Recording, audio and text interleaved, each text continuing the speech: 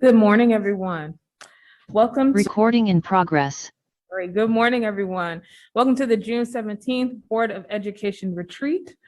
Today, we will be spending time thinking about how we are growing together. We'll have presentations from our staff as well as conversations with the board. We're at the Minnie Fort Brown Center, Staff Development Center. Thank you all for joining us this morning. At this time, I'm going to turn it over to Dr. Mabenga.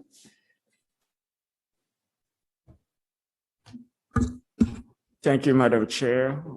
It's always a great opportunity once a year to be on a retreat in a very relaxed fashion so we can have a conversation about different items concerning our district.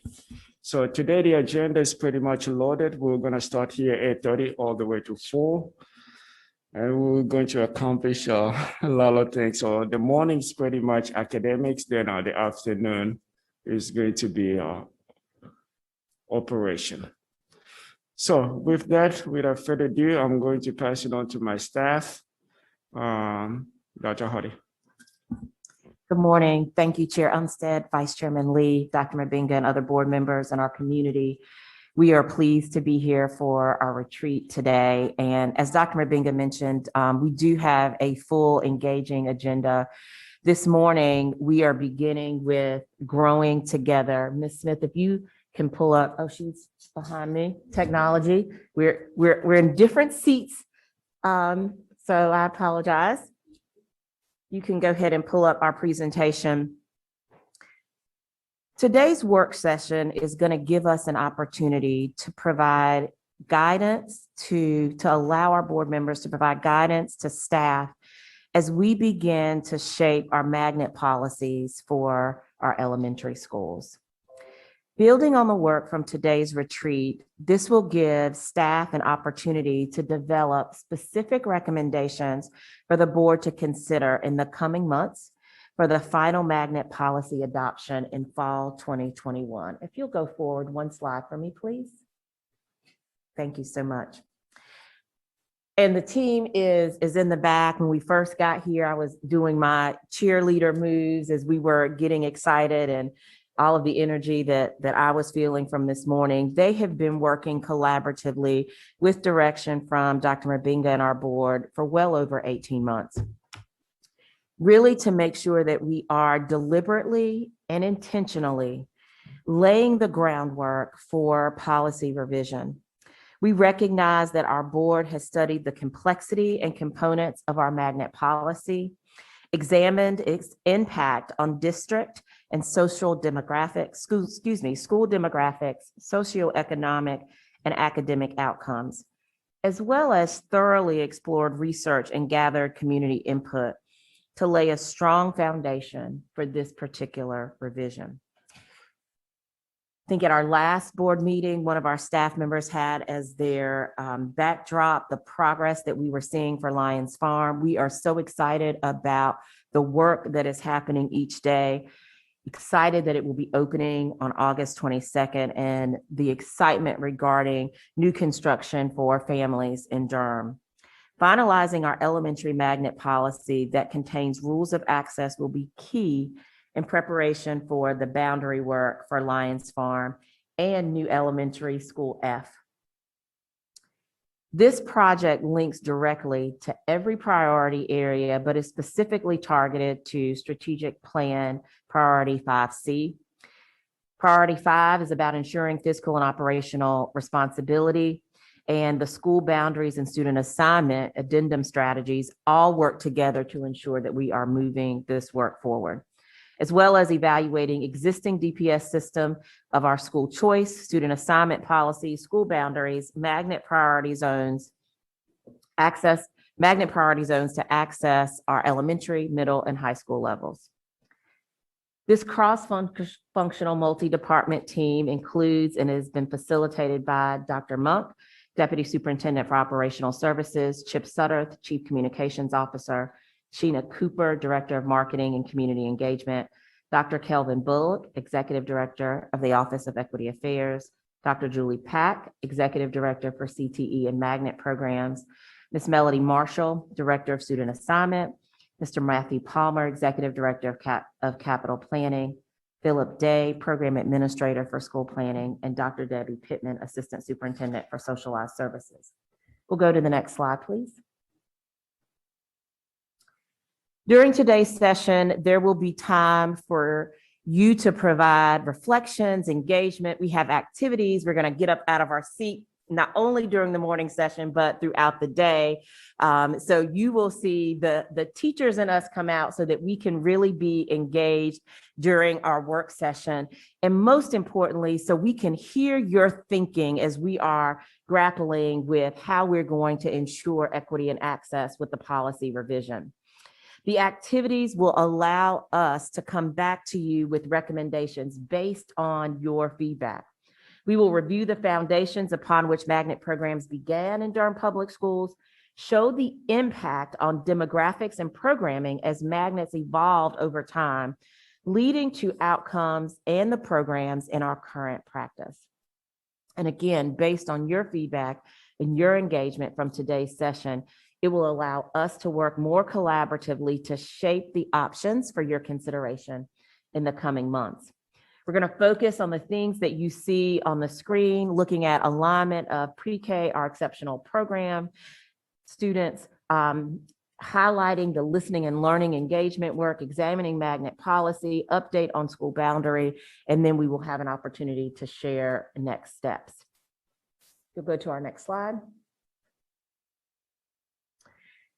And before I turn it over to Dr. Pittman and the team that is ready to share with you today, wanting to share with you and our community our timeline. We know how important it is that we have time to reflect and to process. However, we want to ensure that our timeline allows us to be ready for the next opportunity for our youngsters as we look forward to the upcoming academic years moving forward. So know that it is our intention to make sure that we are working with our board May and June, having an opportunity for planning, but giving you the opportunity to have those policy revisions that will be forthcoming in the fall. Again, thank you. We are excited today to make sure it is engaging and that you have the opportunity to share with us. Please, at any time as we're going through, if you have questions or need clarity, just give us the opportunity to respond to that. We want to make sure that this is a conversation and a dialogue, not just staff presenting to the board. We really want to make sure that it is an engaging opportunity. At this time, I will turn it over to Dr. Debbie Pittman.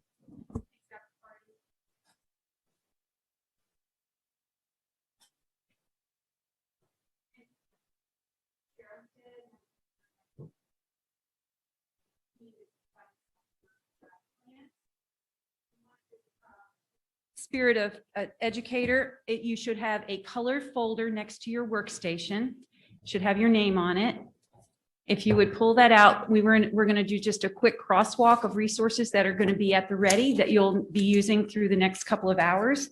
In your folder, you'll see a color-coded handout that has color blocks. Next, you should flip that page and you should see a chart that has a green header. We will use that at some point during today. You will find a stapled packet of just a table with multiple sheets of paper to it. And in the very back of your folder, you should see an envelope, which you may not open yet, but there should be an envelope attached to the back of your folder. Are we all set? Everybody has those resources? Excellent. So let's go to the next slide, please. What we're going to do today are three major things, and they're on the boxes on the left of this table, of this slide. You've seen it before, but you'll see the gold star progress down the table through the morning. First, we're going to begin with the pre-K and EC objectives and the alignment. Now, why are we starting with that? We've got to look at where we are placing our most vulnerables, might we suggest, learners, our pre-K EC children and pre-K in general, and our EC programs throughout the schools. What we have found over the years is as new classrooms were needed, the district would look and the administration would seek schools that may have capacity to absorb that program. Not necessarily looking at the continuity of services or the alignment of programming. So we may have a highly structured pre-K, EC pre-K or autistic program in one elementary school, but the companion K3 or K2, 3, 5 program may be located at a different elementary school. And that's not our best practice for children and their families to get connected, anchored, and involved in the school, or to disrupt their learning. So why is that box the first box? Once we get those programs aligned and coordinated, that will have capacity impact on our schools. And we will then be able to see what the remaining impact would be as we progress down to magnet programming, where and how many seats might be available in that school. And then ultimately it will lead us to the boundary readjustments. As you know, we are excited about Lions Farm, as Dr. Hardy mentioned. We're opening Lions Farm, August of 2022, and we're headed into another elementary F, as well as renovating 6 new elementary schools. So there's lots of work happening at the elementary level that we will focus on today about our magnet policy. Next slide, please. Our team has anchored this very important work and very complex work all within our equity framework. As we all know, our equity definition is such that the state that would be achieved is race, gender, socioeconomic, sexual orientation, disabilities. All of that didn't impact no longer predicted outcomes for our children. And why I mention this importantly is this is the framework and the foundation upon which all of this work and our discussions as a team have been anchored and continue to be infused into our work. So next slide, please. At this time, Mr. Palmer is going to lead us a little bit deeper dive into the work underway with EC and pre-K alignment.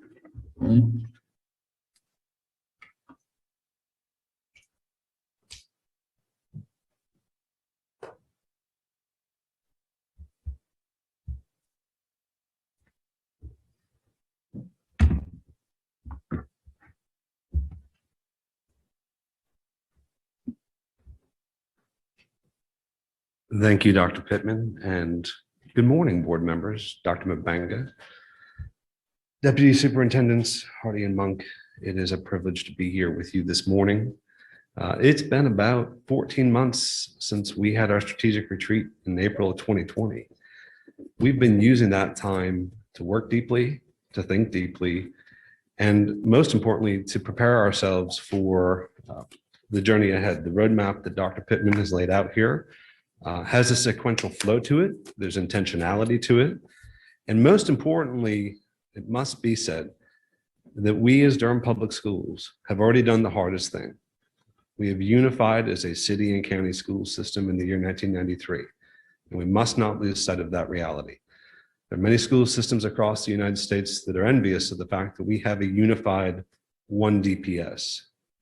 And having said that, there's much work ahead to manage the system that we do have. Now, if you will, please go to the next slide. Let's begin talking a little bit about our pre-K and EC programs and the complexity that currently exists.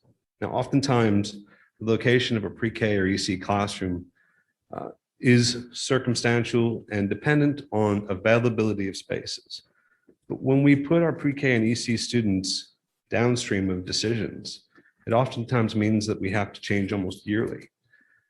Rather than prioritizing our most vulnerable, we've had to sort of adapt to the circumstances at hand, depending on fluctuations in enrollment, or as you're more familiar, most recently, the K3 class size mandates. But our goal is to establish knowledge that leads to action. So I bring to you today not just an image of a complex rubber ball, I bring you a real rubber ball, this here.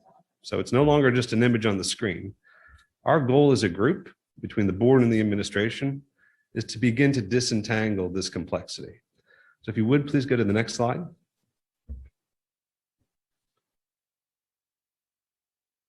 Next slide, please.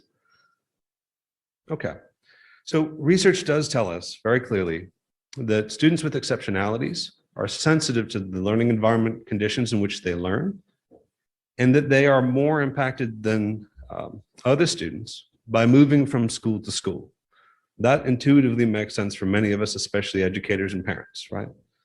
So there is a theory of action here, that when we plan out the experiences and the pathways for our students, when we connect our pre-K classrooms to the EC classrooms that will support students that have special needs, such as autism or developmental needs, right?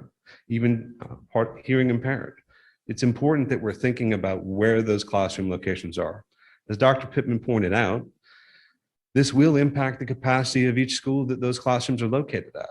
So the importance here is that we can provide district and school community support by thinking through the experiences for those students to start. So our objective is to align the pre-K and EC placements so that we have pre-K through 5th grade continuity.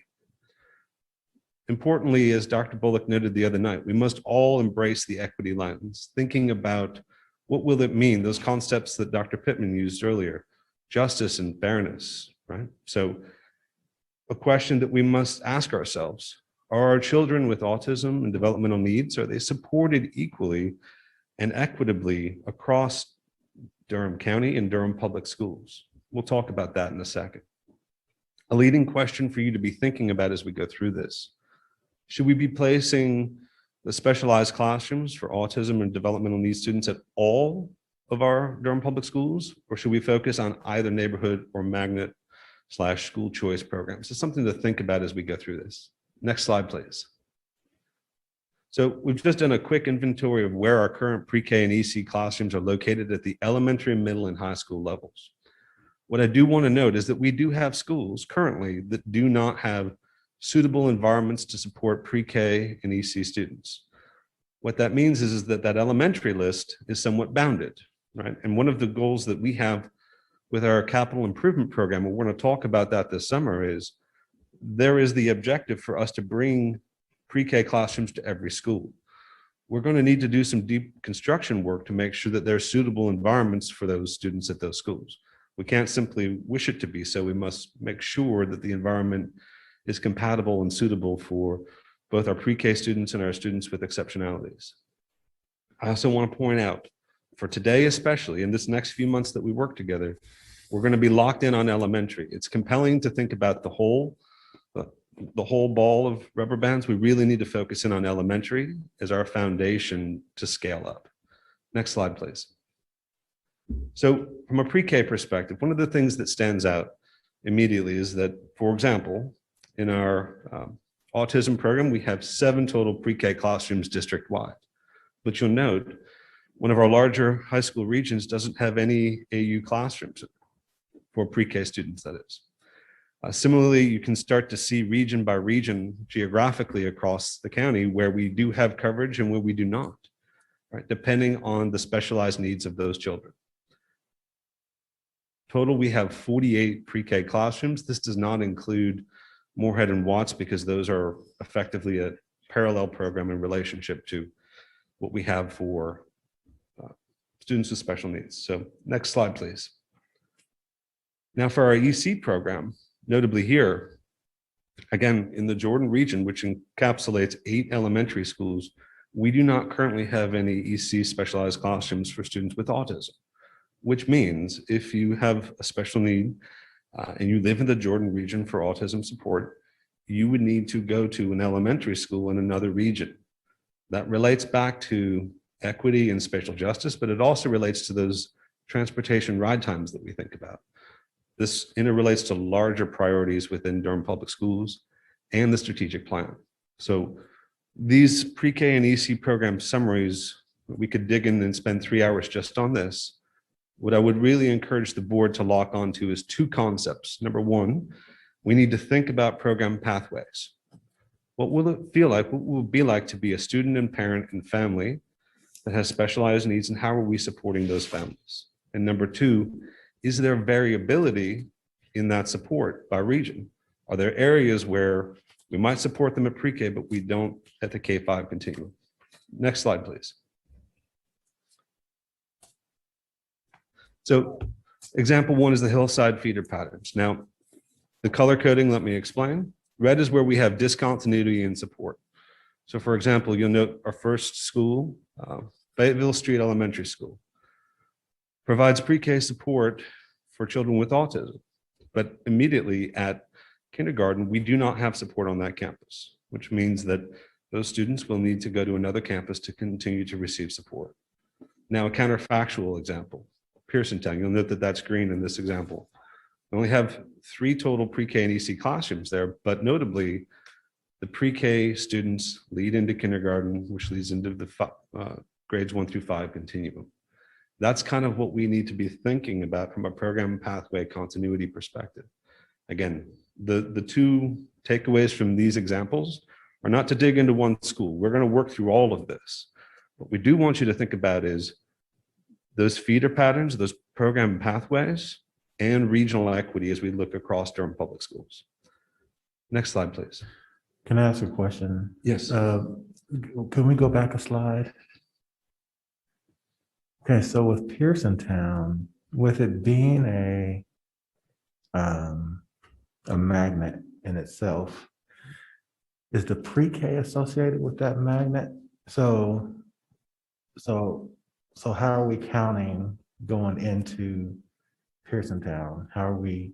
Why are we showing that, it kind of feeds it? Are we showing that pre-K feeds into K and that slide that we were showing? Because just because you're in pre-K at Pearsontown doesn't mean you can automatically go to Pearsontown, right? It's an important clarifying point. Can we go back one slide, please? So I believe it's the next slide then. Other direction. Yep. There we go. So in this example, there are 2 total pre-K programs located at Pearsontown. The one that we're focused on with respect to autism support, and an additional one, which we call a blended classroom, which is both Title I students as well as general population students, right?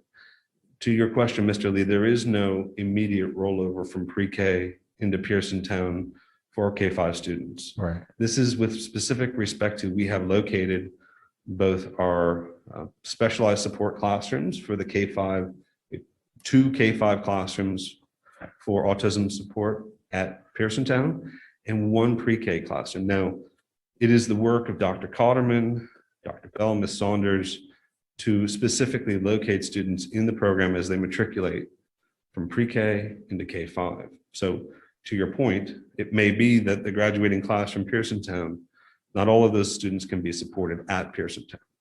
It is to suggest that by having the co-location of those resources at the same school, it increases the likelihood that we can support those students all the way from grades 3 or 4 through graduation at 5th grade. Okay, thank you. Next slide, please.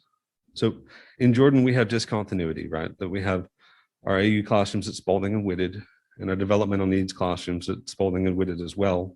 As we get to grades kindergarten through 5th grade, you'll see we have comprehensive support at Forest View and at Moorhead. But again, thinking through what those experiences and pathways will be for students is important. Next slide, please. Can I ask one clarifying question as Yes, well? ma'am. I know with our students with disabilities in pre-K, we place students. So is that correct? That's So correct. those students in those sorry, can we pull the slides back up? And those feeder patterns can be coming from all over the county. Correct. Okay. Correct. And that's one of the reasons that the overall number of seats by a specialized setting is crucially important by region, because we may have examples where we don't have DN support in a particular region, which necessitates going to another school. So these are, as Dr. Pittman pointed out, these are the sort of foundational blocks to do the additional work with the magnet program and school boundaries. But it's important that we identify and acknowledge our most vulnerable students as far as their needs, so that we have a continuous sort of comprehensive plan, to your point. Next slide, please. In the northern region, go back one, please. In the northern region, we have a great example at Little River, and we are working to build one at Eno Valley as well. Fortunately, with the renovations at Eno Valley, it allows for us to support both our children with autism as well as developmental needs. And you're seeing now we're building out those pathways at both programs at Eno Valley. At Little River, not only do we have pre-K support, we have K2 support, 3-5 support, and it goes up into middle school. So it's that kind of school community support where we're providing continuity and a planned pathway for students that we're trying to do not only for this pre-K and EC conversation, but thinking about, especially for the latter part of the day, regional equity and program pathways for students and how those interrelate to much of the feedback we've heard from our community. Next slide, please. I think you can go one more. Thank you. So two great examples where we are here in the Riverside region with both Hillendale and Holt. Hillendale has our most comprehensive support for developmental needs students. There's actually 3 specialized settings in the K-5 continuum. So they have a K1, a 2-3, and a 4-5, as well as a pre-K program at Hillendale. Comparatively, we have significantly less support for autism students in the Riverside region. So we cannot solve these problems today, in part because we need some feedback on that question. Should we be locating our EC and pre-K classrooms at every school, or should we focus on either base neighborhood schools or magnet schools? That's one of those leading questions we asked earlier. We're going to come back to that, but keep thinking about that. Next slide, please. In our last region, in the southern region, you can see again, we have a significant number of classrooms, but planning through these pathways will be critical so that we have continuity for students. Hang here one second and then ask our staff to go. Next slide, please. Okay, so an alignment recap for you, just to be thinking about this. This is an exercise to get you thinking about where we as a staff are bringing to you some I hope shared objectives here. Program pathway alignments, thinking about what will it mean for students and families as they enter into Durham Public Schools, where we have continuity from campus and from grade level, right? And the other piece, again, as we've discussed over the last year or so, thinking about regional equity. When we talk about constructs of equity, we're using words of justice and fairness, but also access. Who can access certain program types and who can't? So with that, I'm going to invite Dr. Pittman back up, and we'll start talking a little bit more about your vision and our work on the magnet program, and maybe make this ball a little smaller today. Dr. Pittman. Thank you, Mr. Palmer. And for just logistic wise, we have planned a break for you all in this block of 3 hours, and we've got it strategically positioned. But if you need a break prior, let us know. And the interaction is, well, we've paced and planned the timing. If you want to stop us for questions, that's fine. And I'll be monitoring the time frame to make sure we complete this in sufficient order. So let's go to the next slide. And we've progressed our gold star down. If you can go to the next slide. Now we're going to really dig in and start our work around magnet, but the context was important. And if you'll allow me just a moment to go back in time, for those of us who have been in Durham for a while, some of this is a bit of a current history lesson, but for those of others, it'll give a larger context. So Dr. Hardy started us today. This is what we need from the board. We are going to be pushing a lot of information to you. And as we're pushing, we're going to be asking at the end, what are the values? And what are the goals? And what is the purpose of our magnet program? That will then philosophically lay a strong foundation upon which we will bring proposals to you to vet, but we want it anchored in values, goals, and outcomes. So if you go to the next slide, when we started magnet schools 30 years ago or so, it was a very progressive innovation across the country. We had just merged city and county, and we were looking for an innovative way to bring some county students into the schools for integration. That is strategically the purpose in 1992-93 of why we were looking at innovating our schools and providing programming. Now, this is an interesting story someone shared with me recently. Well, think back to 92. There were no charter schools. There were no charter schools and very few private schools. Durham Public Schools, at that time, Durham City and County, there were about 28,000 school-age children attending public education. There were 28,400 school-age children in Durham City or County. Durham, the public school system of Durham was serving most of the children, 99+% of our children. No longer the case today, fast forward 30 years, right? So the reason we keep anchoring back to values, goals, and outcomes, it's a shifting landscape right now. Our community, our fabric of our community, our city, and our county has changed. As we start to launch into this work, we began with a magnet grant 30 years ago, 28 years ago. We had a magnet schools assistance program grant. We had a central office department that was supporting magnet schools. We have fresh, innovative schools launching and families connecting with those innovative programming. Over the years, we have continued as a board and a school district to massage and change some of that. We added a Montessori elementary in the 2004 range. We've added a Montessori middle school. We've tapped a couple of our middle schools to be STEM. We've added high school, middle schools, early college, middle college, high school, Hillside New Tech. And some of those original schools that started as magnets have now sunsetted. They were dissolved. So the board and we have a history of working the process. This is not new work. What is very new and critically important is we've never taken a comprehensive look at our policy, going back to its intended purpose and monitoring through the years whether that purpose needed to be adjusted through our policies and our placement of children. And that's the hard work that we are going to really dig deep with today. We're at a juncture, and I mentioned the equity policy. All of what you're going to be managing today and working with as a team and discussing, thinking reflectively, individually, and then collectively has got to be continued to be anchored in our equity policy and looking at where are we in 2021? What is the purpose of our magnet schools now? Is it the same? Or are there some fresh ways to be thinking about what our magnet schools could be doing for our community? So the bottom questions and the values and the principles, we're going to go deep today. What are our values? What do we value and why? What programs in the 2021 should we be offering? Where should they be? Who should be able to access them? When should they be able to access them? And then how? So go to the next slide. This is interesting, where we started with trying to promote school integration. We now have some possible theories about what our magnet schools could do. Are we thinking they will attract new families and retain families, or retain those that are currently here? Do we still want to provide progressive programming and innovative programming? And what kind of programming? Do we still want to promote diverse enrollment, operational efficiencies, families, giving them choice?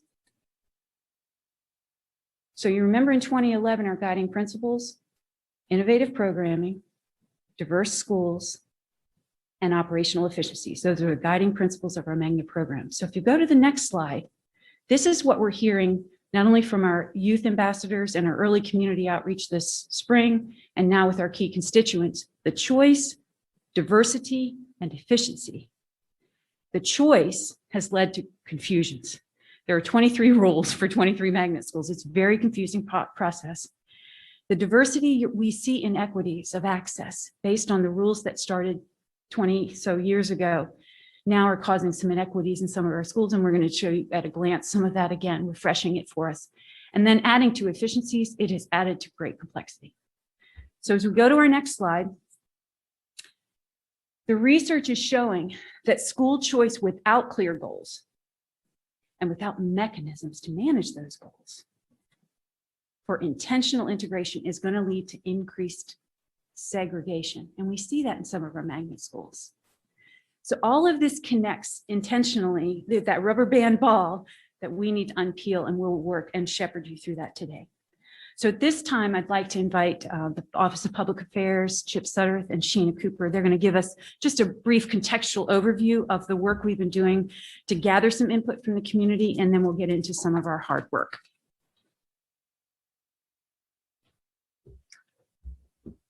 Good morning and thank you. And whose phone is this? Good morning. If we could go 2 slides ahead, please. So community engagement work is going to be a crucial part of this process. Initial community engagement has already begun, but this is going to take a lot. This is going to be some of the most important work that a school board can do in terms of setting policy. We have had a very difficult year and a half with COVID and being able to reach out to families and community members. We have implemented great new technological tools, and we are seeing the we are seeing the light at the end of the tunnel for COVID, giving us the opportunity for community members to come together again to discuss important issues related to the future of Durham Public Schools, and we're excited about that. We have done initial community engagement, working with the groups that you see on the screen before you, gathering reactions. We've asked broad questions about principles, principles with an A, the principles of a magnet program, questions about access, questions to, for example, to students about what kind of programs do you have at your school? What kind of programs do you wish that you had at your school? So in a few moments, Ms. Cooper is going to share with you some of those initial findings. They are not an exhaustive whole of the entirety of Durham County. These are targeted interactions with these constituency groups: principals from magnet and non-magnet schools, educators from magnet and non-magnet schools, students from magnet and non-magnet schools, working in roles as ambassadors to their fellow students.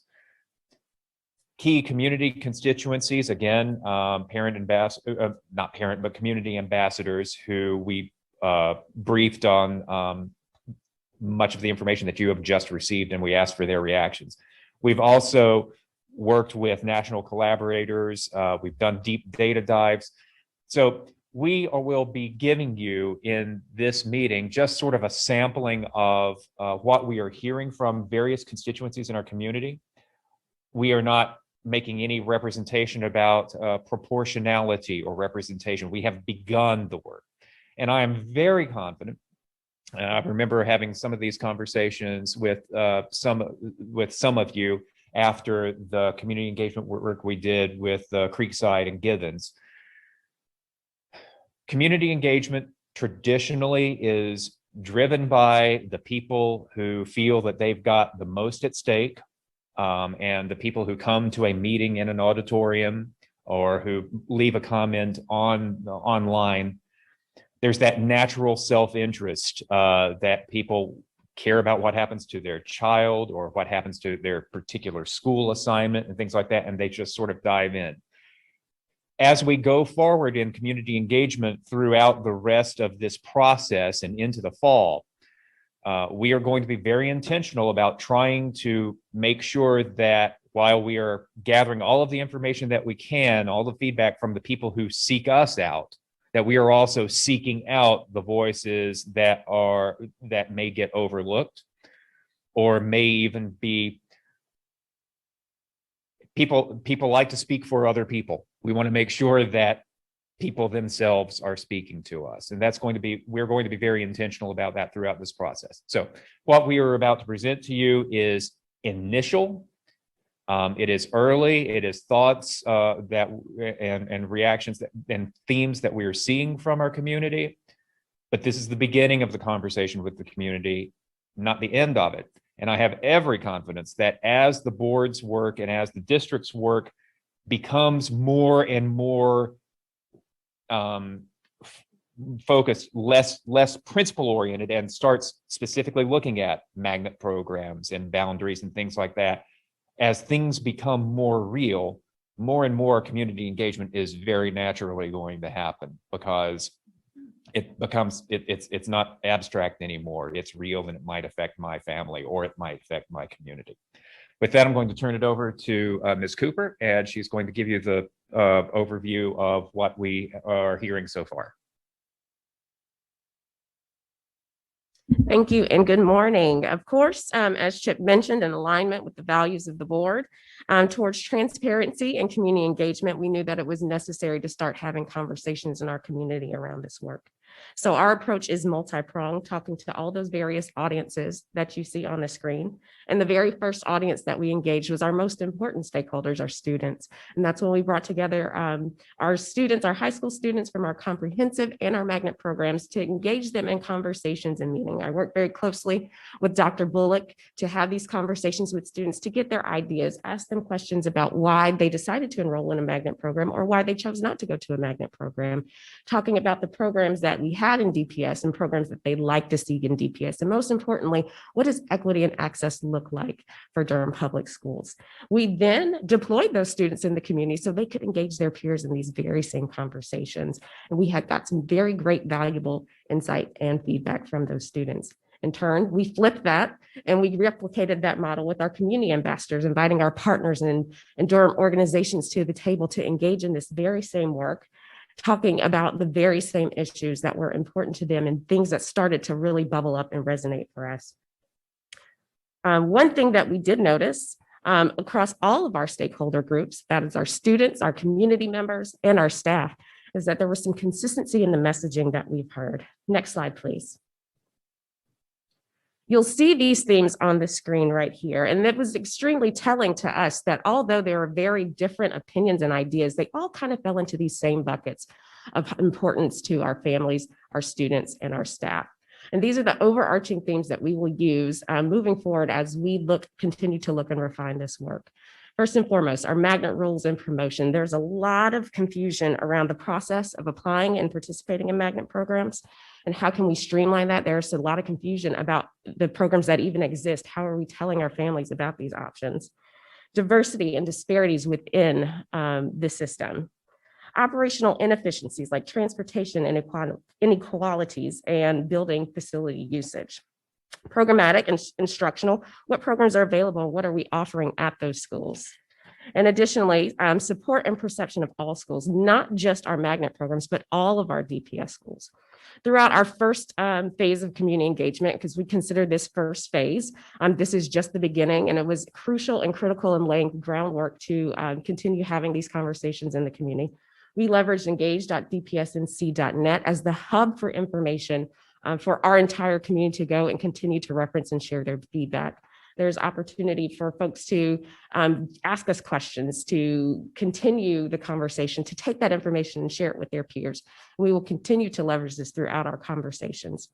As I mentioned, this is just the very beginning, but we will use this information as we continue to look forward to the data. And at this time, I'll turn it over to Melody Marshall.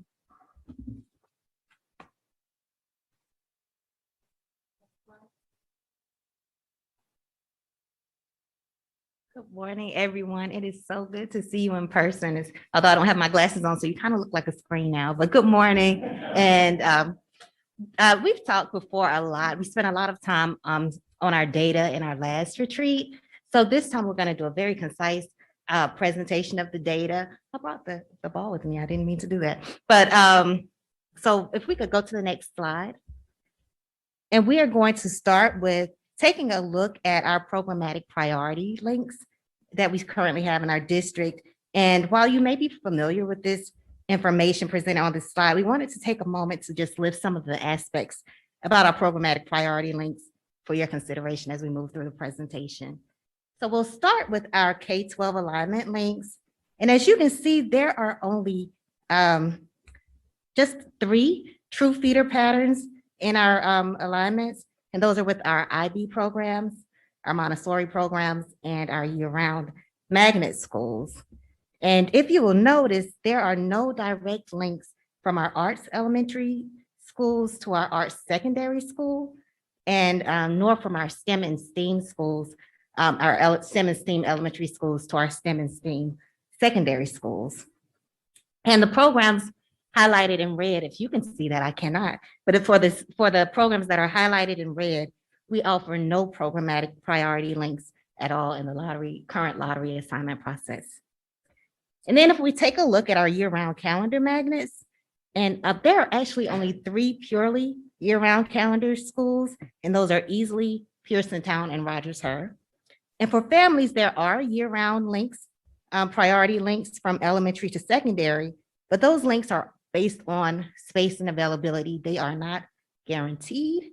And so there must be space and availability in the lottery for those kids to have access to those links. So consequently, many of our students who begin their educational journeys in a year-round calendar school have to transition to a traditional school due to lack of space and availability. And then we also have two schools that have a calendar magnet and a program magnet school, program magnet blend. And those two schools are Holt Language Academy and our School for Creative Studies. These schools are linked by their calendar offerings, but they have no programmatic link and no alignment in those in the lottery. So as we move through the presentation, we wanted to ensure that you had an opportunity to take a look at our priority links. And as we dive a little bit deeper into our geographical priorities and how our families access those schools. Next slide, please. Well, can I ask a quick question there? I'll apologize just really quickly. Absolutely. The arrows on that chart are the links, correct? Yes, sir. Is there a link from Pearson Town to Rogers Her? There is, but it's based on space and availability. Also knowledge for families to apply in the lottery. So if they didn't know to apply, we certainly lift that up to our fifth grade students, but if there's no space and availability, there's no guarantee that those kids will matriculate to the year round, but there is indeed a priority. So all three go to Rogers, right? Have priority. So Pearson Town has a priority link to Rogers Her, and then Holt and Usually go to Creative Studies. mhm.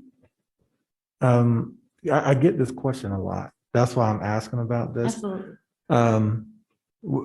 Can you elaborate a little bit more on the space and availability to Rogers Her? Yes. Yeah. So while Pearson Town gets the first priority, there is the priority link. Other families in that region of eligibility for Rogers Her, so there, as our county is divided into 3 regions, and we'll talk about that a little bit further in the priority. Those families are competing against other families in their region of eligibility to attend Rogers Her, but indeed Rogers Her gets a priority. I mean, I'm sorry, Pearson Town gets a priority to Rogers Her. Thank you. You're welcome. Next slide, please. So this slide you have seen before, and maybe that's why I brought this ball with me, because it's a lot, and hopefully we will be able to break down some of the rubber bands to this, but you have seen this before, but we have updated this slide to represent the 2021 magnet data for your review. So if you take a look in the first column, you'll notice that we have listed our elementary magnet schools along with their program links. So you'll see their program themes. You'll see IB, Montessori, Arts and Humanities, our STEAM, Global Studies, and year-round. Now, as you take a look at the column headers, you'll notice some key information about those schools, including the number of applications that we received in the 2021 lottery, the number of seats available at each school, as well as the acceptance rates at those schools. Next, you'll see the percentage of students who receive free and reduced lunch at the school, as well as the school's growth and grade. And in those last 2 columns, you'll notice the percentage of students of color who attend those schools. And then in the final column, we've measured that percentage of color to the district's average of students of color. In our district, our students of color average is 81%. So that's what we've done in this chart. Also in the smaller table, you'll notice some additional demographic data for the district. So as you scan through this, this chart, we wanted you to highlight that there are some pretty wide variances between school by school when you're considering demographic information. So just wanted you to take a look at that for a quick minute. And again, remember our goal. And next slide, please. And as I have acknowledged, that last slide is full of information. So what we've done here is lifted up 2 data points for you.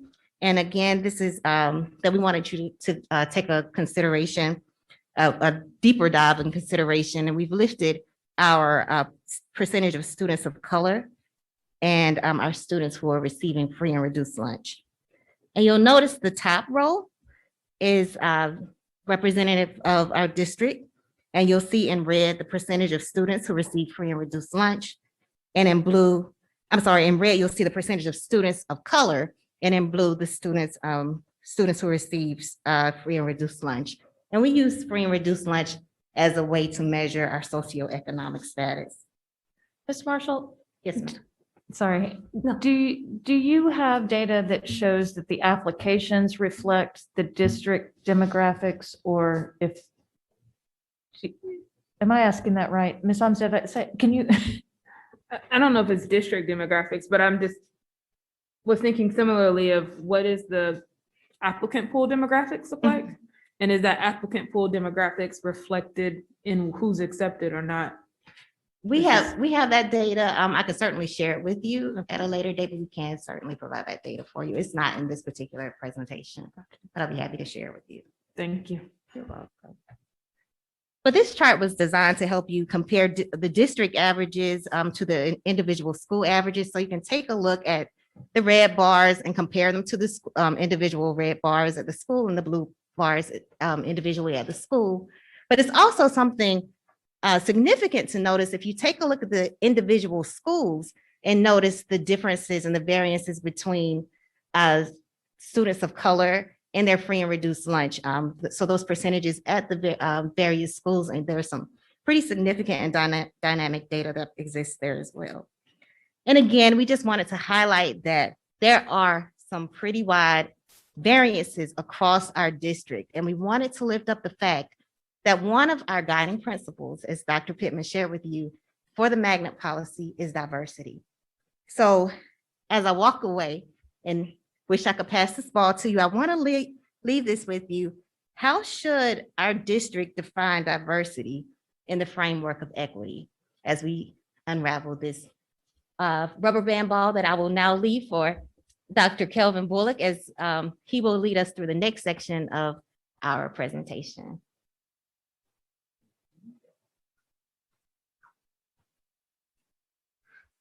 Good morning, board, Dr. Mubenga, district leaders. So in this section of our presentation, we want to briefly take you through a little bit of the research that's been done on a national level that will be helpful as we're thinking about our equity policy, or excuse me, our magnet policy in this particular conversation. So if we can move to the next slide.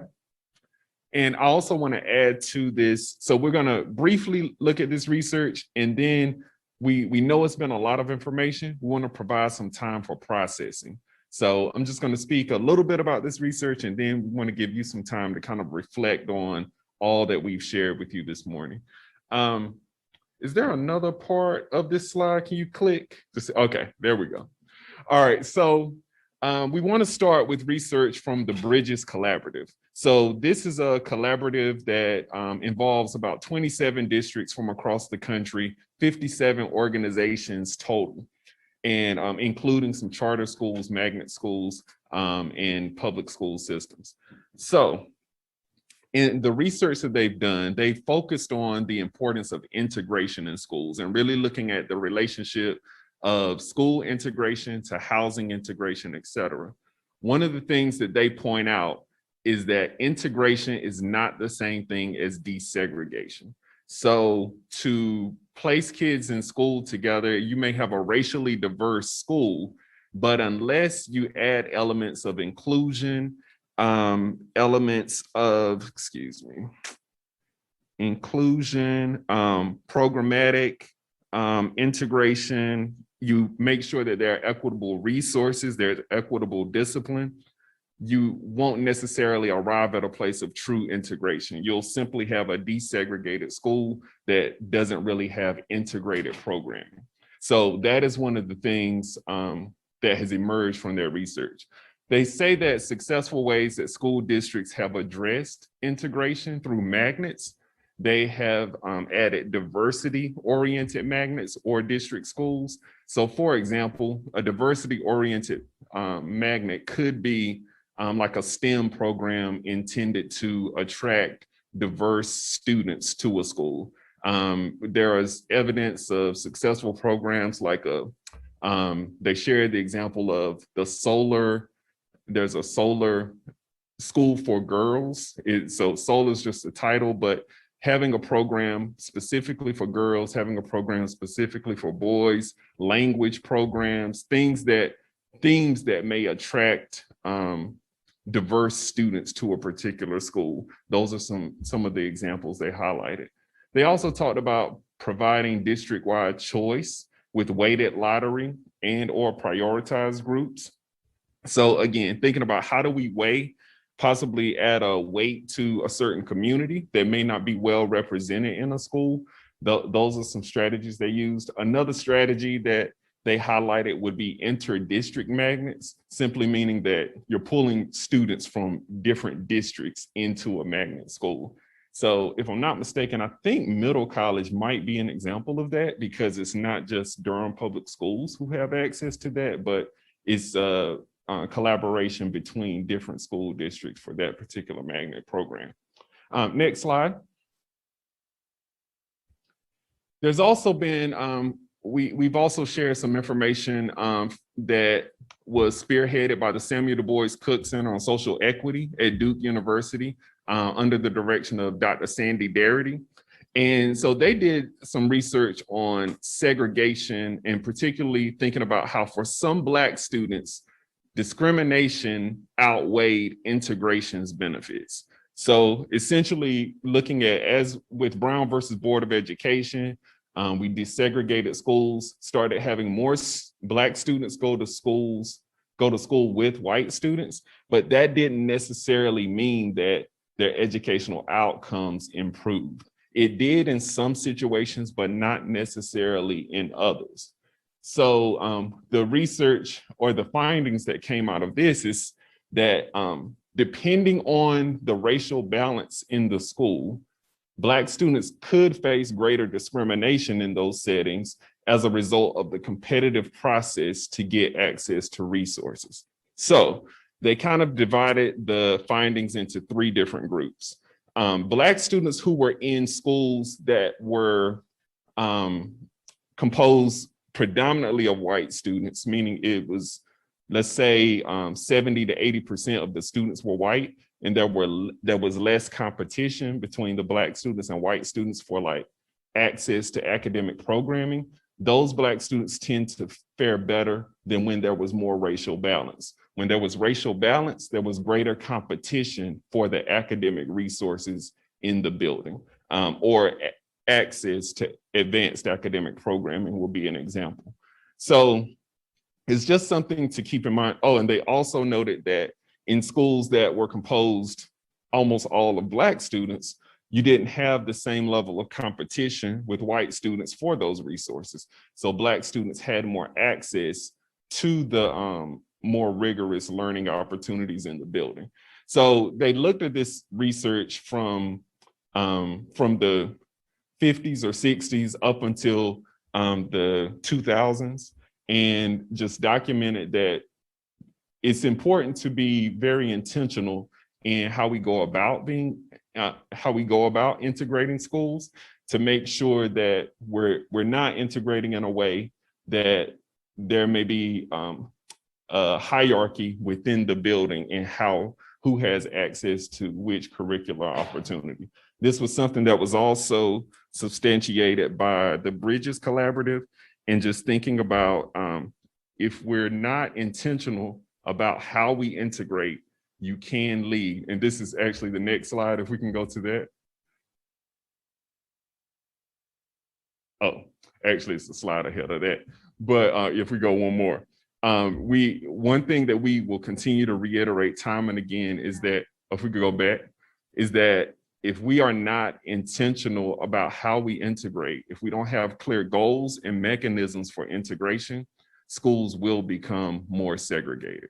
And so just keeping that in mind. There's also a link in there if you go back to the previous slide from here, there's also a link in here about how much does your school contribute to segregation. And essentially what this shows is looking at, for example, the demographics of students in Durham, how aligned is any particular school with the overall demographics of the system. So very similar to what Ms. Marshall was sharing earlier, is a different way of kind of displaying that information to show how aligned any school is with the district demographics. And so with that, if we can go ahead two slides.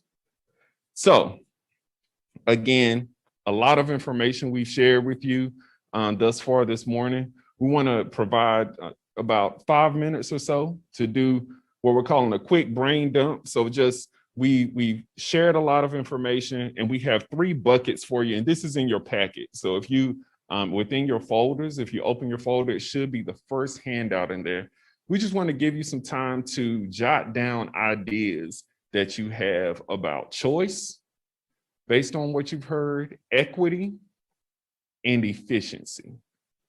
And again, going back, thinking about the conversations about EC classrooms, pre-K classrooms, the different magnet programs we have, the pathways we have, priorities, all these things have been shared, and just having some time to process that and do a quick brain dump on that sheet. So with that, I'm going to be quiet. We're going to allot about 5 minutes. I'm going to look at the team to make sure.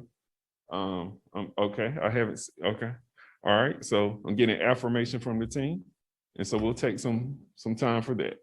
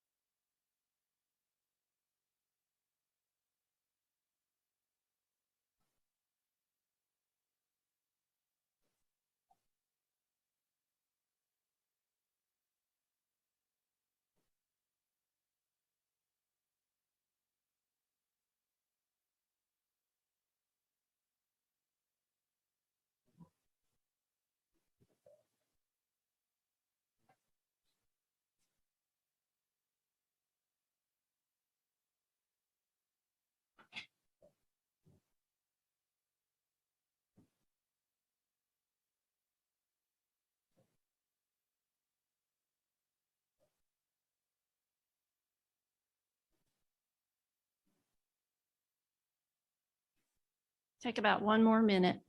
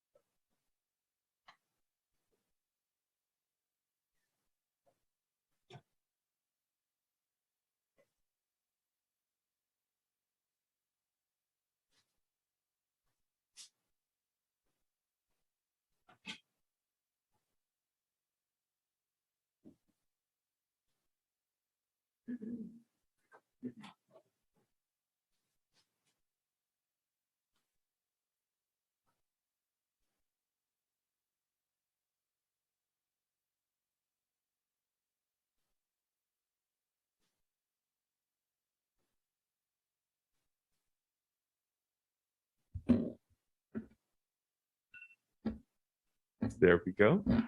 All right, thank you. Hopefully that was sufficient time to kind of process your thoughts on what's been shared thus far. To take us a little deeper into this, I'm going to yield to Dr. Julie Pack and Ms. Melody Marshall, and we're going to explore these topics a little more. So. Thank you, Dr. Bullock. And good morning, board and Dr. Mabinga. Before we begin with our, can you go ahead 2 slides, please? Thank you.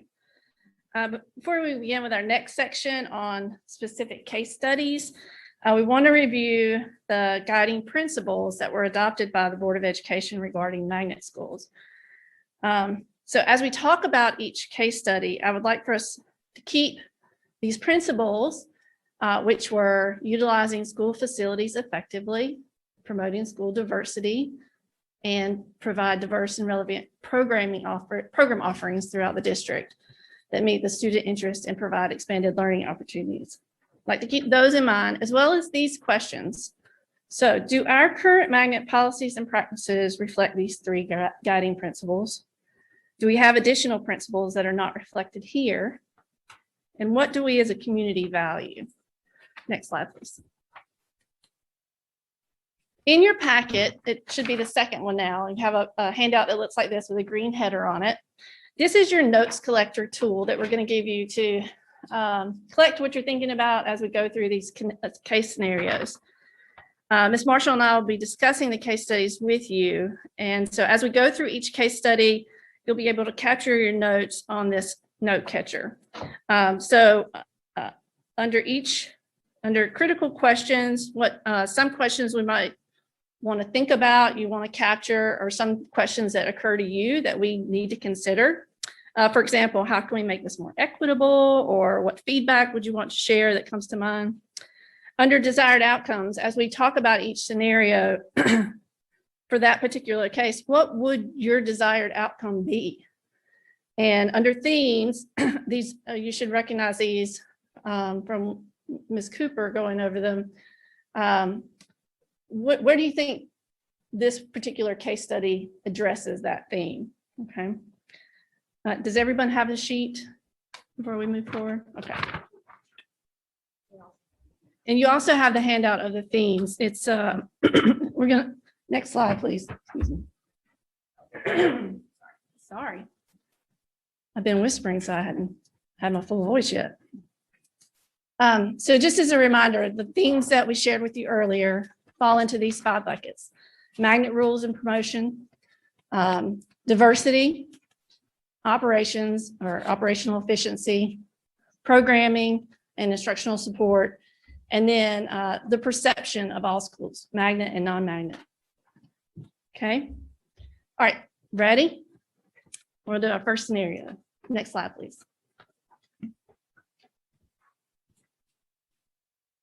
Okay, yeah, thank you.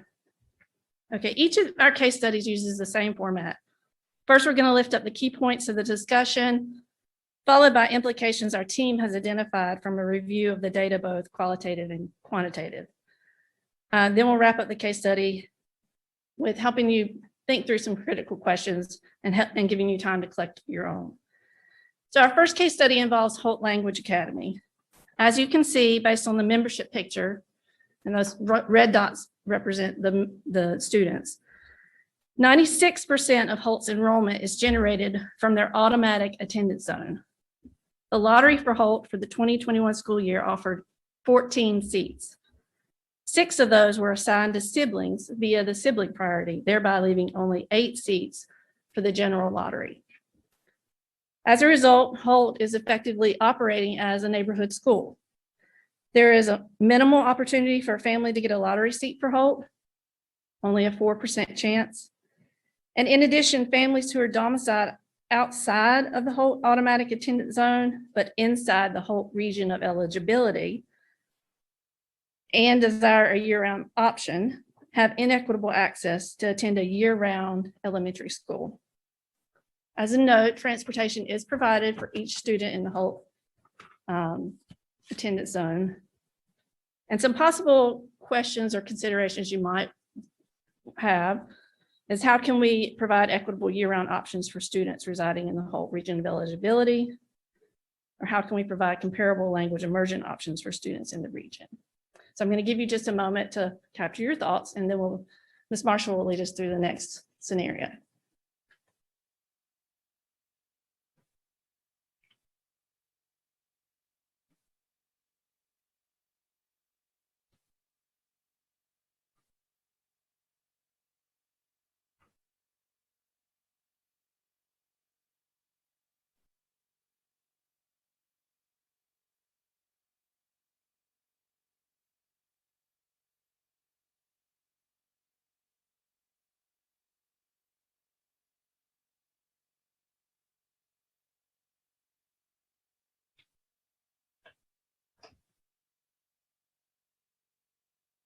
And we'll go ahead and move right along. This really feels like taking us back to the classroom. So welcome back to 7th grade.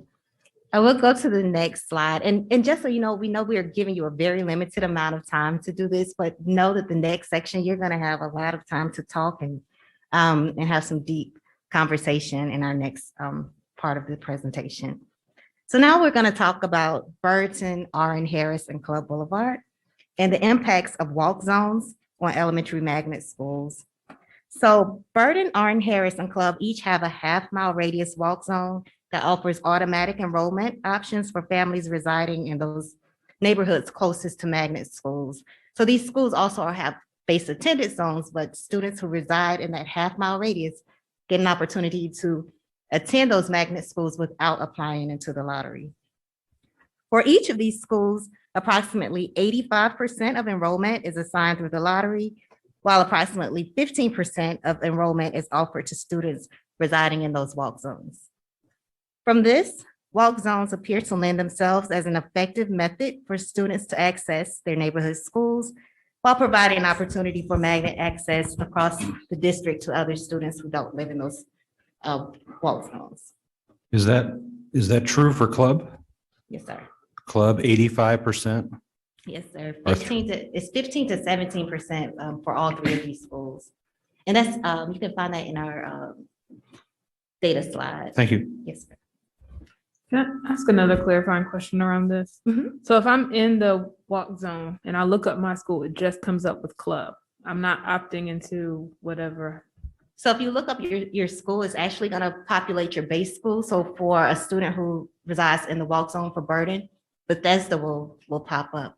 But if you scroll down, the walk zone option will also populate. So it gives that student 2 options. And at some point that family is choosing, or like they're in a port, I don't know how they do it, but they're choosing Burton or Club or R.N. Harris. Yes, ma'am. And that's one of the things that in our first, well, I'm not going to talk about the things, but yes. And so rules and promotion. So families know that they have that option. I just wanted to make sure that conversely, while walk zones certainly lend themselves to our students who reside in the neighborhoods, it also decreases the number of lottery seats available to the general applicant pool.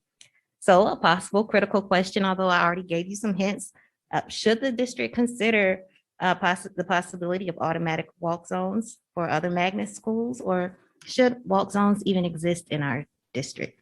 And we'll give you a few minutes to capture your thoughts.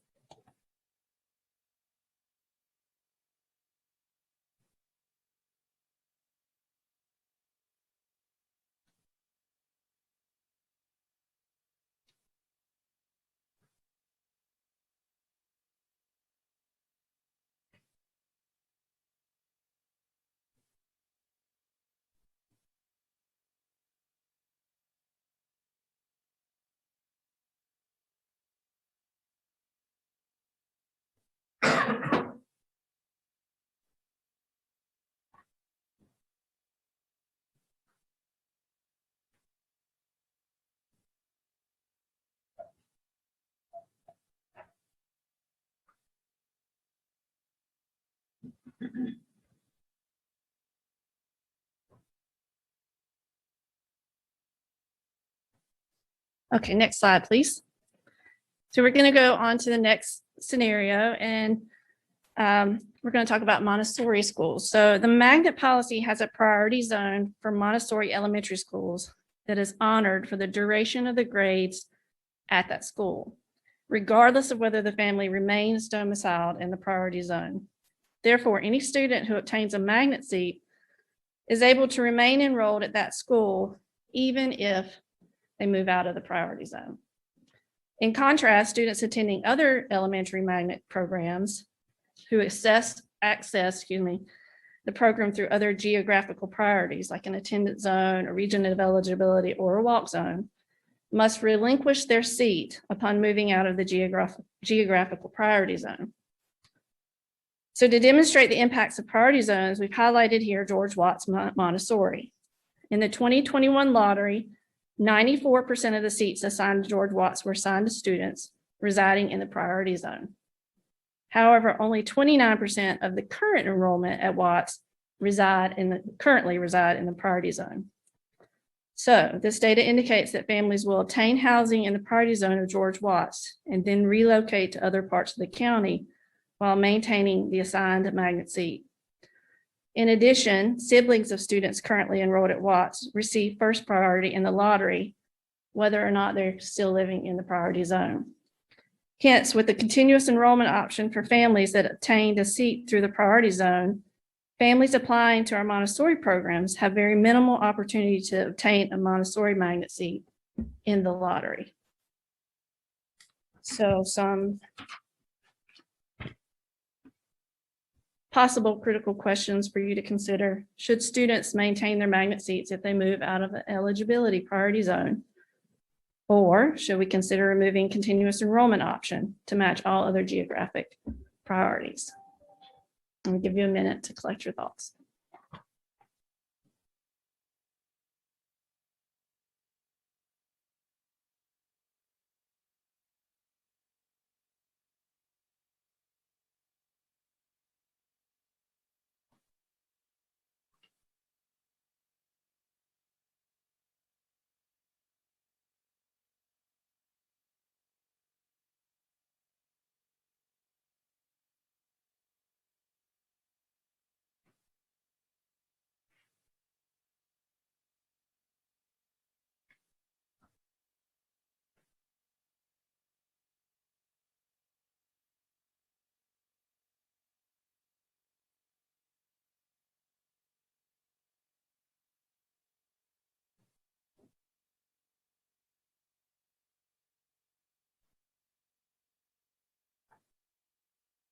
And we'll go ahead and move to the next slide.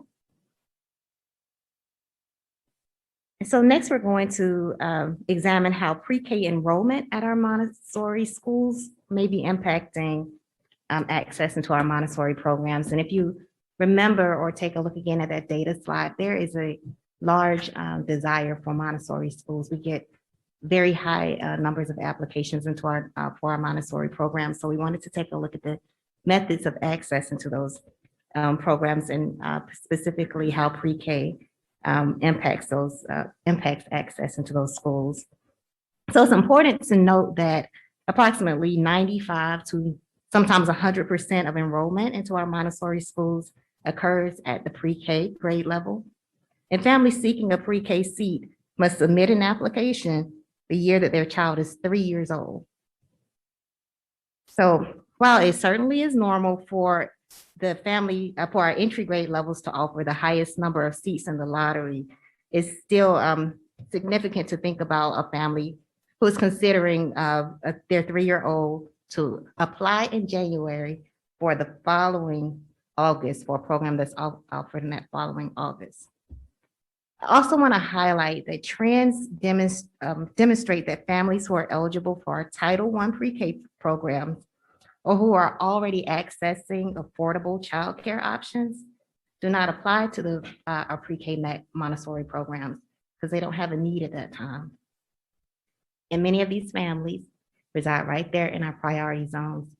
Many of them are accessing our Title I pre-K programs or already have affordable pre-K options, so they don't think or consider to apply to our Montessori programs. So a critical question could be, how could the district explore more equitable opportunities for accessing our Montessori programs? We'll give you a moment to think. Literally 1 minute. Dr. Pittman has the timer.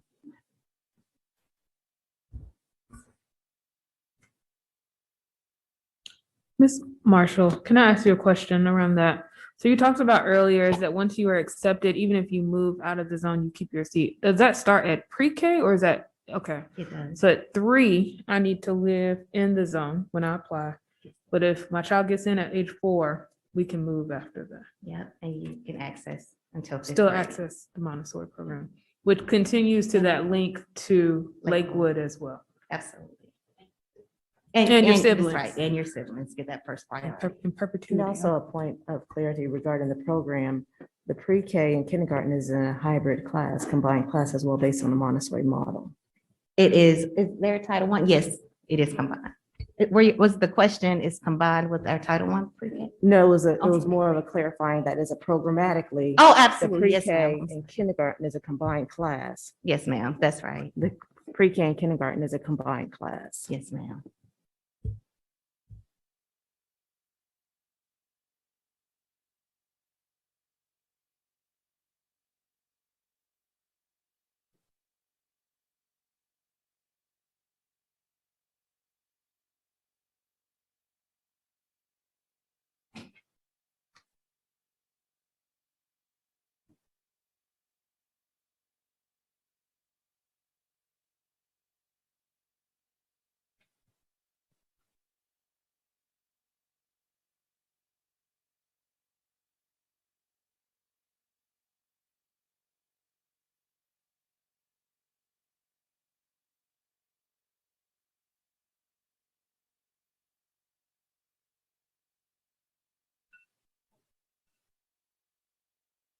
Okay, next slide, please.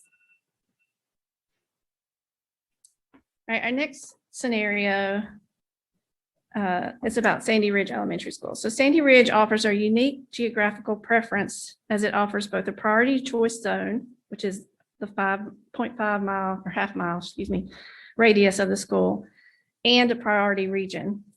So in the 2021 lottery, 83% of enrollment at Sandy Ridge was obtained by students residing in the geographical priorities, leaving only 17% of available seats for students who reside outside of the geographical priorities.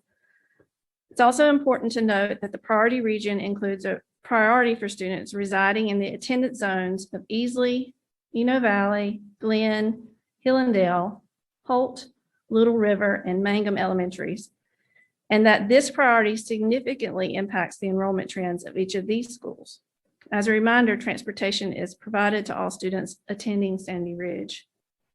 So a critical question you might think would be, should the district explore reorganization of the priority region to lessen the impact on base assigned schools? Again, I'll give you a moment to collect your thoughts.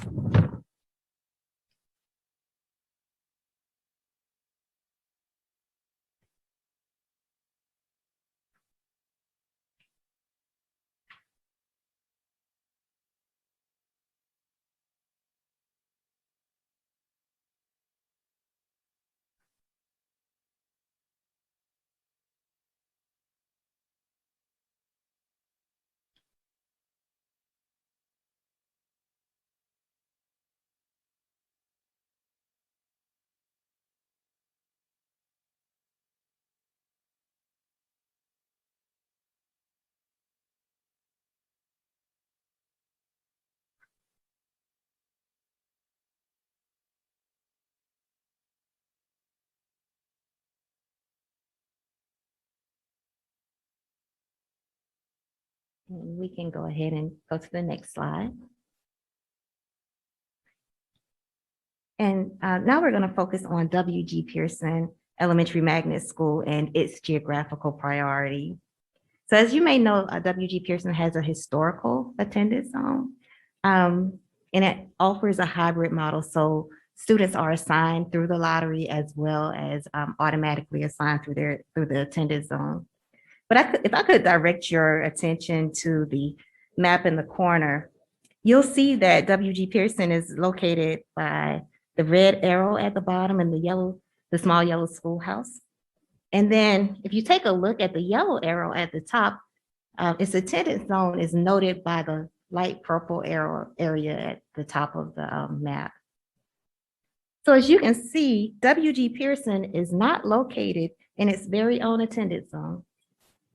Hence, families who are automatically assigned to W.G. Pearson through their base assigned school, pass Bevel Street School to attend their base assigned school of W.G. Pearson. So a critical question for you could be, should W.G. Pearson be located in its attendance zone? I'll give you a moment to capture your, yes, ma'am.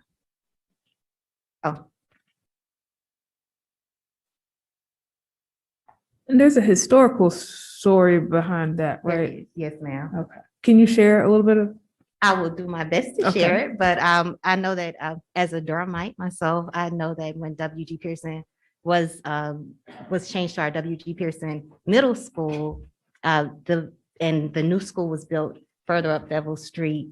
The families in that area that were accessing W.G. Pearson Elementary School wanted to have access to our new magnet school. And so the board at that time certainly honored that request. And those families who were attending W.G. Pearson Elementary School had access and automatic access to the new W.G. Pearson. And I wanted to make sure those who may be, yes, you see nods around. So yes, there is certainly a historical aspect.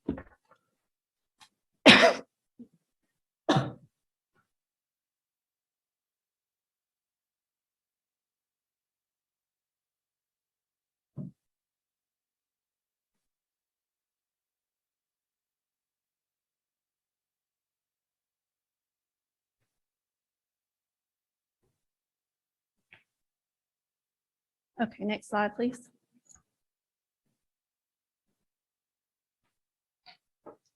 So just to give you a little update on where we are, we have two more of these, and then we're going to quickly do a talk through and then have a break. Is that good, or do we need to break before then?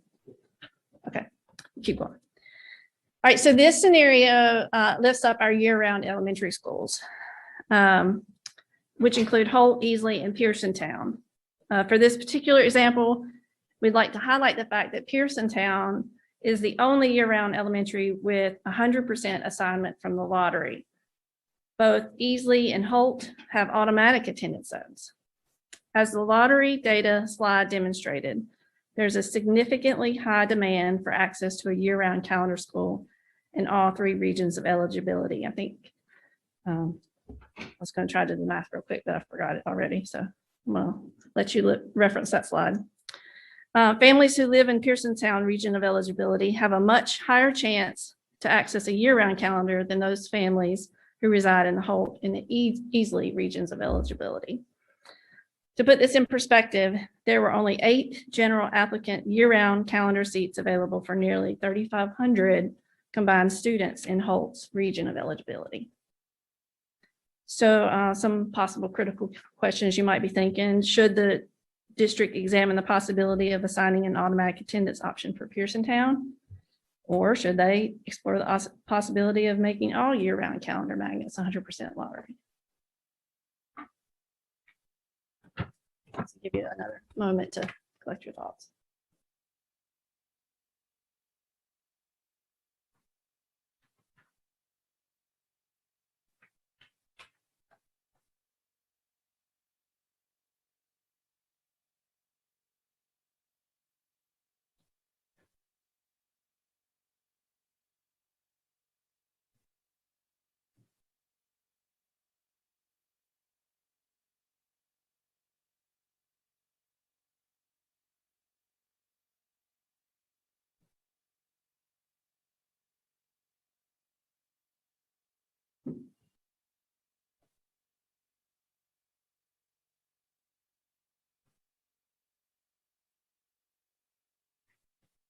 And I'm using my teacher lens. It looks like you're completed here. So I'm gonna take back that 30 seconds and we're gonna go to our last scenario. And actually, this is more just exploring, I just made that up, exploring sibling preference and the impact of sibling preference in our district and in the lottery. And just as a reminder, sibling preference offers lottery priority for applicants with siblings who already attend a magnet school, an elementary magnet or a calendar magnet. So not for our secondary schools unless it's a calendar magnet. Or for siblings who are applying together to attend an elementary or calendar magnet school. 42% of students assigned in the 2021 lottery obtained a seat by way of the sibling preference priority. While this priority significantly reduces the number of seats offered to the general applicant pool, it also provides consistency and convenience for families with multiple students attending a DPS elementary or calendar magnet. So, possible critical questions for you to consider, or a possible critical question could be, should siblings continue to receive the highest priorities in the magnet lottery, even though they significantly reduce access for the general applicant pool? And we'll give you a moment.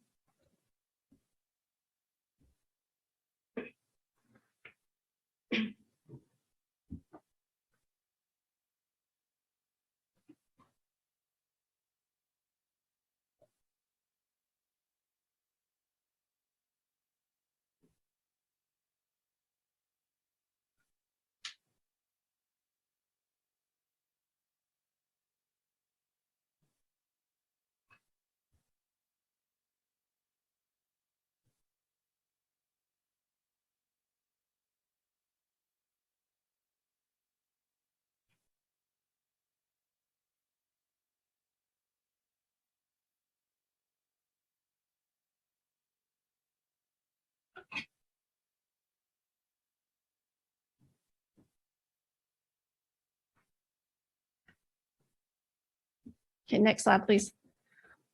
So, okay, we're going to pause now, no more scenarios, and give you the opportunity to share your reflections with each other. So please, and after this, we're going to take a break. So just briefly share one reflection that may have moved you, that you may have questions about, or any values that you saw illustrated or missing. We'll open you up for you to do that. And after that, we'll take a 15-minute break.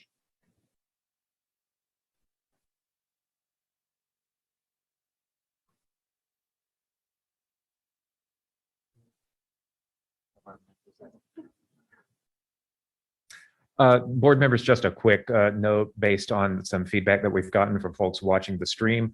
We are streaming the PowerPoint slides. We're not technically able to sort of bounce back and forth between screens. So if you have clarifying questions during the presentation, please identify yourself for the benefit of the folks who are watching the stream.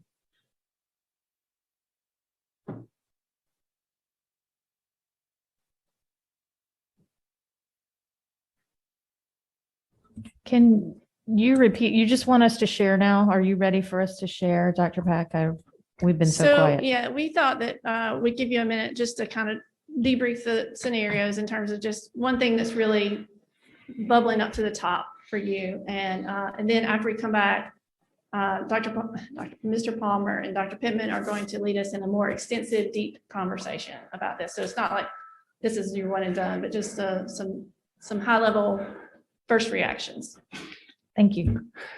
Yeah, I think one data point that might have been helpful for me would have been the increased cost associated with certain programs. Montessori comes to mind, and I remember a packet, I think about 6 years ago, that had every school and the above average PPE we have when you count all that up. So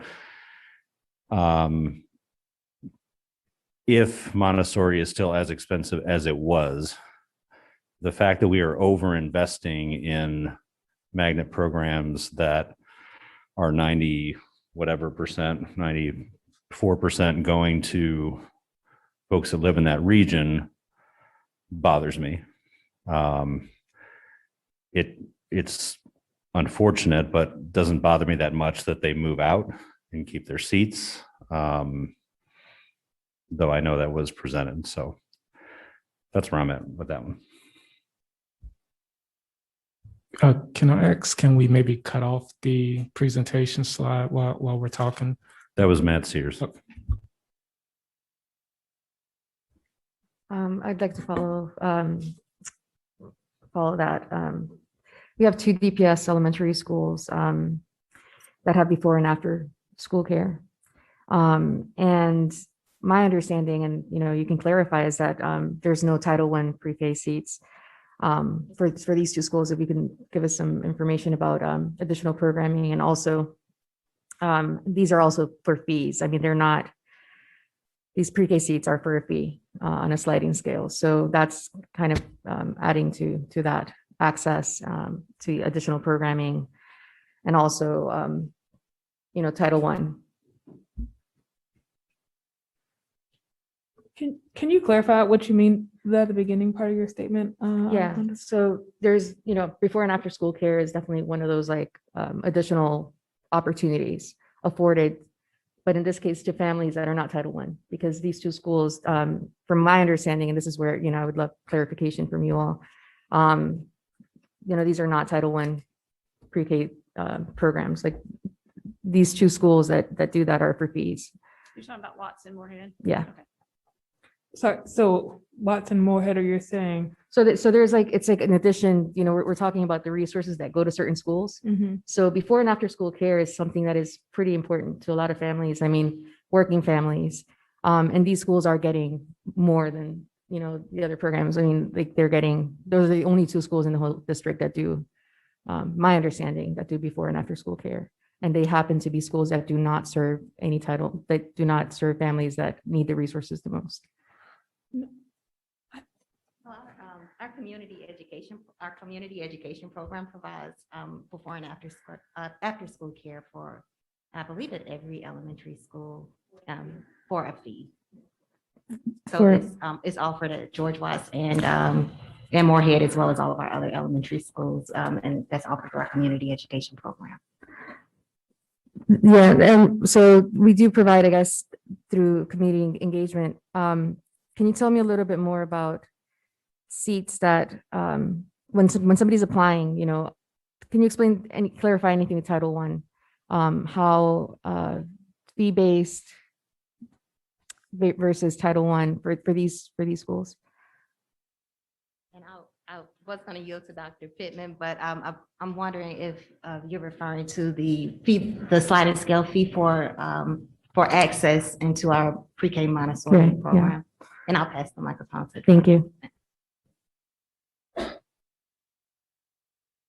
Sure. Keep in mind, regardless of, after a family applies and is seated, then the sliding scale fee is applied. So it could be that families may not qualify to pay tuition, and there could be families that definitely pay the full tuition. We are aligned with the Durham pre-K the model of the community. So that fee scale is applied equitably. The access point of when Ms. Marshall was describing the scenario, it's backward mapping with families that at 3 years old, the family's beginning to think about school, starting in 4 years old through that alignment in Montessori's through our 8th grade Montessori, Lakewood Montessori. That connectedness is really a tremendous benefit for families and that stability. But to your point about pre-K, once a family gets in, that sliding scale applies. So some of those families will pay tuition. And as far as the before and after school program, that is also through our community education. So there's no free before and after school at Watts or Moorhead. There was one other point, but I lost it. I think I answered your question. They do have scholarships, right, for after school. So families can families can apply for a scholarship for that before and after school program. They can apply for the scholarship. The principals also of all of our elementaries have access to also offer free scholarships to families in addition to those that the family may apply for. I remembered the point about Title I. Keep in mind on the bar graph of all the schools and the free or reduced lunch, there are children who qualify for free and reduced lunch that attend our Montessori programs, as they do in all of our schools. So there will be theoretically children there are children that qualify for free and reduced lunch that attend these schools as well. And the Title I category is more around a designation of a school percentage. whole. Yeah, thank you for clarifying that. It was my understanding for pre-K. So I know before and after school care for elementary, I mean, they're fifth graders, accessing that through community engagement, but I was specifically just for pre-K, like schools that have designated programs for pre-K. So we are providing that at every pre-K site. It's not just those two schools. Thank you for that. Pre-K follows a very specific childcare qualifying services. So I don't believe community ed offers 4-year-old before school or after school programming for for the community education programming for 4-year-olds. So sorry. So this is where I was going back to what I was saying. So when we look at 4-year-olds, so I'm not talking about like K through 5, I mean, pre-K through 5 or whatever. I'm looking just specifically at 4-year-olds. There are how many schools that are there only 2 schools that provide that for 4-year-olds? So I'm not aware that any of our schools offer 4. So if they do, that would be something I would want to research and get back with the board if that's all right. Okay. Whether Montessori programs offer the before and after school programming through community ed or otherwise, I'm not aware. Okay. But thank you. typically we do not offer the 4-year-old before and after school because of childcare licensing issues. Okay. Yeah, I'd love But to. I'll be happy to follow up on that. Thank you. Thanks so much.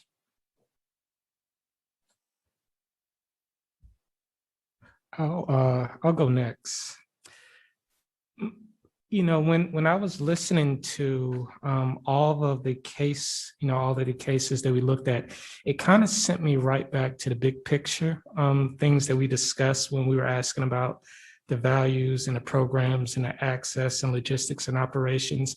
And it kind of went back to that slide where it was talking about the Engage DPS NC slide. And it noted that 43% of all DPS students, I presume that's maybe in magnet programs through the lottery process.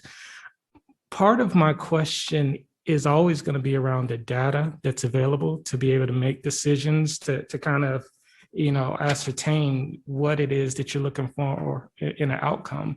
Because if I knew that this was based upon 100% of our students applying for magnet programs, it would make a lot more sense. If I knew that 100% of our students were applying for magnet programs plus another 50% of school age students within Durham, it would make a lot more sense that, maybe what's happening is everybody wants to get into certain schools and we're fighting for resources. So if you're able to look at it in that respect, then you could say, well, maybe we need another year-round school here. So the one thing that I looked at in each of these cases, you can always pick things apart, but my thought or my takeaway is that it seems like access is key. It doesn't necessarily need to be school-based access. It needs to be district-wide access, but you have to understand the full scope and the full demand of the programs and resources that are available, and then try to optimize your solution based off of that. So that was kind of my one takeaway. I can go next. Thank you for this activity and being interactive and engaging for a day-long retreat, first of all. And as I appreciate this activity, I think that one of the pieces that might have been missing for me, and I know we're trying to untangle this ball, right? Because it is complex. It's just what are some of the results and outcomes from those students being served in those schools and those demographics. But I know we're just looking at one piece of it. So the desire, what stood out for me, just kind of high level instead of a particular school and the critical question. For me, when I look at my desired outcomes and what I listed, I really centered having magnets that are open to the community at large, diversity and access being important as well under each one. So regardless of what the critical question I was answering, that's where it came back mostly for me, is that, again, how are we making sure that there's getting more access? And even I surprised myself under sibling preference, where I know we want to have convenience for parents and families. I'm a mother of 3, and I know that route of having to go to different schools to pick kids up, but I'm just trying to figure out or think about how do we create other parts of the systems that would take away needing the sibling preference. If we're looking at regional, if we're looking at, additional year-round calendars and separating calendars from magnets. But again, what allows for 100% magnet and possibly weighting, having some weighted magnets. But again, so I'll just wrap up again. Community at large and having access has been the priorities that was lifted out of here for me. Thank you.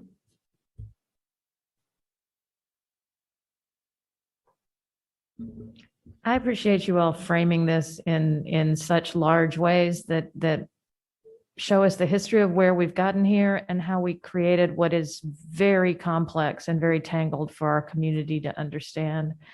And I also appreciate that we're in a different place than we were at merger as far as choice, as Dr. Bullock said. I would love for us to just eliminate elementary choice and then talk about how we make our neighborhood schools the strongest, our community schools the strongest and the first choice for everybody.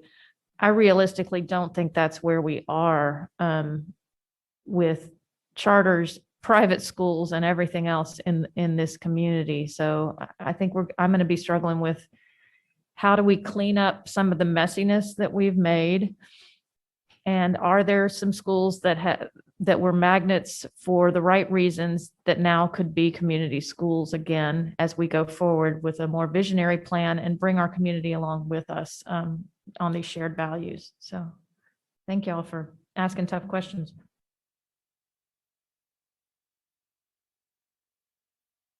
One more quick comment. I mean, if giving choice is a priority, it seemed obvious to me that the Burton R. and Harris Club Boulevard was working.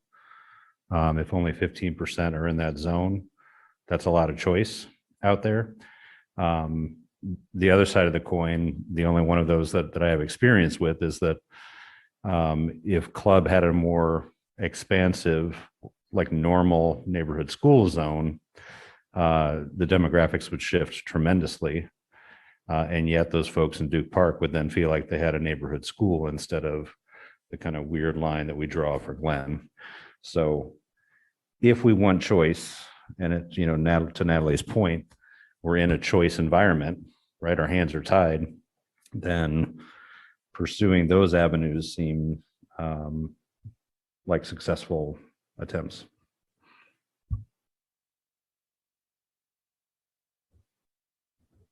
I have a clarifying question for what you just brought up, Matt. With the walk zone, does it have an impact, a negative impact on the base schools? When you give the example of Bethesda, if Bethesda is my base school, but I have a choice of, what was it? Club? R. and Harris or R. and Burton. Harris. Mhm. Does that affect lower enrollments in the base school with that choice? So with these two particular, so for Burton and R. and Harris, the basis, but Bethesda is over capacity. I'm looking at my operations guy, and actually my operations homeboy. I'm going to let him answer. I see that he's ready to answer that. With regards to the question, I believe, Ms. Lewis, your question is about how do the magnets overlay with the base schools? So going back, Glenn is the first example. There are currently 2,000 Durham Public Schools students zoned inside of Glenn's boundary, which has a capacity of roughly 550 students. Now within that, you have Sandy Ridge, you have Club Boulevard, and you have other magnet options like Watts Montessori. Concurrently, and you can see the complexity with even doing a projection, given those choice options within a base school. Bethesda is our best example of, there are 1,800 students inside of Bethesda's boundary that are Durham Public School students. That's not with charters or privates, that's just Durham Public School students. Then we overlay R. and Harris as a school choice, Burton as a school choice, and on we go, Bethesda being in the Pearsontown region of eligibility. So when we talk about that rubber band ball is trying to demonstrate for you visually the layers upon layers with which it affects enrollment at a base neighborhood school, as well as the variability in that, depending on which magnet programs might have a region of eligibility for students in that neighborhood school. So I hope that answers your question, but I'm pointing to Bethesda's boundary is 1,800 students in it. We have to factor into that Burton, Warren, Harris, and Pearson Town. And the comparison you gave me is that it's linking to Bethesda's being overcrowded right now and Glenn is under enrolled. Is that the comparison? Well, I would say to you candidly, Glenn is at capacity and Bethesda is over capacity. Yes, Glenn ma'am. is at capacity and Bethesda's over capacity. That's correct. Then how does that also play in effect with EK Pell, George Watts, and Club? Because I think those are the similar situations as well. That's correct. Yes. So in the EK Poe example, and notably Glenn's boundary stretches from Main Street to Falls Lake. Right. So that's a roughly 14-mile cross section of a school boundary. With regards to EK Poe, that encapsulates everything basically 15501 east to Washington Street. Washington Street is the designation between EK Poe and Glenn's boundaries. Glenn and EK Poe have adjacent boundaries. We really need a map to be looking at this. But the point to your question is that then, so when we look at Glenn, we're factoring in Club's enrollment, but Club's walk zone also overlays with a bit of EK Poe. And then EK Poe also has Watts Montessori within it as well. So one of the things that we have to say is that these priority zones for, let's say, Watts and Club do not consider the underlying neighborhood zones that they sit within. So like Watts's priority zone is not exclusive to EK Poe, it folds into Glenn. And similarly, Club's priority zone folds into EK Poe as well. So we have overlapping layers there as well. And I think one of the things that we've stated today, I think Ms. Marshall said it best, 23 rules for 23 schools.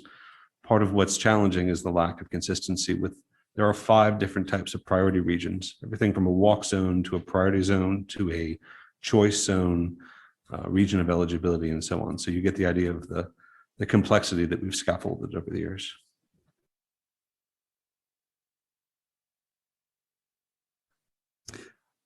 The one thing that I continue to hear, even amongst us, is I feel that there's a definitely increased level of complexity around a lot of nuanced approaches that we could or could not take.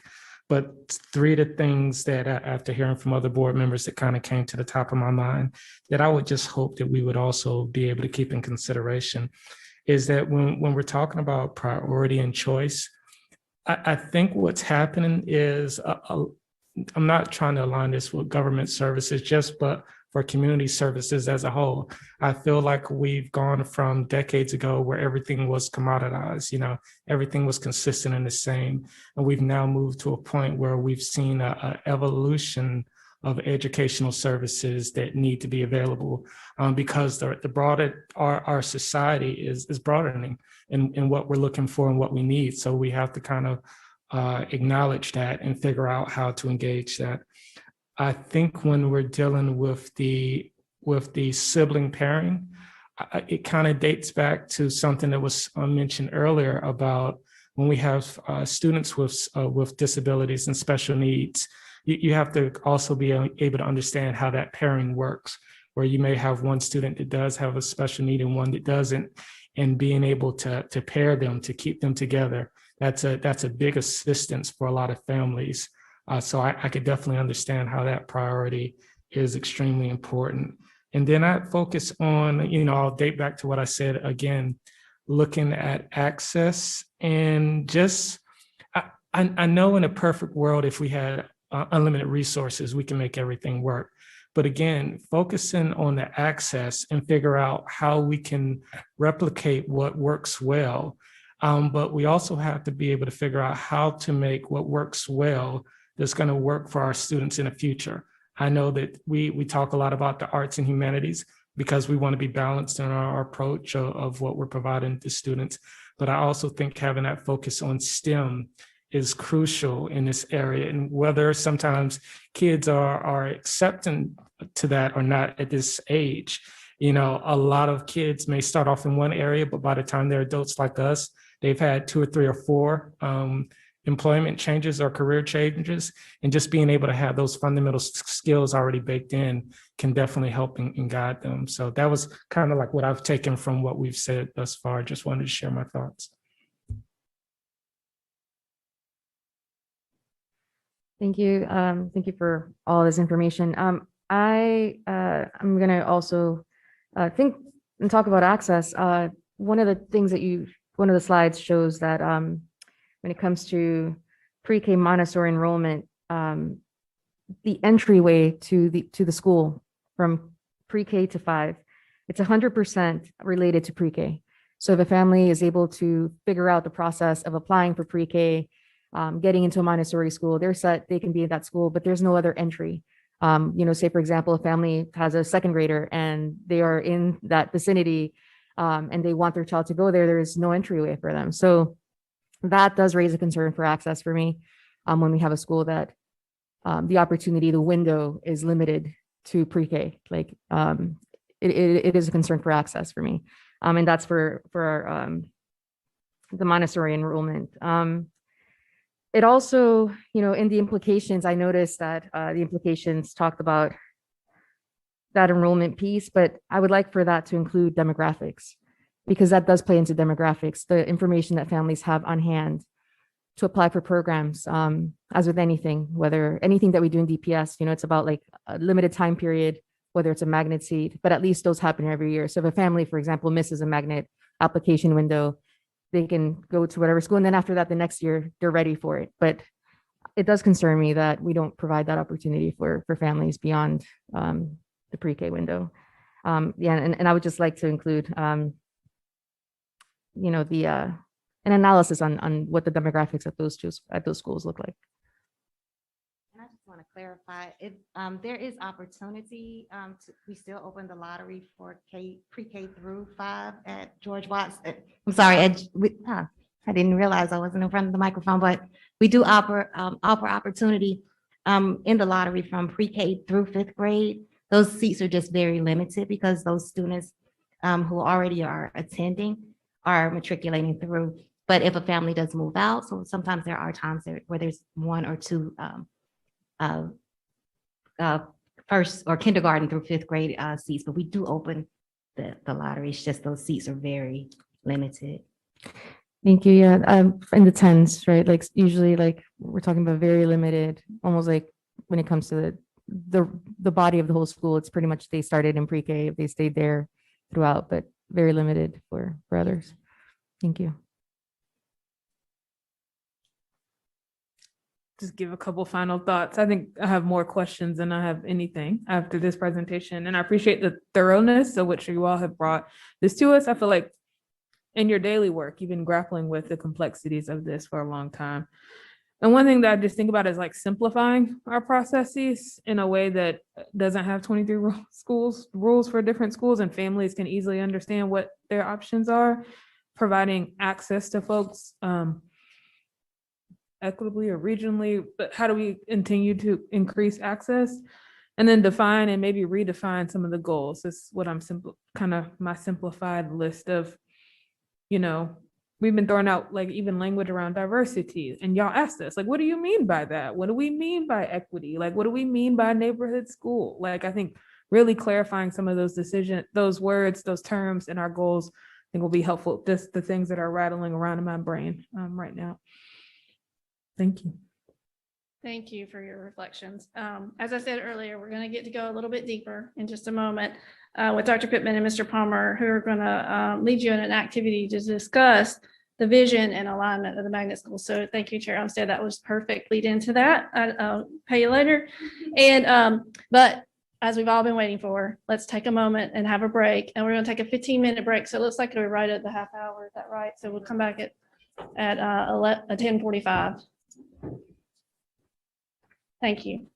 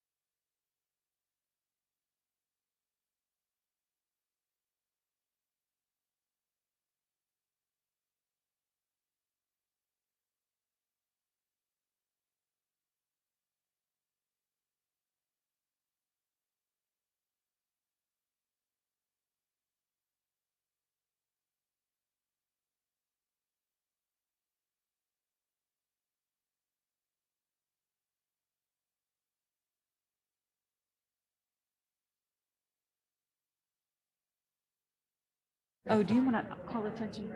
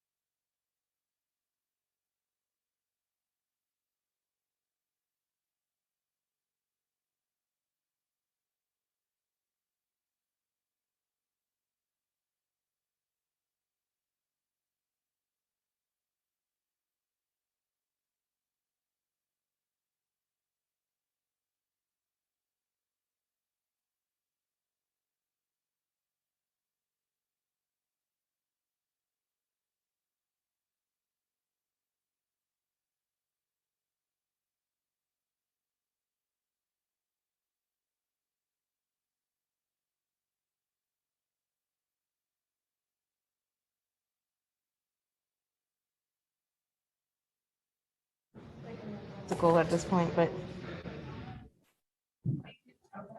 Okay, everyone, good morning. We're going to come back this is what it looks and like. get to work. So it freezes sometimes but I got it. Thank you so much. Okay. Uh, Board members, we've shared with you now about 90 minutes or so of material. One of the things that I want to echo, just so that you're aware, everything that we've shared thus far from a data perspective is housed at engage.dpsnc.net. Collectively, we worked with you, if you'll recall, the original summer retreat in 2019 in this room, right? We began talking about this topic, but it was much more conceptual at that point. One of the things we've heard with you is the need for working together, really getting in and rolling up our sleeves, and this is that next step. So I will share with you, we've started with that quick brain dump exercise that we started with early, going back to those magnet guiding principles. And then Dr. Pack and Ms. Marshall led us through this structured exercise where we were talking about some case studies at a magnet program level, thinking about, what are you seeing thematically? On this next level, what we're going to ask you to do is to help us make this ball, this rubber band ball, a little smaller. Actually, in a spirit of collaboration and cooperation, I'm going to start with Mr. Sears at the end here. And after today, this ball is going to be smaller because you're each going to take a piece of it. I want you to choose the most appropriate color for you. You can wear it as a wristband, as a reminder, or as a whatever you may find most appropriate. But we're going to make this smaller to here. Dr. Pittman, would you hand that over? Well, Mr. Sears is grabbing a rubber band ball. Board members, would you also grab out your stapled pamphlet that's there and the envelope? Okay. Now in the envelope, you can go ahead and open those up. You should have 2 sheets of green dots and 1 sheet of blue dots. Just make sure you've got those.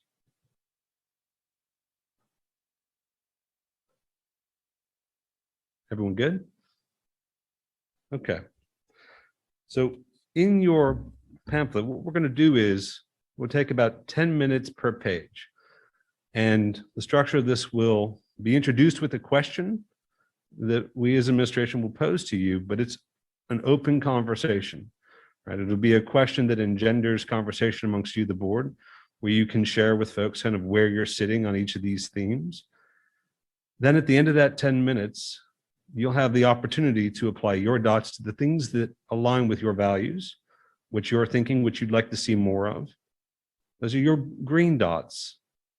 The blue dots represent things that may give you pause or hesitation or even concern, right? So in total, you have 2 sheets of green dots. That's a total of 48 points, if you will, in your mind. You have a half sheet of blue dots. So as we go through this first round, you'll use 24 total dots. I want to go back and reframe something for simplicity's sake. We'll go through this as a group, and then you'll take your dots at the end of the exercise and actually put them on the posters that we have back over here. So when I said earlier, the total number of points, yes, you do have 2 sheets of green dots. That's 48 dots, but actually one is for later and one is for now. So you'll take, for this first exercise, 1 sheet of green dots and a half sheet of your blue dots. And we'll go through these. Basically, think of them as points in your mind. You'll fill out sort of where your values and priorities go. We're going to work through this as a group. And then at the end, before we break for today, you'll have an opportunity to migrate your votes from your workbook, your worksheet, to these posters. Okay, so for now, all you need is 1 sheet of green dots and a half sheet of your blue dots, okay? Any questions on that before we get started? Are we good? Okay. Oh, thank you. One thing that we want to be very clear, this is not in any way a formal exercise, nor is it a formal vote in any capacity. This is giving, our intention here is for you to give us some early preferences, some early thoughts, some early guidance on the things that you value as board members. By bringing that together as a group, we as administration can see, as we begin to pilot and walk through different scenarios of solutions, where are you landing as a collective body? And that's an important word, that this is about collective action, coming together as a group to make a decision to solve some of those problems we talked about earlier. So it's not a formal vote in any capacity. We're not going to write our initials down on the dots. This is much more about, as a group, where are you leaning towards? Okay, I see the ball has made it almost to the end there with Miss Lewis. And Dr. Lassane, would you be kind enough to collect the ball there? There we go.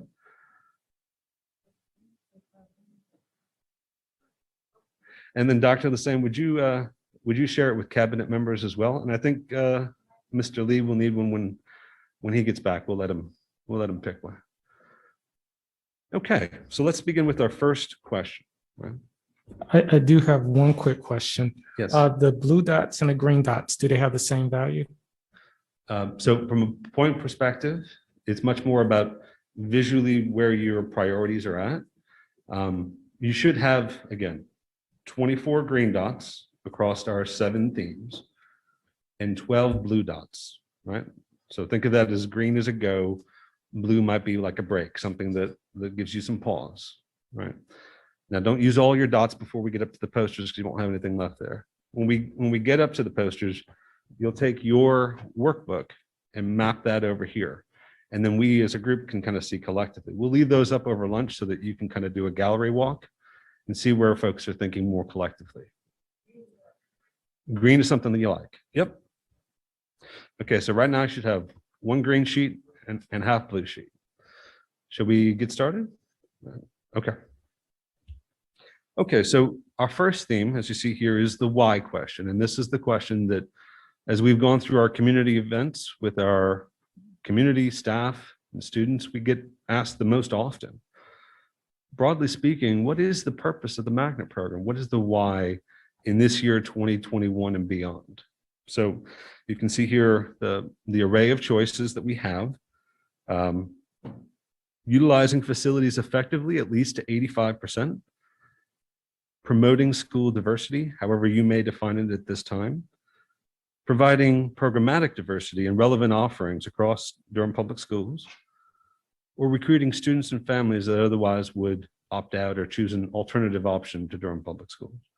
Now at the bottom here, you'll see an other. If there's something that speaks to you about the magnet program for purpose that's not on here, feel free to write that in and apply your dots accordingly. But before you apply any dots, we encourage you to think about these questions. We've got 10 minutes for each of these topics and to exchange sort of where you're sitting. It might even be beneficial before you put your dots down to really have a conversation on, share with your colleagues And as us in administration, sort of where you're lying at this stage with this broader question. And we've got 24 dots to put across how many pages? 7 total pages. 7 pages. That's right. Okay.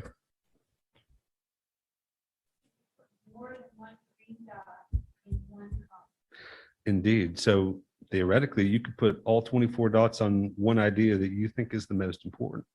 Now, that would mean you're probably putting less dots on other things. Ultimately, it's about reflecting where your priorities are as board members individually and collectively.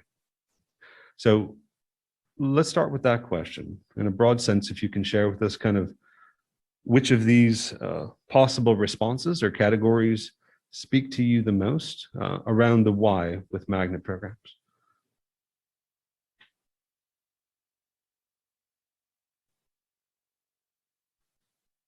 And this is open dialogue for board members. Yep.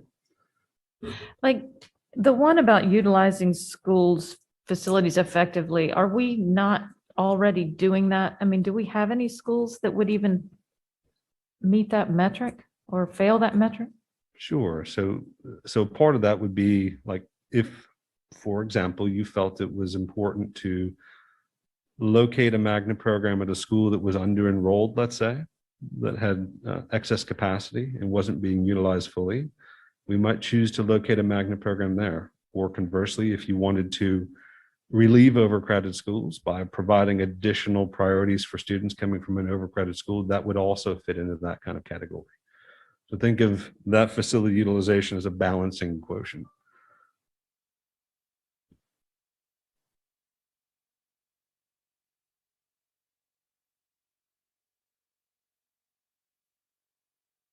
Mr. Palmer, you said we're gonna do this on our individual and then we'll also share this on the. So the concept here is that we'll have about 10 minutes per topic to discuss. That's right. And hopefully learn from each other from a perspective, then applying your dots accordingly, and we'll go on to the next section. Now, you may choose as a board to, or as a person to just wait to put your dots down till we get through all 7 sections. Mm-hmm. But importantly, this is an opportunity for us administration to hear from everyone on these themes.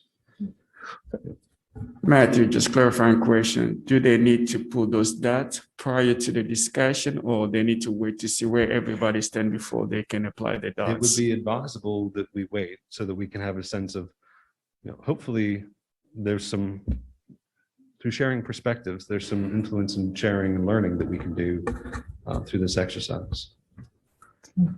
So I was just gonna say, as a process, wondering if you're ready to share where you want to put your dots, go ahead. If you're not, that's okay. But just kind of get a sense of where people are and then facilitate a little discussion from there.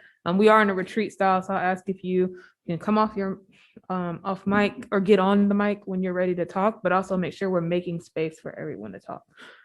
Sound good? Mr. Raven, start. Yeah, I was going to share my 2 thoughts or my 2 dots and just kind of get everybody's feedback. So one of mine was recruit students and families that otherwise would opt out for non-DPS options.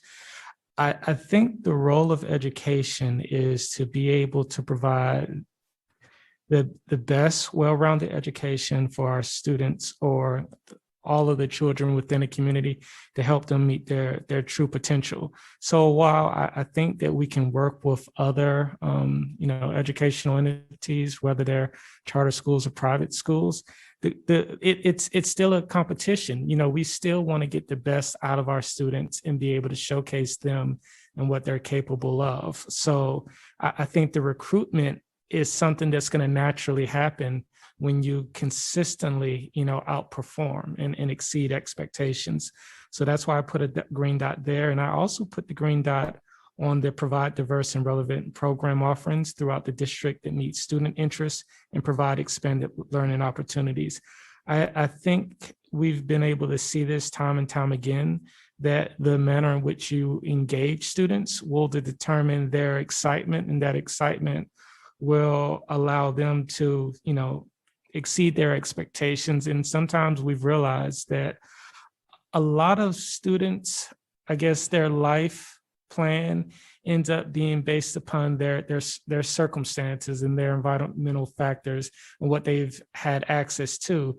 And when you're able to provide them with the opportunity to be immersed in other educational areas, whether it's STEM, whether it's auto tech, whether it's agriculture, it gives them another opportunity that they may not have had on their own. So those were like my two key areas why I put the green dots there.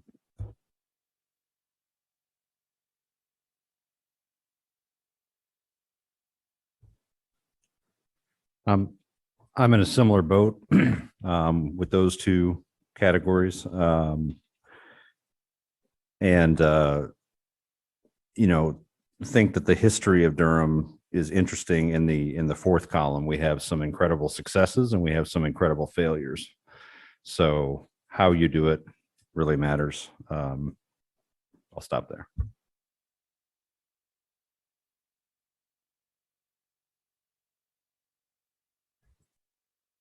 Yeah, my why, I think that it's about access for every student regardless of where they live. And, there's usually like slogans during election time, and it's like all students regardless of zip code, right? And we talk about like any student regardless of whatever zip code they're in should be able to access like quality programming, education, and all that. So providing diverse and relevant program offerings throughout the district, that is key to me throughout the entire district. The conversations around magnets, around STEM programs and magnets or humanities or different offerings. I think that's going to be key. Exploring if it's not a magnet, what is there at a school, that is, allowing students to feel engaged and inspired. I'm thinking about even community gardens. How many of our schools have, the kind of like outdoors education components where communities, families can come and kind of watch the labor, the learning happening. Just want to shout out schools like that have these wonderful things that people can come to and see, whether it's a pollinator garden and they're learning about pollinators. So I'm just thinking about these different offerings throughout different schools that any child, wherever they live, can access.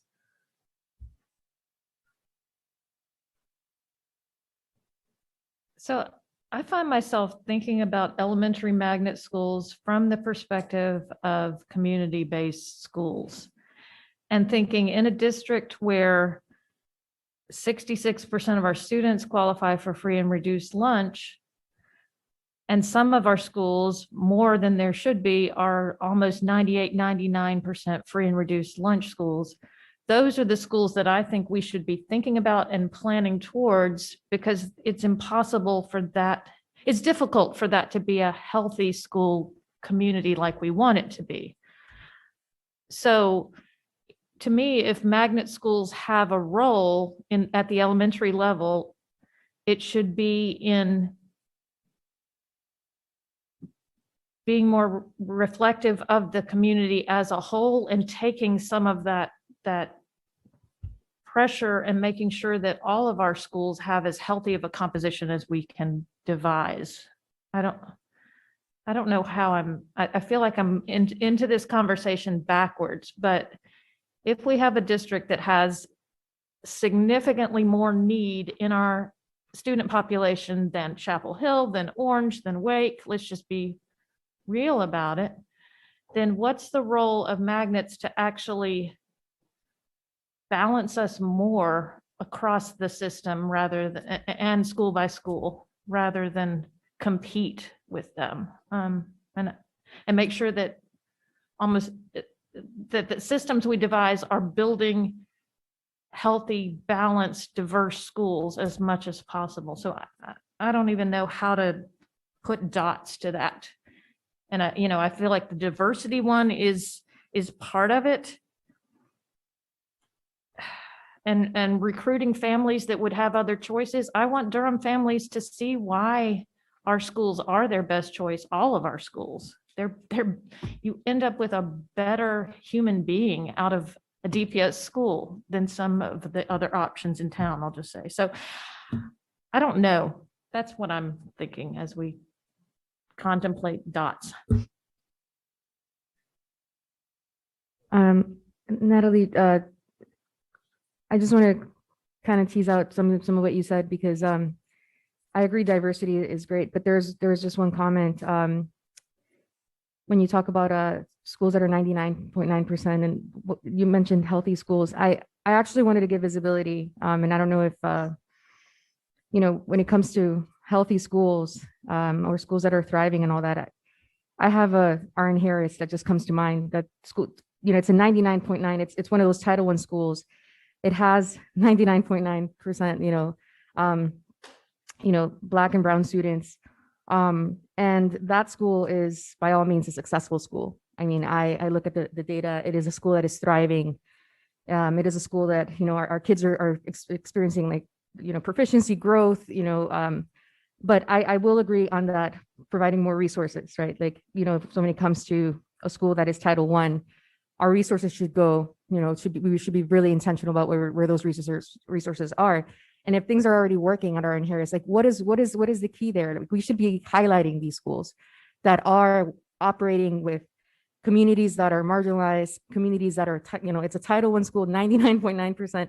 It has all these different factors that, based on whatever narratives, would not make it a successful school, but it is a successful school and it is a school that is thriving. So how can we continue to provide resources there and opportunities, but also learn from that and model that so that, other schools that have similar demographics can also benefit from learnings that RN Harris is showing us, clearly showing us. Yeah, and I appreciate that, Alexandra. I did not and would never want to say that our schools can't be healthy based on their student mixture at all. And if I said that, I apologize. That to me, Eastway that has 3 homeless shelters feeding into it is an issue that we should have fixed 10 or 15 years ago. Like the burden that some schools bear that's different. And this board has long lifted up RN Harris and the great success that they're having. So I think it's really difficult to have magnet conversation in isolation from the rest of the schools. And for far too long, we've acted like some schools have more and are over-resourced when in fact we know all of our schools are under-resourced. And so that's how I think of this conversation. And so All right. what I'm gonna be the timer for a second. Oh. We have 7 pages to go through. This is the Oh. first. I'm gonna ask our IT staff to put up the image. Go back to the PowerPoint just for a second. We need 10 hours, right? We don't have 10 hours. We have about an hour, which is fine. Next slide, please. Mr. Palmer, can I ask just if Ms. Lewis can have a little time because she wasn't able to speak, and then for the future board members, we got 10 minutes. So I want to make sure our voices are heard so we can be concise within that time. That feels important. Absolutely. I was going to come back to you. I just wanted to show folks where this is going. So Okay. let's step back for a second, right?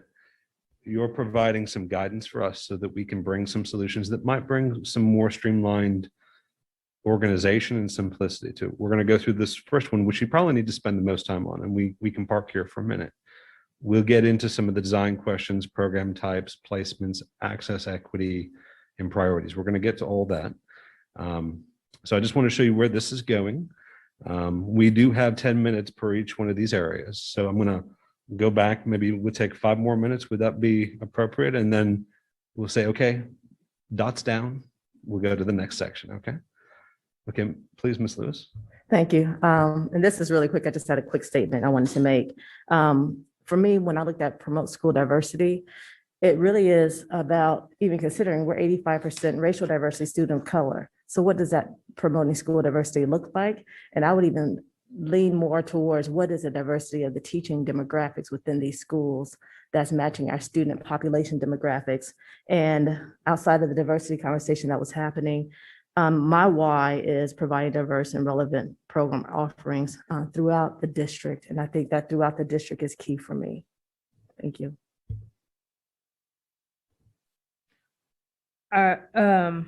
Two things. One, just want to make sure that we use, and I think this was addressed a little bit earlier, asset-based language when we're talking about our students and families. I think I would say diverse learning and relevant program offerings throughout the district for me as well. And I put 2 dots there and 1 on school diversity. And then that, we haven't defined diversity yet. So I'm thinking about that very broadly, whether that is from different neighborhoods, from different communities, race, socioeconomic status, abilities, cultures, ethnicities. Like, I'm thinking about that very broadly.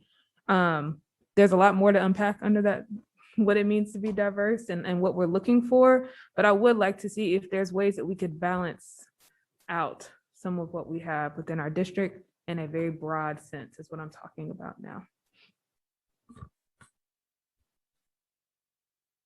Okay, I'll give you 60 seconds for Yeah, dots. I Go got ahead. 30 seconds. That's all. I know I came in the middle of this. However, the one thing I wanted to point out, I put a blue dot on, was the recruit students and families that otherwise would opt for non-DPS options. When the year I became chair, I started advocating that we focus, and Chip may remember this, we focus on the families that choose us, that want to be here in DPS. And when we do that, people will come. People will choose us as we start to grow.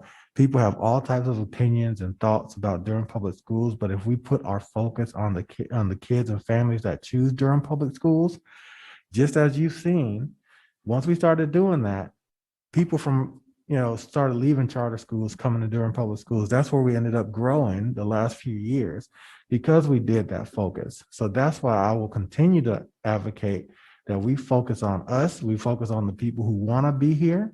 And when we do that, make ourselves better, people start to choose Durham Public Schools. So that's what all I'll say on this particular page. Okay. We're going to turn the page to the next level. We've heard from you about the why we may have a magnet program or a school choice program. Now we're going to ask you the question about where we have magnet programs. So you'll see on the second page here, helping us think through the distribution or the strategy around where we locate magnet programs and how we think about Durham Public Schools more broadly. We talked earlier about spatial justice, right? There are different ways of thinking about, especially our elementary schools.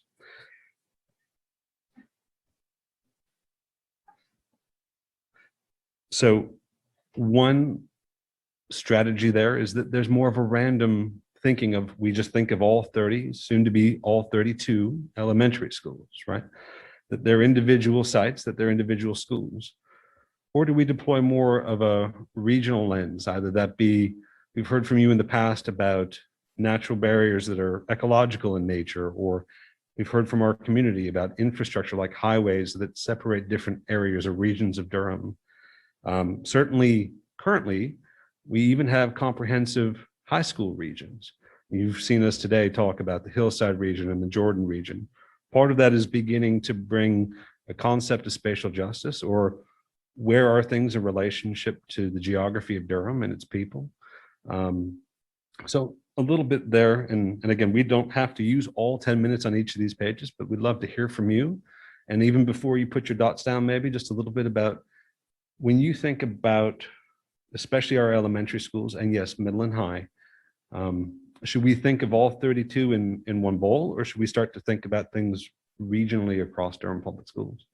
And if it's a region, what would that region be?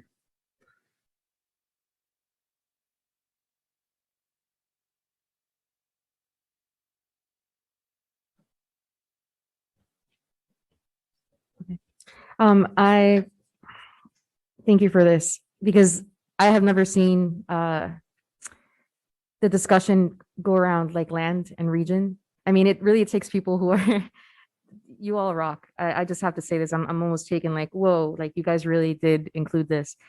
Infrastructure and ecosystem regions.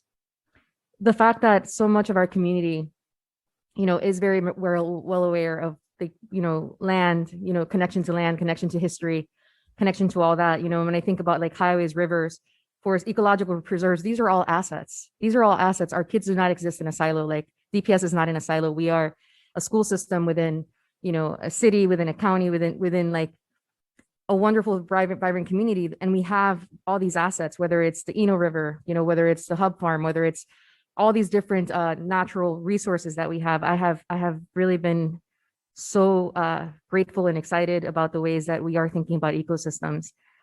I think that for these magnet programs, a lot of, including resolutions from other parts of the country, they do blend in whatever's in the surrounding region. So if we are talking about sustainability, what is there around a program where you can actually access and have internships or have these different opportunities to do some learning within your communities, and so if you are along the region that is close to forested areas, we talk tree canopies, our kids, we should not be limited to the trees within our DPS campuses, being that we have some schools that don't even have tree canopy, which is an issue. So I really appreciate thinking about magnet programs, thinking about immersion, thinking about STEM, thinking about, connections to history, to land. We just recently named the school Lions Farm. How amazing that, our kids are going to learn why that school is named that way. So I'm really excited about magnet programs and any kind of learning that connects land, lineage, ecosystems to that. It's all connected. So thank you for bringing that in.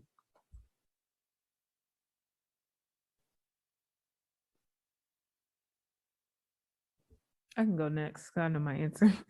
I would say comprehensive high school regions for me feels like they stretch the whole county, are somewhat evenly divided. And so thinking about how do we touch base, have programs in those different regions feels right to me, to also create feeder patterns, hopefully. I know we're focusing on elementary into the different schools in those regions. So that's where I sit when it comes to this one.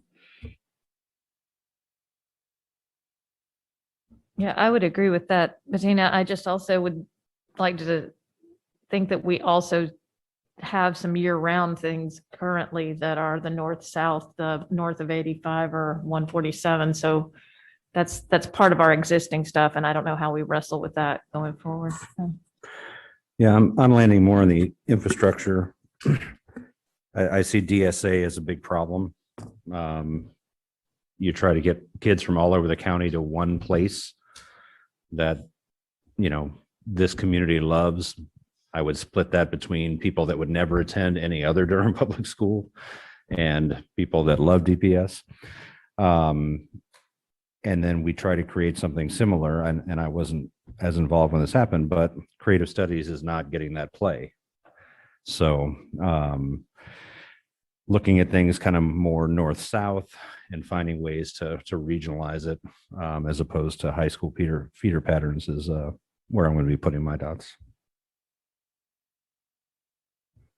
What I did was I literally just put one blue dot for the random, because I think that the infrastructure and ecosystems and the comprehensive high schools, it has to be, in my opinion, a hybrid model. So I think you could arguably put the green dots on both of those, but I think random isn't intentional enough. And I think we need to do a deeper dive to figure out what's the best method for us.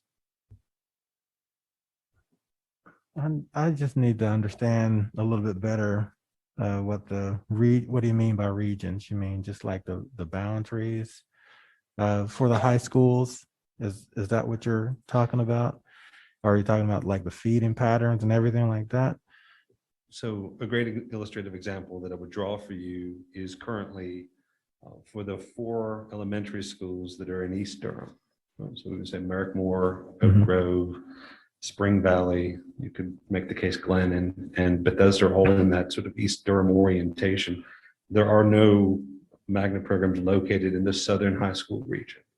So if you're in East Durham, it's really Durham Public Schools, or as we noted earlier, we have a handful of year-round seats at Holt, and otherwise it's very limited options. Conversely, we have 6 magnet programs located in the Hillside region. So legacy to that, as Dr. Pittman pointed out, there was a prior strategy of locating historically magnet programs in city schools. Right? So part of what we've inherited is a legacy of a priority from 30 years ago to thinking about, should we adopt a regional lens when we're thinking about where things are located and who has access to things.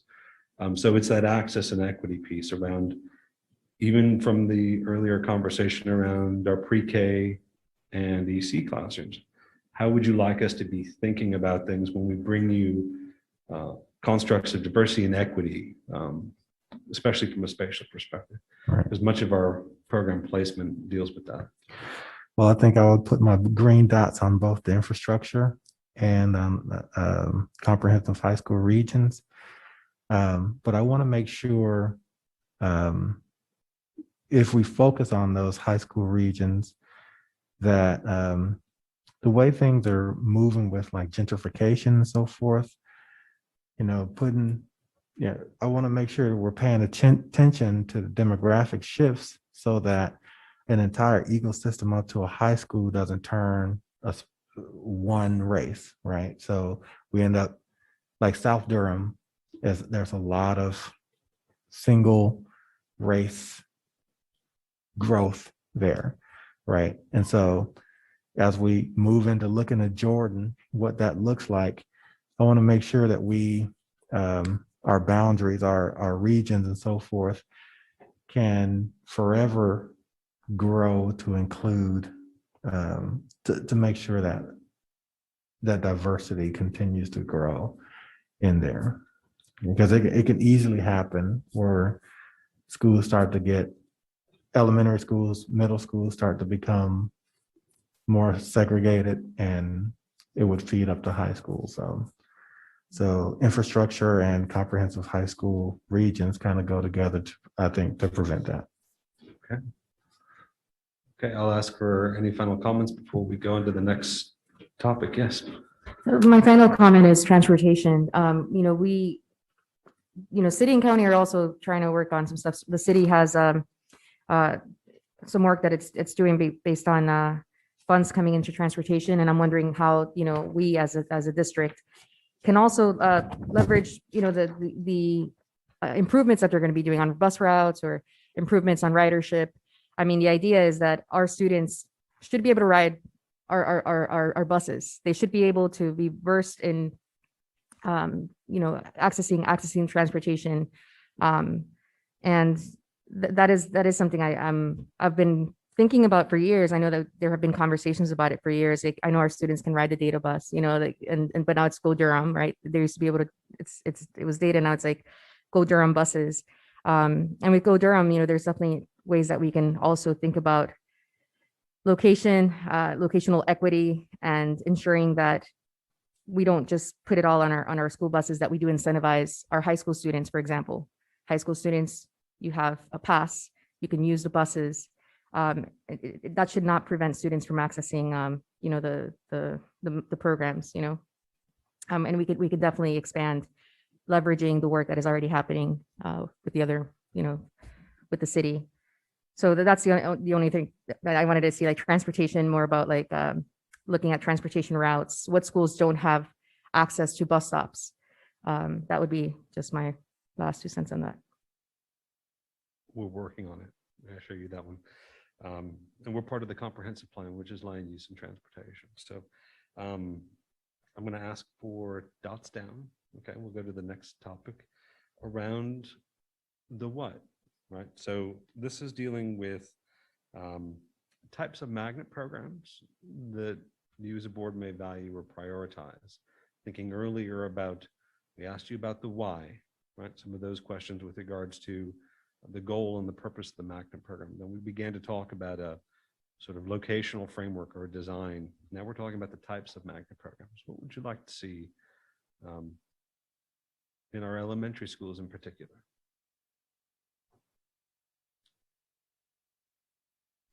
We've broken these different options out across elementary school themes or magnet program themes, magnet program pedagogy or how we deliver, as well as operational design and consideration for calendars and things like that. So when we talk about year round, I meant to ask this earlier, does DPI even let us do new year round schools now? Is that even an option? Would they let us convert? Because I think last time we had that conversation, it wasn't even possible.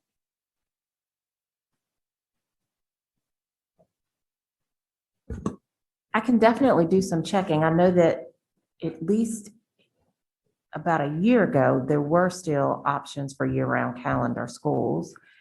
If that is something that the board would like staff to investigate, happy to do so. And I thought there was something tied to a school being new or changing its designation or something that likely opened the door, but you couldn't just en masse flip a switch and make a bunch of schools year round.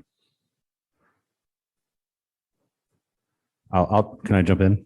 I'm putting a green dot in STEM. Dr. Pack, correct me if I'm wrong, but what I think I see matriculating into high school is folks that would have gotten there anyway. I know we do a lot of work, especially around CTE.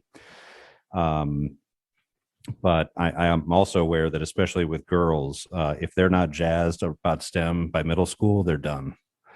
And I haven't seen us, actively invest in CTE. Federal money doesn't apply to elementary schools, if I'm correct. So we would have to really highly invest. So, when we look at this community in the research triangle / tech park, and the jobs that are available, I'd like to see some STEM stuff, especially in places where families aren't already supplementing it with their own summer camps and stuff like that. Can I add to that? And I think you all talked about it earlier about being specific and having programs that potentially look like that draw the population we want. So STEM for girls of color, if that's an opportunity to do something like that, or what that would look like. So I'm gonna stop there because I haven't processed all my thoughts about it, but just wanted to add to what Mr. Sears' comment was. For clarifying question on this year-round programs going back, to be a year-round school, you need to be magnet as well. Is that correct? So one clarifying point, so technically a year-round school has a student assignment component, but does not fit within the magnet program designation, nor do they receive a magnet allocation from a finance or allotment perspective. There is a student assignment component to it. And one of the things that we wanted to clarify is that, from the definition of a magnet program, we functionally, when we're running the lottery, thinking of it that a year-round school, especially the three that we've got at the elementary school level, each have a lottery component to it. Again, notably, Pearson Town's 100% lottery. Holt is about 4% lottery. So you get within that, there's a wide variability as well.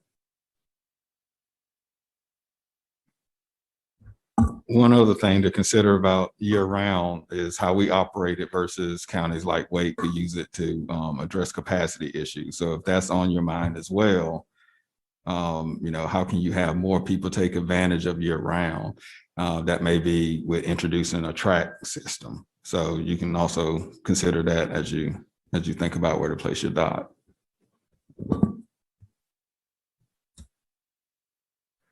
I would also add, we are committed to fiscal responsibility, but you must spend all your dots. Okay. So please make sure that as we go through this exercise that you've used 24 green dots and 12 blue dots. Okay. Is this theme idea something that you've had any feedback from the community on other than the demand for our current programming? So I would point most directly to our application numbers in the magnet programs, and of which we would include the year-rounds in that conversation, right? That generally what we're hearing from folks in community engagement sessions seems to mirror the application trends that you see for our magnet program seats, right?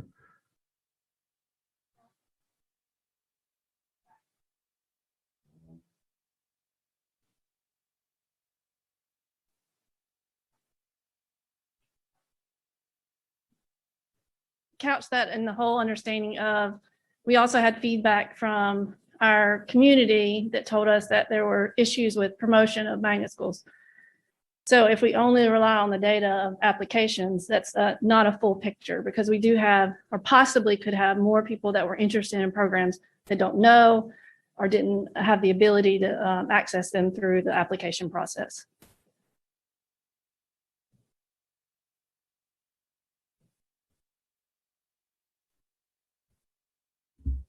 I have a comment. So, because we're in the what, the elementary programs, and the magnet programs, I do hear, the funds and the kind of funds that we have access to in elementary schools.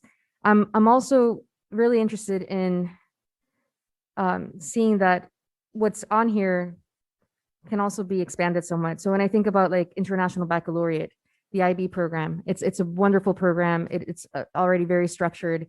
It's a partnership globally. I mean, there are IB schools all over the world, and kids do get like a global aspect, like global thinking, whether it's languages, some of their tests, go to other parts of the world and they also have, other folks looking at their works.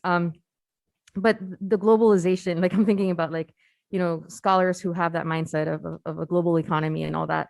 I'm wondering, in what ways can we add that component even to other schools? Like, if school's a humanities program, at what level are we also bringing in some of that global aspect beyond just looking at, some of the, the content, the history and all that, and also in STEM, how are we adding a global component? So that's kind of like more like global thinking, interconnectedness, and of course that brings in, culture, that brings in language equity or language immersion in some ways. And to that point, we have multiple examples of a program which may service both. Holt is both a year-round and a global language program. So thinking about these may not be mutually exclusive, and even going away from just program type, what points of emphasis within our magnet programs would, thinking back to, we're trying to string together the why to the where, now to the what, right? And we'll get to the remaining components here shortly. Just say this feels impossible because we know students who would benefit from any of these different programs. So I appreciate this, and like I think it's important, but it just also feels a little impossible, as we know students are individuals and each one of them will want to could benefit from each one of these different programs. So just layering that on top of it all. Not helpful probably, but. So I put a few. Now I am being stingy with my dots right now. I'll probably at the end, whatever I have left over, I'll go ahead and reappropriate them. But the year-round school was a big one for me, and the learning styles. When we're looking at the pedagogy for the Montessori and technology, I really like the long-term benefits from it, and I feel like right now, sight unseen, I can look at the data based upon the amount of requests for families trying to get into Montessori programs. And I can look at the future forecasts of the usage of technology, which is why I also gave the green dot for STEM as well. And that doesn't necessarily discount the other programs at all. It just means that I'm putting a hyper awareness on those four. And then I'm sure I'll probably come back and put an extra sticker on all of them. So 2 for them and 1 for the others.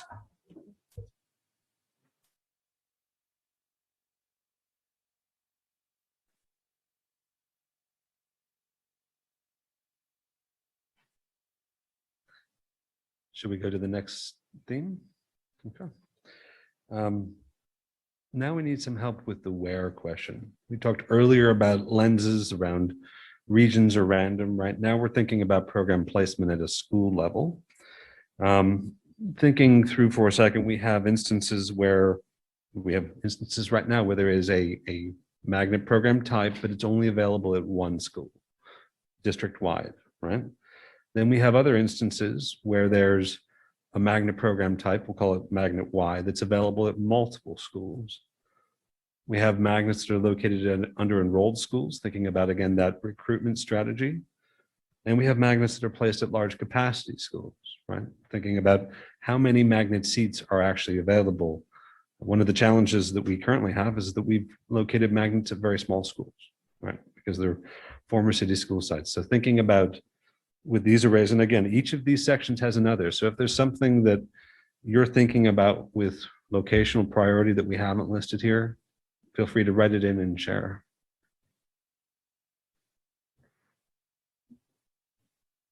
I have a comment for the school placement and the options here. So 1 magnet school per program type in DPS, multiple magnet schools.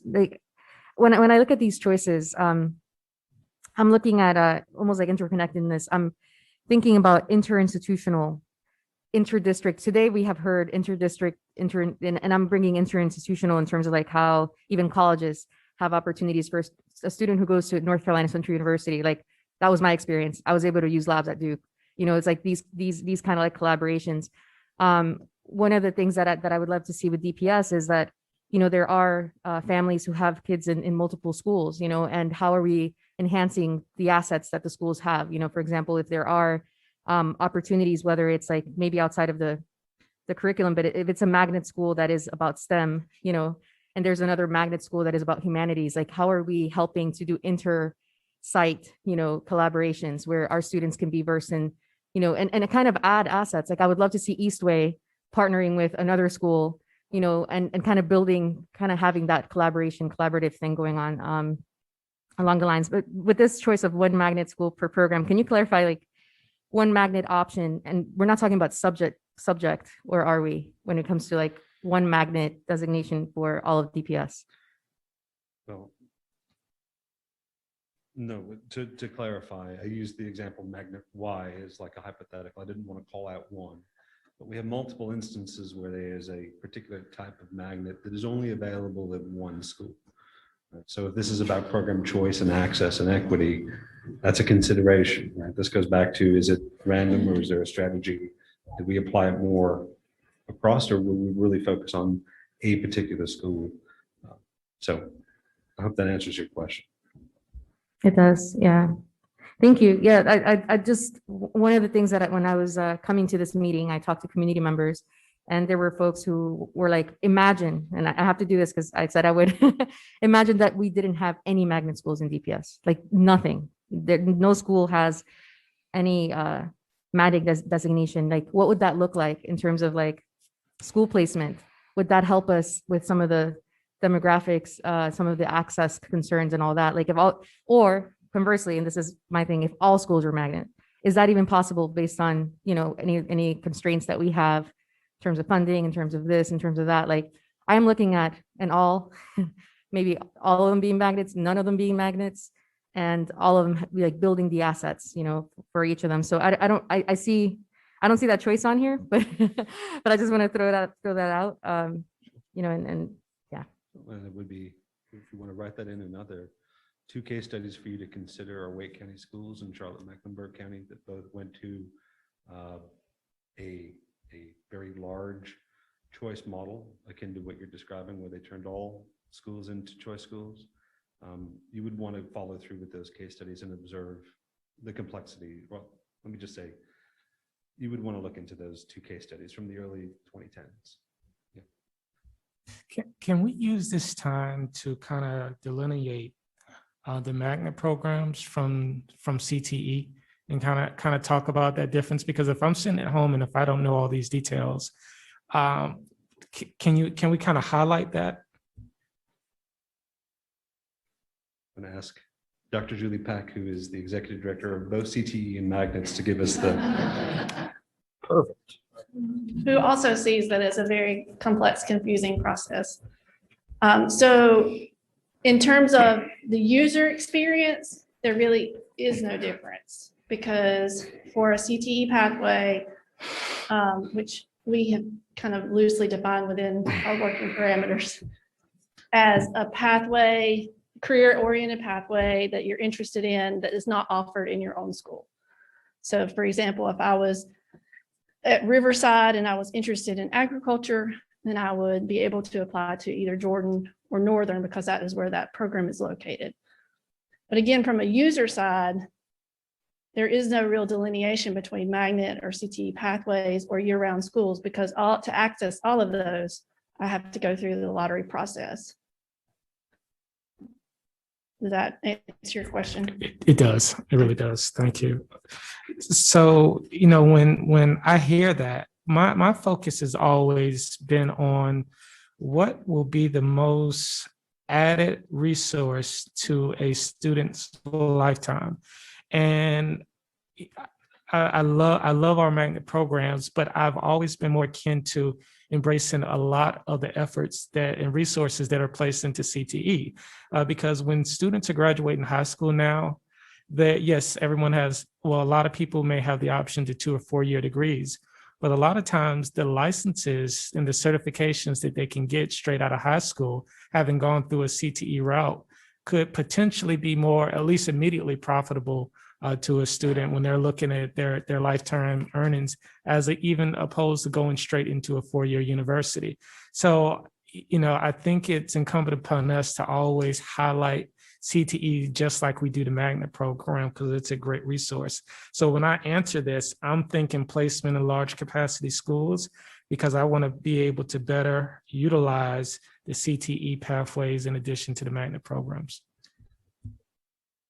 Just to clarify though, we're not talking about CTE pathways right now, or Thank is you. that also layered into this No, conversation? I think that's a good differentiating conversation.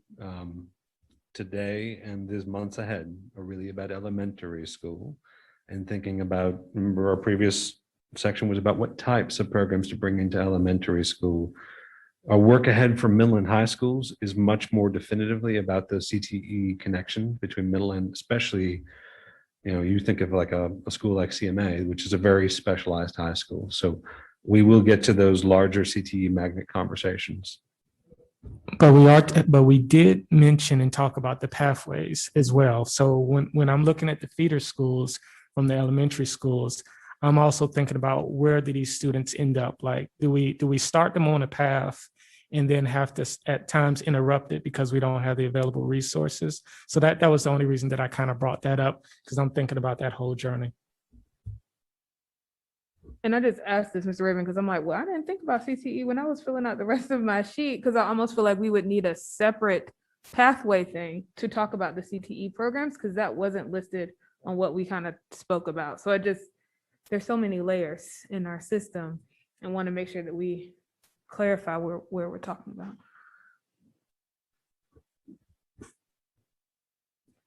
I'll go next. With the where placement was pretty easy for me, leaning in on the quick brainstorm we did earlier, the values. And again, for me, is access. So looking at regionally, multiple magnet schools, multiple options in multiple places. And then actually I put a blue dot, and I hadn't used a blue dot often, but that in the placement and under enrolled schools, again, I think I agreed with Mr. Lee and looking at make sure we're doing well for the students that we have already and not looking at attracting, trying to create magnets to attract more people, although that's important. But again, making sure we're doing well by those who are here. And if I could just say, I was doing some research when we were finishing the last conversation about the types of magnets. And I found that, if I could just share really quickly, I found mostly in the themed schools, so the arts, STEM and humanities. And the research I was doing was what other themes are there that may not be captured here. And I added project-based learning, STEM for girls of color, and then what I had to research and was prompted by Ms. Beyer is a social justice themed school as well. And then year round also got a green dot for me.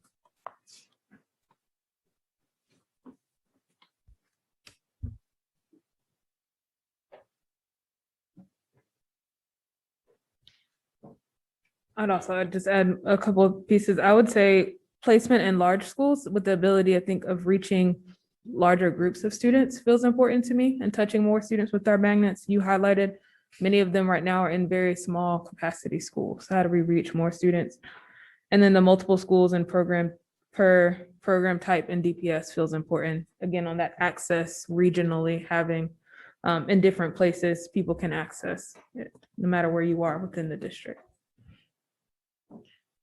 I would say on that one, Ms. Umstead, I'm hoping that as we go into nuance of this conversation, we can consider kind of demagnetizing some schools as part of that. If we're adding some, we should probably take away, and not take away their theme, but the way they're assigned students. I hope that we're willing to kind of put all of that on the table because just adding more when we know we're stretched for resources feels, yeah, I don't know. Well, I want to add, kind of go on what Natalie was just saying about magnetization, taking away your magnet status. I think that's something we have to look at. I absolutely do. There are schools who go in and out of their theme, right? Demagnetizing. That's what I was trying to say. Demagnetizing. And sometimes the schools leave their theme, right? The theme just kind of fizzles out. And sometimes that comes from leadership change, because just because some leaders are just not interested in whatever theme it may be. And that can just be a hiring thing. But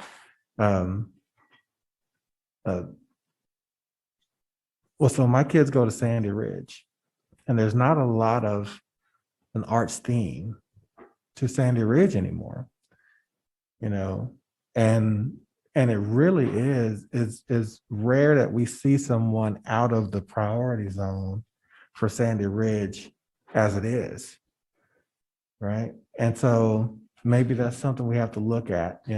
Should Sandy Ridge still be a magnet?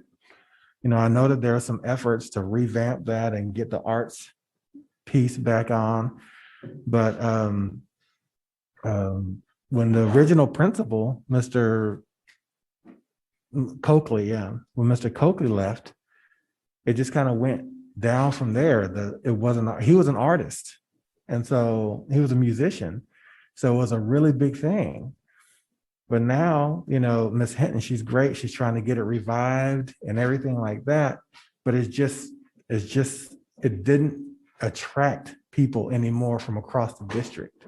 It doesn't do that. So there are programs in our district that are just not their magnet anymore. They're magnet in name only for lottery purposes. All of the seats aren't really getting filled, or it's not a waiting list. Maybe it's time some of those programs to demagnetize, and we use them. We change it back over to community schools, and do that. So that has to be a strategy that we have to review, not to keep a status just because it's a magnet. That was my other piece on there. So one of the things that we as an administration have thought of with this is taking a fresh look at everything, right? What are we trying to do? Where are we doing it? Why are we doing it? We do have 3 additional sections, and I realize I can hear lunch setting up in the back. Do we want to continue to park on this and any other comments that you wanted to make? Yeah, let's move. And I would love it if we can finish the packet before we start lunch. Yep. Okay. So, board members, if we can be concise in our responses, that'd be great. Okay.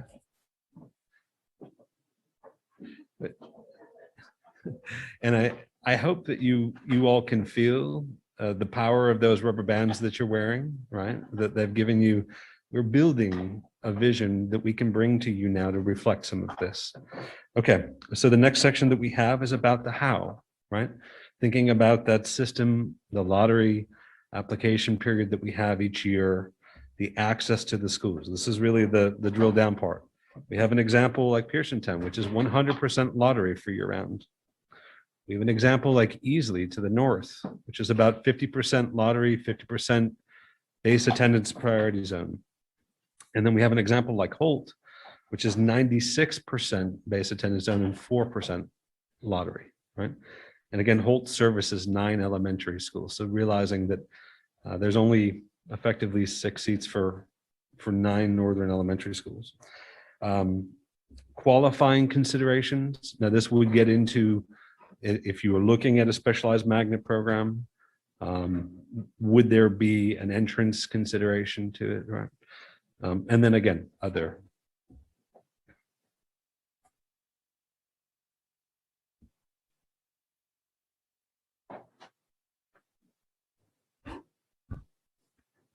I just wanted to say that when it comes to access, I think about, lottery gives access, but also like what kind of buy-in and investment do we have when it comes to the community, the surrounding communities? Like I have heard from so many families who are, very close, very proximate to a school site, and they're not zoned for that, or they're not in the priority zone, although they're pretty close.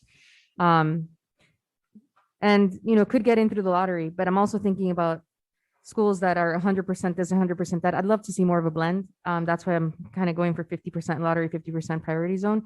However, I don't think that 50% is the actual, I don't think that this is something that we can standardize for every school site, because there's definitely schools that have more of, based on where the school is situated. And this is more about like I'm thinking about a school like Southern, right? Like, what is the walkable area distance like to the households in that area? Is there like a walking culture, right? Is it, like, based on how the school is built, based on the planning department, based on our roads, based on sidewalks, based on bike lanes, based on all these different things, we might have different needs for different school sites. And so that I would like to see, folks from the community coming in, and I'd like to see lottery be a part of it. But I think that ratio, I wouldn't want it to be just standardized for every school site, because every school might have a different need and a different culture.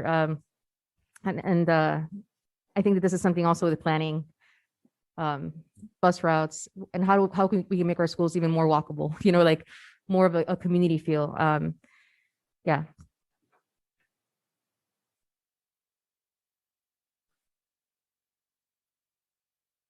All right.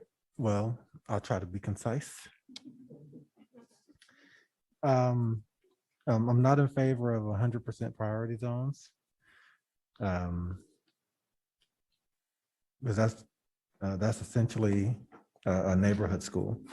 I don't like qualifying as either. So open lottery seats and 50-50, that's fine. But I want to, two things, and I'll end up here. I think we have to, when we're talking about how, we have to think about how do we change the mix when things such as sibling priority takes over the seats, and there's not any open lottery seats. Watts is one of those places where sibling priority has all of the seats except 2 or 3 that are in the lottery, right? What do we do about that? How do we balance that out? Because that's how Watts has become overwhelmingly. Yeah, go ahead. We're going to get to priority sibling in the next section. All right, cool. Very good. You're going right. Secondly, well, if we're talking about priority in a little bit, I'll say both of those for that. I'll just say really quickly, access and efficiency is important to me. So I have 100% lottery, but also looking at having regions. I know that hasn't been discussed as well. We've been discussing it, but again, I don't see that as an option. And I don't think priority lends to necessarily regions, but regions because of efficiency. And then our magnet should be attracting all of Durham. So when I saw this, I really wanted to, let me rephrase this. I put a blue dot on qualifying because I can't see us having to have students essentially audition to get into elementary school. I really wanted to put a blue dot on all of them, the 100% open lottery seats, the 50-50 and 100% priority zones, because I think there are too many different combinations. I think if you're someone who moves to Durham and you don't know anybody before you move here, and you find out about all these different rules, or you're having to consult a realtor to figure out how you can actually get into a school that's right beside you because it's 100% booked. I think that's not clear, and I think the cumbersome processes often work against us, even though it's well-intentioned. So my natural inclination is to put a blue dot beside all of them. Mr. Raven, is there another that we should consider as far as how we assign students to a magnet program?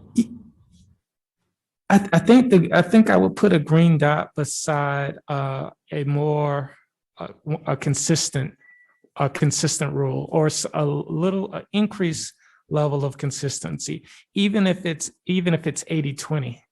50-50, it's not that I'm against it. It's just that I see three different options right now. And to me, that shows that could be seen as some level of inconsistency. Like if I was just walking in the mall and somebody asked me about it, I'd be like, well, what's your address?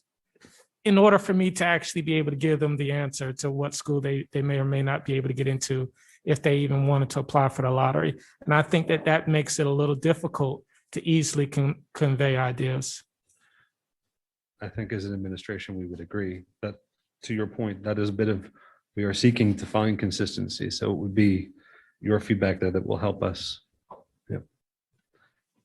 I would just say on year round, when Dr. Monk mentioned something about tracks and Wake County choice, but not forced. Choice, but not forced.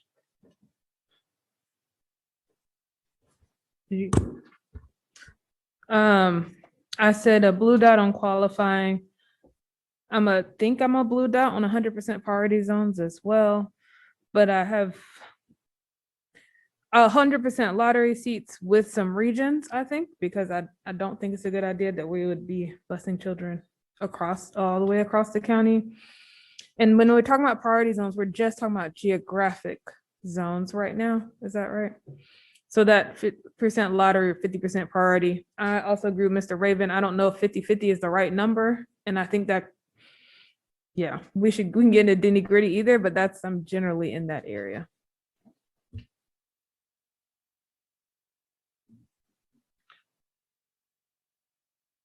Okay, we'll go to the next section then. And we have two final ones. Remember, the objective is to use all your dots, right? So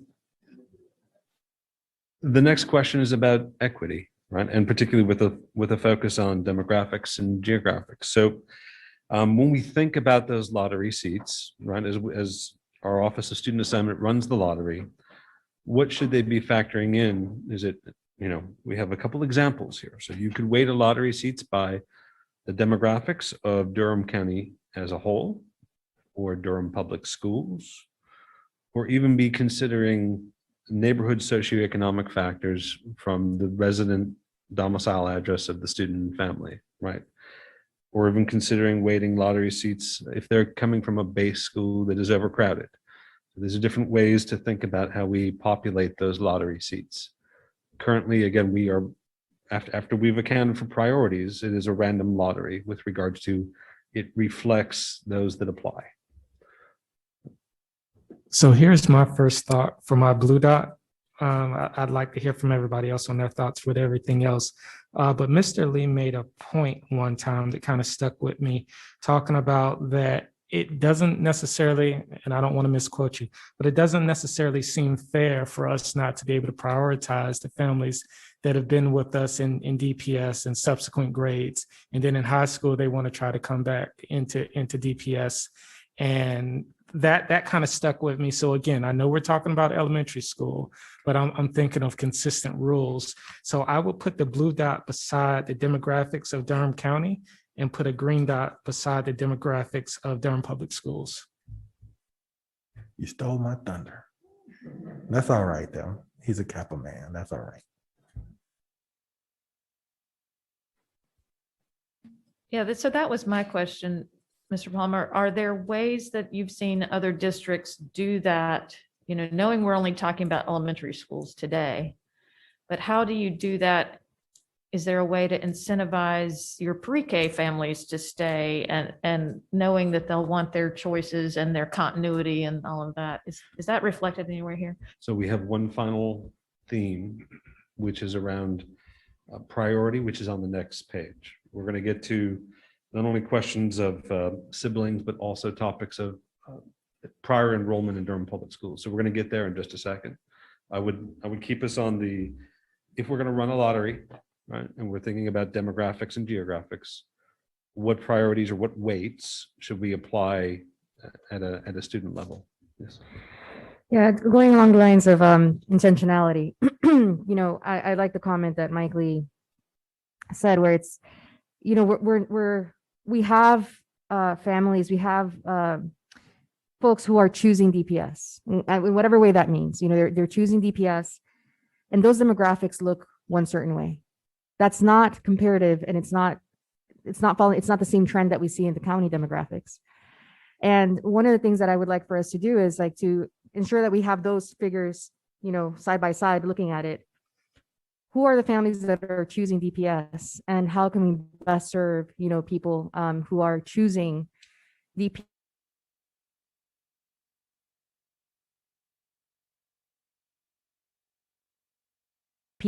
and serving every child who comes to our schools. We want, to that end, my opinion about how we weight lottery seats is that we go by the demographics of the Durham public school systems, where we have, what those demographics look like, versus trying to push it in a different direction when we're not having, like, when those demographics at the county look so different. They look so different, and we are trying to do that.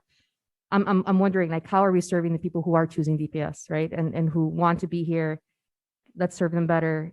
Let's, assign lottery seats by the demographics that we see in Durham Public Schools. So I'm trying to figure out, like, one of the charter schools that has a weighted lottery, and actually what they're doing, I think, well, is weighting by socioeconomic status, because they're trying to actually have their school be more representative of the community at large.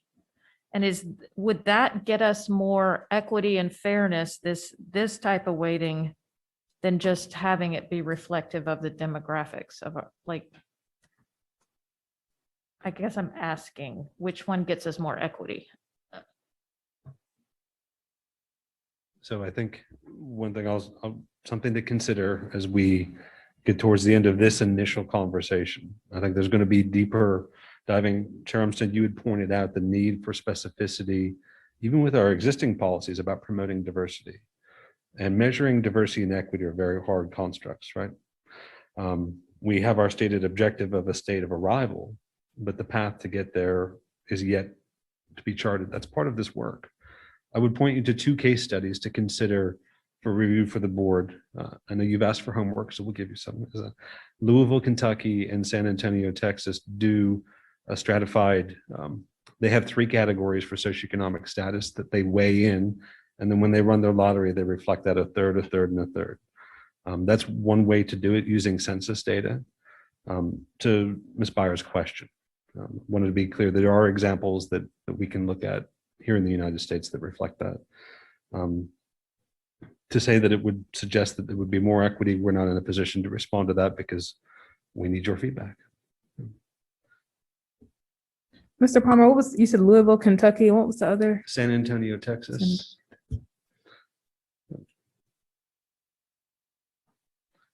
I want to just take the pulse of Chair Umstead. Should we go to the final module, or are there other questions that? Okay. I have one question. When you talk about neighborhood socioeconomic factors, that is census tracts. So it's still yet to be determined. So we would need to define what we call the unit of analysis, but typically you look at census data. They can either be at the block group, or even the tract level. The tracts are the biggest, right? You think of those almost as zip codes. We would probably advise more of like a block group level, which is a clustering of sort of like a neighborhood, if you will. Okay. Thank you. I'll share one little thing, and this is unsolicited feedback, but as you consider that, Durham's residential patterning really can be at times street by street, block by block, with regards to household value and income and all the things that correlate. So just considering that if we want to go in that direction and look further, it'd be helpful to hear from you if you do, and then we will need to follow up to find out more information. We're not going to simply bring a recommendation without really learning more about what you're thinking or where you would be leaning. Yeah.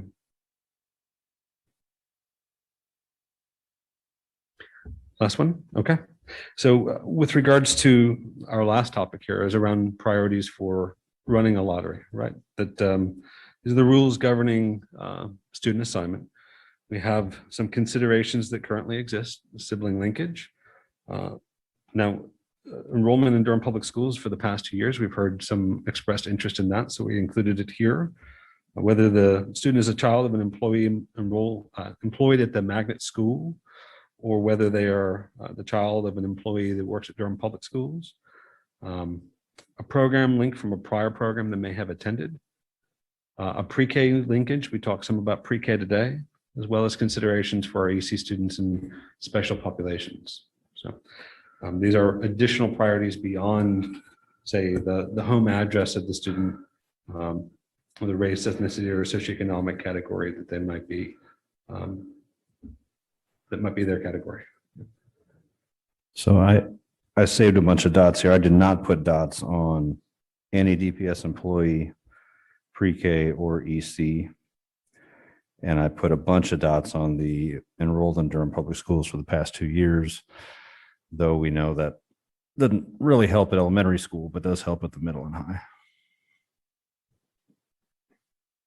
Okay, and so with sibling links, I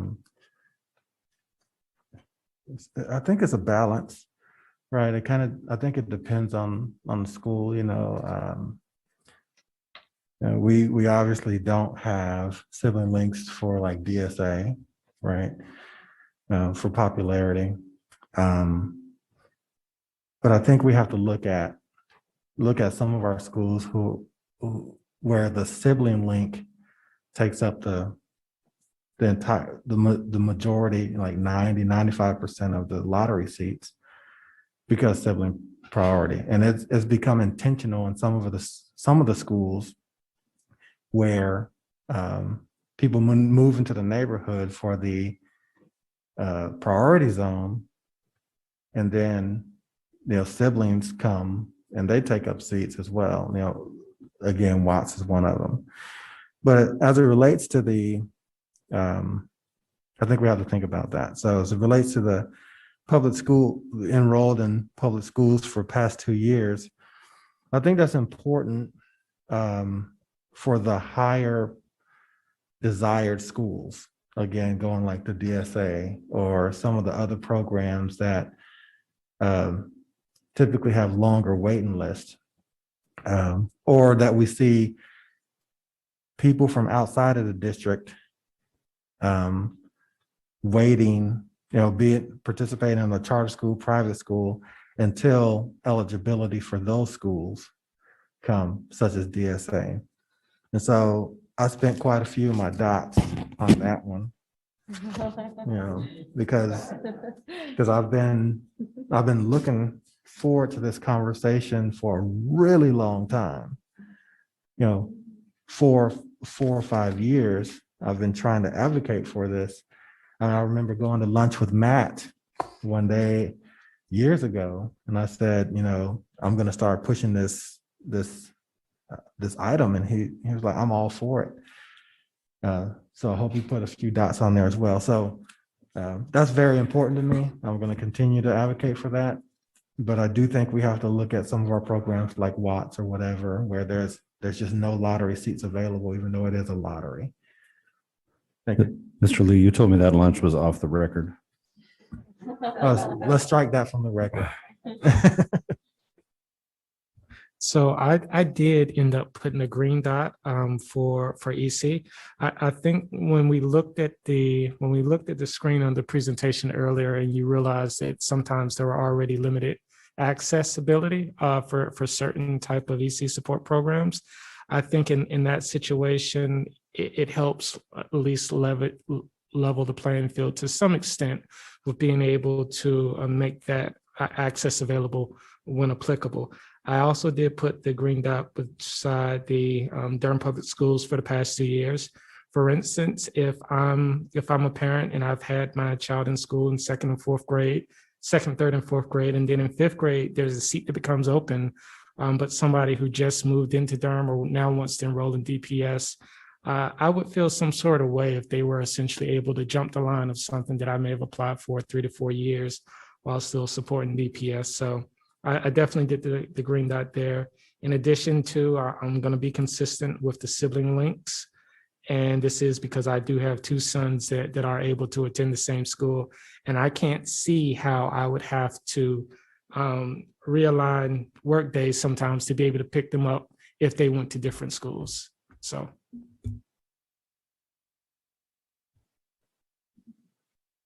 All right. So for me, with the program link, I wasn't sure, again, if our year-round is considered like a program. So in addition to putting a green dot there, I added calendar link as well. Like you, Mr. Raven, I also did add the special needs, special population EC as a priority. Again, taking care of our most vulnerable students, and based on diagnosis as well.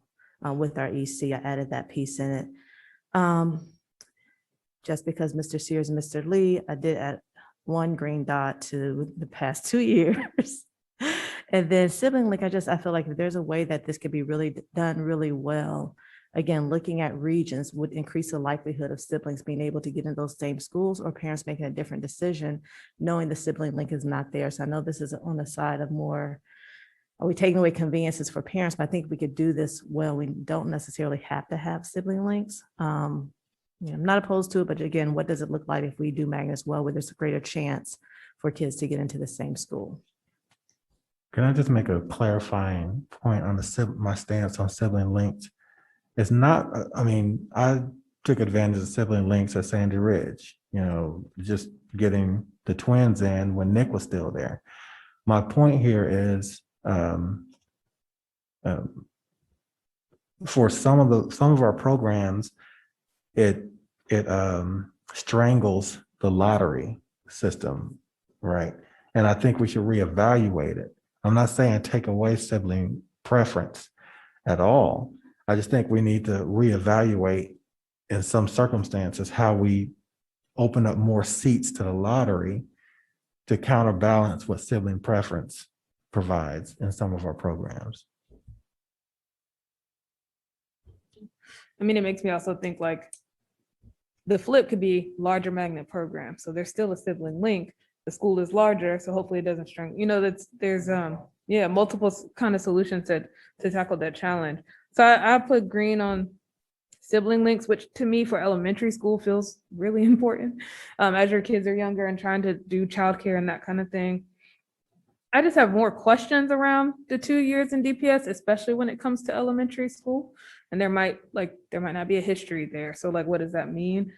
Program linked. And then I have questions around was a green dot EC populations and how that would just work. Like I support that, but the nuances might just have questions around, but we're not here to get into that part today. That's just where my priorities are.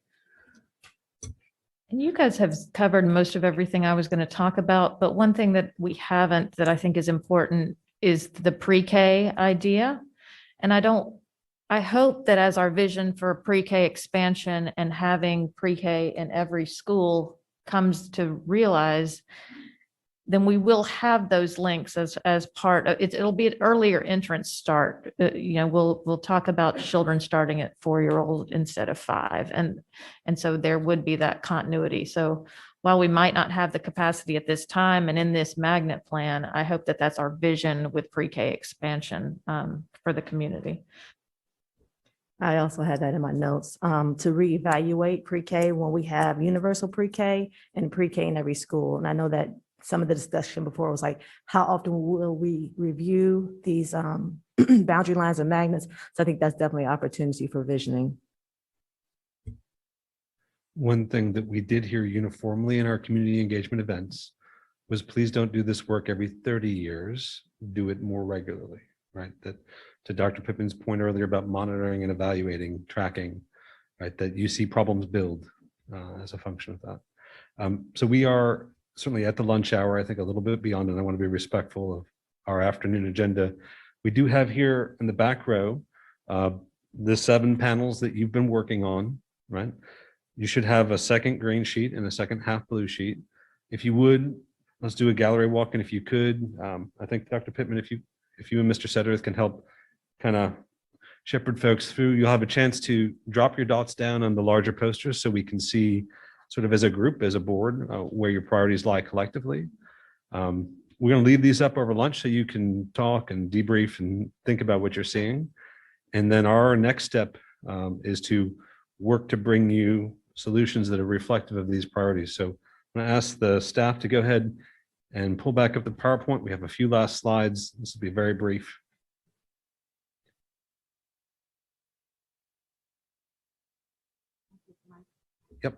So while they're doing that, we've laid out the, on the tables in the back, replicas of your worksheet, beginning with the first page of your worksheet there and progressing to the right. So you don't have to start all at the same one. We can spread out and manage it that way. Okay, next slide, please.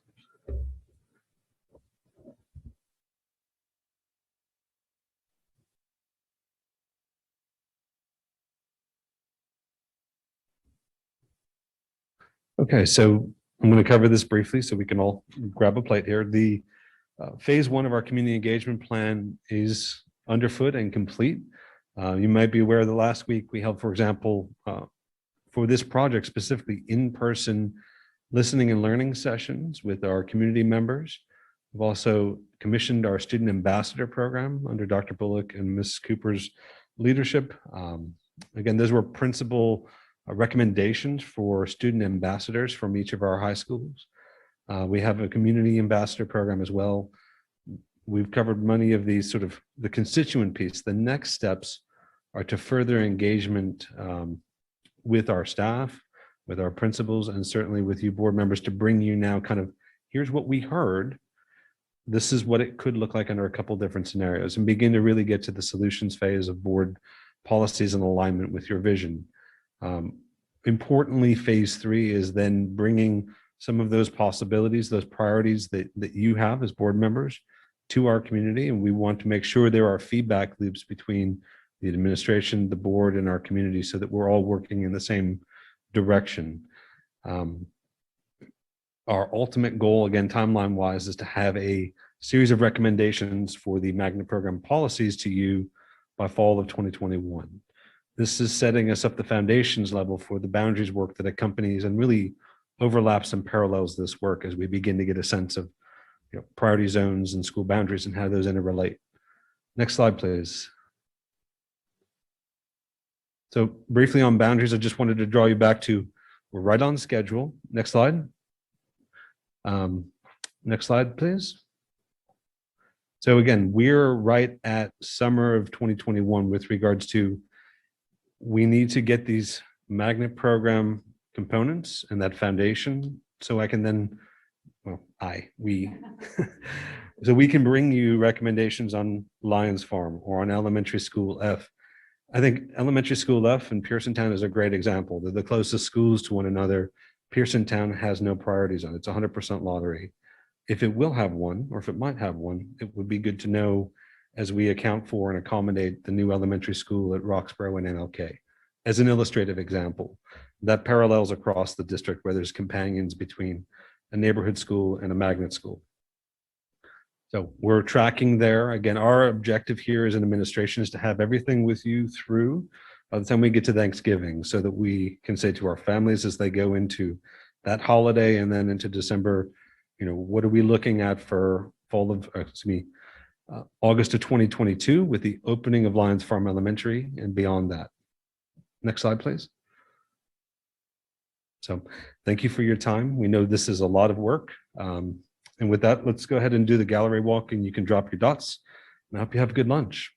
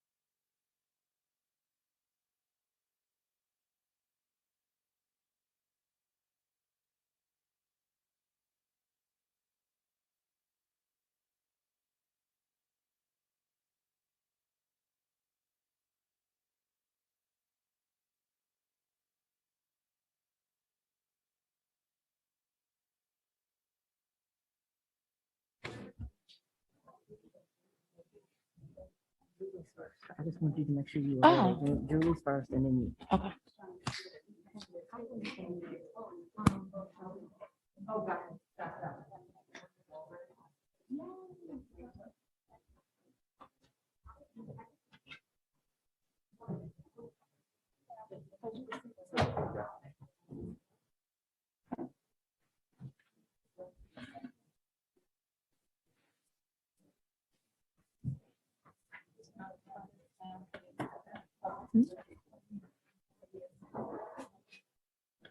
All right. Welcome back, everyone. The public that's joining us. We took a brief lunch break. We're able to stretch our legs, take a little mask break for ourselves. And we're excited to transition to the second part of our agenda.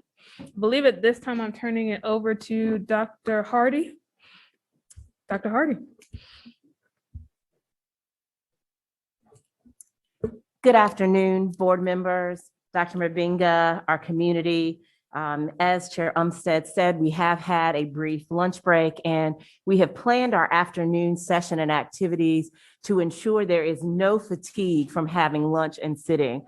So it will be an afternoon, continue to be filled with the opportunity for engagement from our board members, activities, and so that many of our board members have the opportunities to truly experience the execution and the work that has been happening this year, most of which was spent during COVID closure.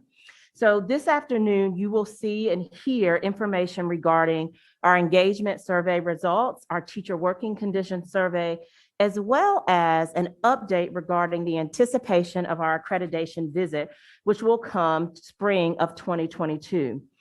And finally, you will continue to experience and see activities, videos, really engaging in the work of our strategic plan and hearing an update regarding every single priority. At this time, I'm going to ask if we can pull up our presentation.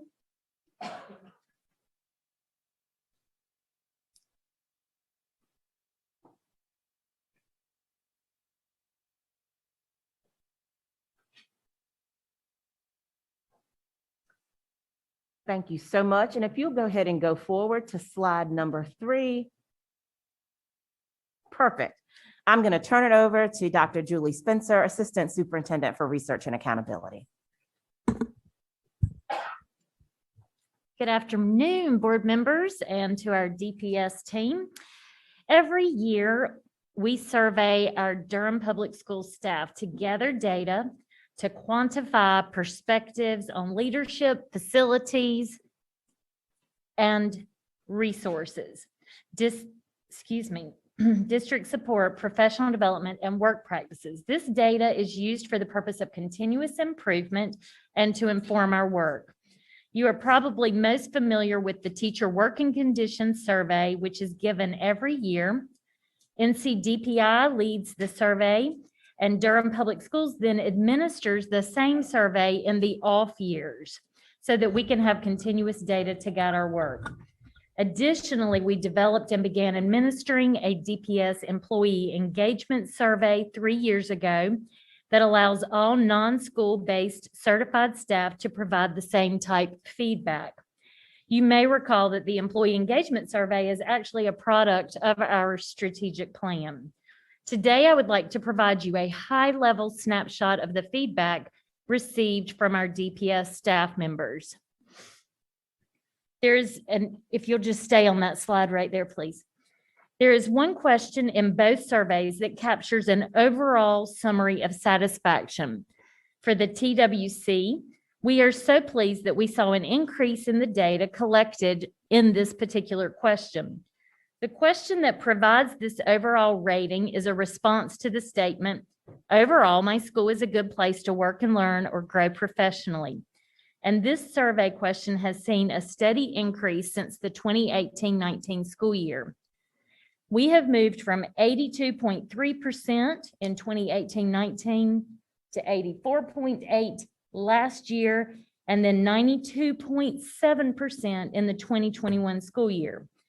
Meaning 92.7% of our certified staff in our schools state that overall they believe that their school is a good place to work and learn and grow professionally. Wow, what a tremendous accomplishment for our school district. And I know that you may also be wondering how this compares with the state. In the 2020 TWC that was given by the state percentage for that particular question was at 87%. The 2021 TWC was administered just in DPS, so we don't really have a comparison for this past school year. So how does this look at each of our schools? Well, this slide notes which schools saw increases. The top list of schools increased from 5 to 10%, and the bottom group had increases above 10%. Additionally, we have 14 schools that have reached a 100% mark with their staff members, and that said that overall their school is a good place to work and learn and grow professionally. Next slide, please. There are many highlights within the survey data. In addition to the overall question increase that we just spoke about, we saw the biggest increases in questions around technology, PD, cleanliness, safety, high expectations of students, as well as the overall perspectives about high expectations for students and self-reflection. We also saw increases in teachers having access to resources, especially technology. We also saw an increase in the atmosphere of trust and mutual respect. Next slide, please. As we plan with this data in mind, we know that we need to continue thinking about technology access, parent engagement, teacher input in the school improvement process, and the need for differentiated professional development. Additionally, we know that schools are using this in their planning for next year and strive to address specific school needs that they saw in their own data. Next slide, please. So the employee engagement survey includes all other Durham Public Schools staff at both the school and the district level. For example, it includes school staff such as school treasurers, data managers, instructional assistants, as well as district staff such as folks in the central services buildings, including custodial, transportation, child nutrition, human resources, finance, et cetera. Similar to the TWC, the employee engagement survey has a question that we call the overall question. We also saw an increase in the overall question within the employee engagement survey. DPS staff who agreed or strongly agreed with the statement of overall DPS is a good place to work and grow professionally has moved from 83% our first year of administration in 2019 to 85% and to 88% this past school year. We also want to point out that 91.2% of our school-based staff taking that said that their school and or department was a good place to work. Next slide, please. There are many ways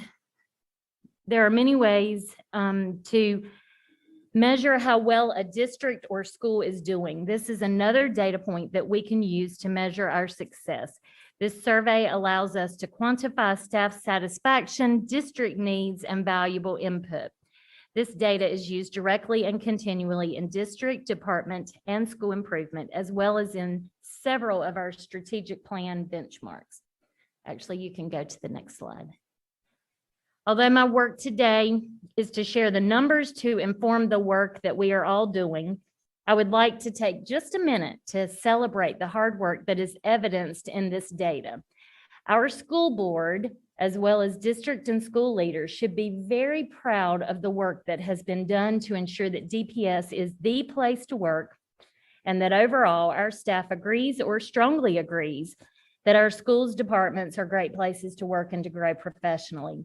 When our community hears negative feedback, this is a solid data point in which we can all use to tell of the fantastic work happening in Durham Public Schools. As you listen to the strategic plan updates this afternoon and of the great work happening in Durham Public Schools, it's so important to also know that overall our DPS staff is satisfied with their work environment. And I turn it back over to you. Before we transition into accreditation, I think we will be taking some pause for question and discussion within each section. So we will pause to see if there are questions or discussion regarding our engagement and teacher working conditions survey for our team.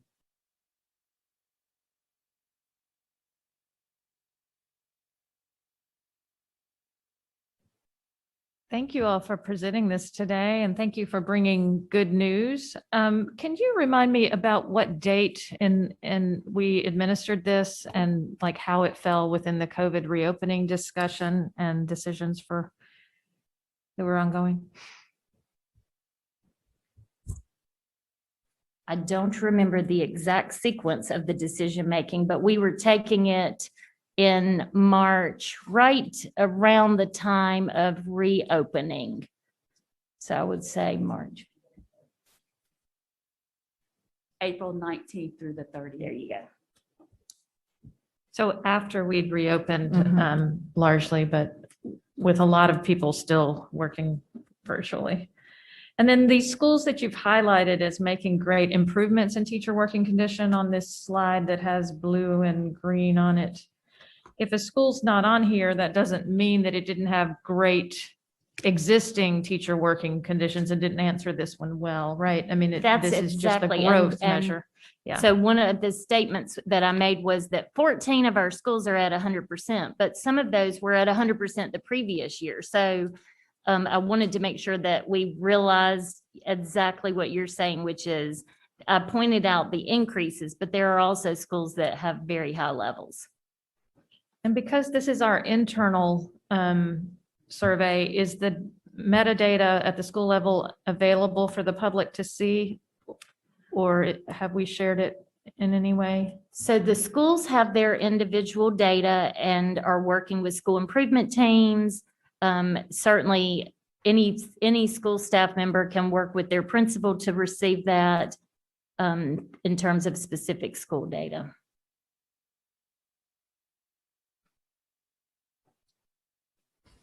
I know we are really transparent when it comes to data. This is something that we can ask our school leaders to make it available at their respective websites for public consumption.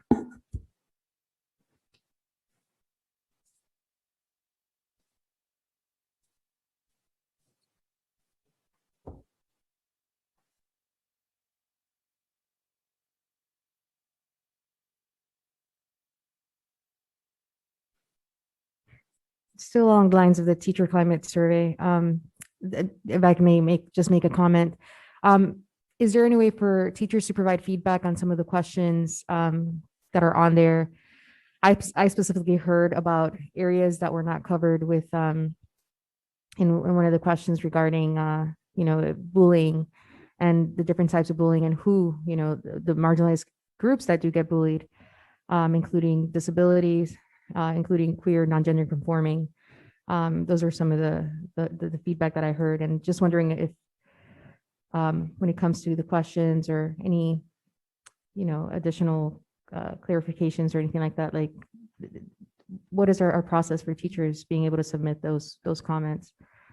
So our TWC mirrors the state TWC so the purpose of that is so that we can have the data every year instead of every other year. So I too received a couple inquiries from staff about questions that they felt like should be included. Of course, we don't really have control over the state version. And we do want to make sure we maintain a level of consistency so that in our questions, so that we can measure it every single year. But what I have gotten a couple of other questions. And so I think at some point we have to ask the question, do we want the DPS years to add other data? And certainly that can be explored. The employee engagement survey is I'll call it a very condensed version of the TWC, picking out key questions of the TWC to ask of all staff. And so once again, it's kind of intentional to keep that tracking so that we have it every single year, but certainly it's not meant to be exclusive. It's just meant to capture items that are identified in that way.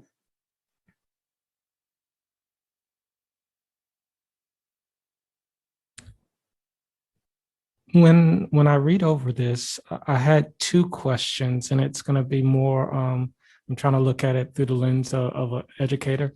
And it looks like they had a few questions for us to consider just based upon the results. And one dealt with the professional development aspect.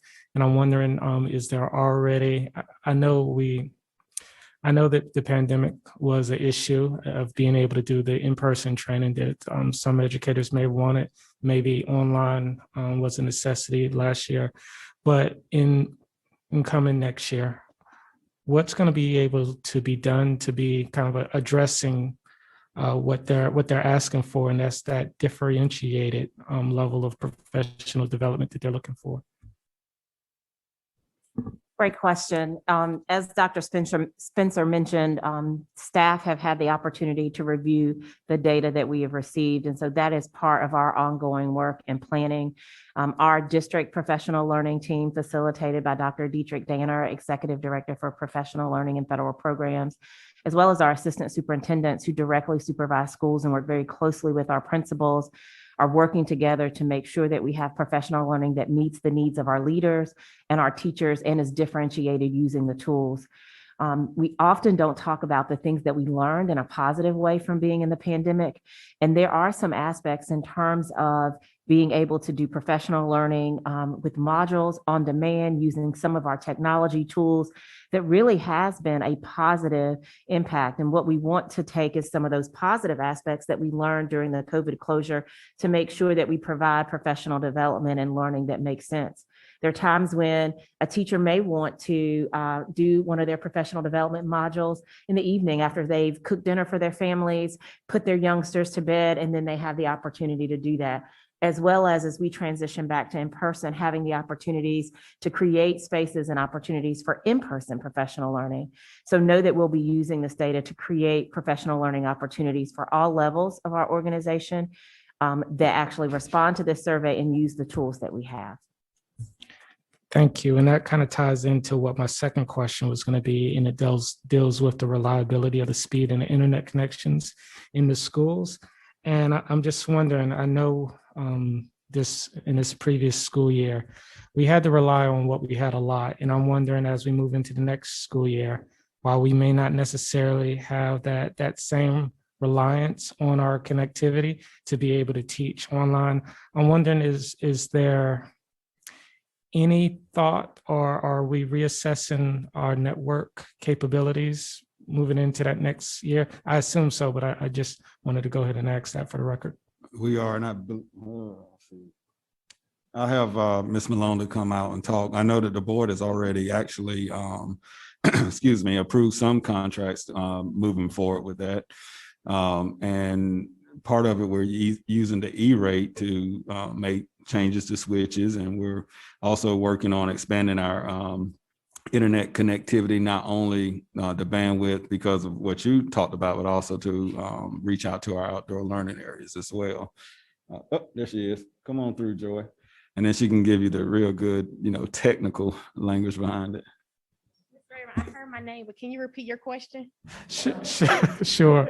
Right here on the TWC, it had questions to consider in the reliability and speed of the internet connections in the schools. And I was just kind of wondering broadly, how are we looking at our network, our connections, even though we may not necessarily need it and need the speeds that we necessarily need it this year, but I know in the future that will be an upcoming need. So I'm just wondering what we're doing on that. Yes, actually, I was just on a call with Spectrum. So we're having frequent vendor management conversations regarding the speeds that we're getting from Spectrum, the hardware that we have for our wired and our wireless connections. We're starting to look at right now as well our access points. So a lot of these equipments are out of date. And so starting to look at them not only at locations like this, but in our schools.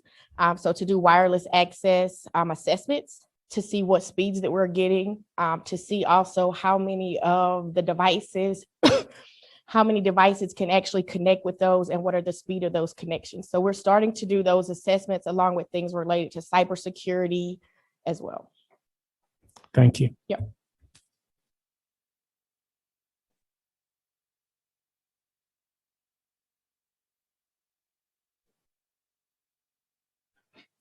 We will continue to push forward, and next we are going to transition to our accreditation update. Many of you were probably on the board 5 years ago. Some of you were when we had our accreditation update. And so we want to preview some of that work for you. Know that you will be receiving regular updates in work sessions as well as in board meetings as we progress throughout the next academic year. If you'll go to the next slide, please. So most of you probably remember hearing about advanced ed, and advanced ed is now called Cognia. So oftentimes we have companies that will change their names or be acquired. So now our accreditation network is Cognia. And accreditation means that as schools and as a district, we are constantly working to maintain and improve the quality of the services that we provide to our children in our community. Know that the district contact and lead for our accreditation process is Ms. Ashley Stevens. She is our Director for School Innovation. She's also helping and coordinating with several folks across the district, our summer learning efforts, where we have thousands of children who are in our schools today. And so going to turn it over to Ms. Stevens to take us through some of the things that we can anticipate. And then after we finish this section, we will have an opportunity for questions and discussion. Ms. Stevens. Good afternoon. Next slide, please. Many of you may remember our accreditation process a few years ago. You may have participated as a board member or a stakeholder in our community. During that process, Advanced Ed gave us some feedback about priorities to guide our district in the improvement process. You'll see those listed above.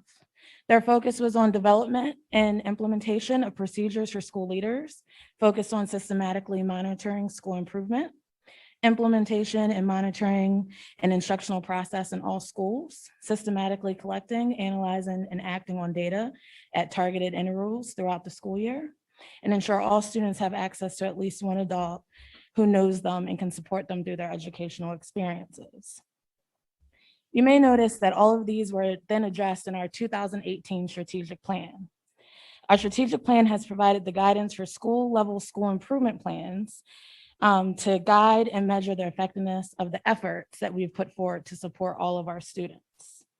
All of this work has been a part of what's called our improvement journey. As we continue the end of the journey, it prepares us for our engagement review, which will happen in spring of 2022. Next slide, please.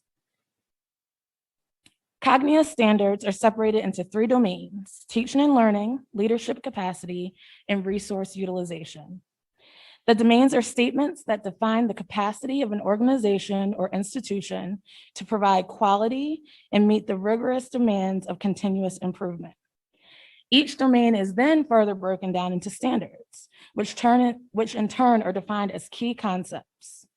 The performance standards are research-based statements that describe conditions that are necessary for institutions to support organizational effectiveness and improve student performance. Next slide, please. Previously with school accreditation, there was a huge focus on in the preparation of evidence, documenting the school's improvement work happening across the district and within specific schools. Cognia's focus is not on specific documentation. They don't want folders or binders, more so the ongoing process that we partake in to engage and increase in our overall effectiveness in making positive, measurable impacts on all stakeholders, primarily students, by focusing on and implementing 3 essential elements: learn and share, examine and plan, and act and evaluate. Our domain focus teams will be working to reflect on the work we have done throughout our improvement journey.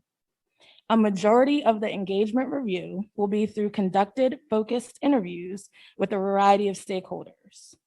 Our teams will compile the information to support our work towards each standard and communicate those connections to our stakeholders. Next slide, please. This is a brief timeline of the preparation that will occur prior to our engagement review in spring of 2022. The review will occur over 3 days with the team from Cognia. During our engagement review, we will present an overview of our improvement journey Cognia will participate in many focus interviews, and they will also review any survey and observational feedback that we may have collected. We will work with our research and accountability team to ensure we schedule all necessary surveys this fall in conjunction with any other feedback needed to complement the work we are already doing. Thank you. I will now turn it back over to Dr. Hardy. When she said they were not necessarily concerned with artifacts, I saw some of your eyes move and your body language change, because if you remember the accreditation process in the past, there were binders and binders and binders. And so what I would share with you is that this is definitely more of an engagement and authentic process. So during that 3-day review, they're going to be having engagement opportunities with board members, with our community members, internal stakeholders. And it really is going to be about gathering this authentic interpretation of the work that is happening since that previous 5-year review. One of the benefits, since Dr. Mabinga has taken the helm of Durham Public Schools and through the direction from our board in creating our strategic plan and the work that we've done, there will be automatically some authentic communication that will come from the work that we have been doing as a community. We will definitely, as every community receives feedback, to help us during that continuous improvement process. So we want to make sure that we are providing authentic information so that that feedback helps us continue to get better as we serve our community in Durham Public Schools. This time we'll turn it over to the board for questions before we go into our next section.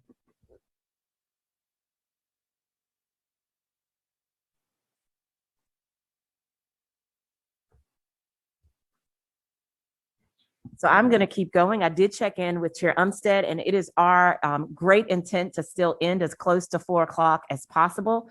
We are now going to transition. So if you'll go forward, I think just one slide to our strategic plan updates.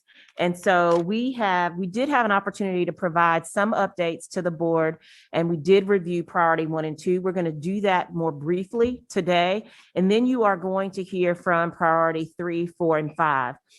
Our intention is to take a break after priorities 1 and 2. However, please, as you know where the restrooms are and there are still some snacks in the rear, please make sure that you have the opportunity to do that.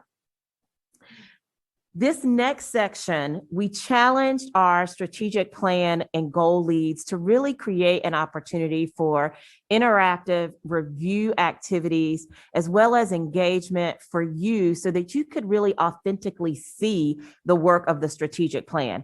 It's hard in this room or when we're in Fuller to replicate the classroom experiences, the recruitment efforts, the positive interactions that occur. It's hard to do that in these rooms. So our teams took that to heart. So we're going to begin with activities. You're going to see interviews. So if you thought the afternoon was an opportunity to sit back and let that, after lunch fatigue come, you're not going to have an opportunity to do that this afternoon. We're going to start with priorities 1 and 2, increasing academic achievement, supporting our whole child.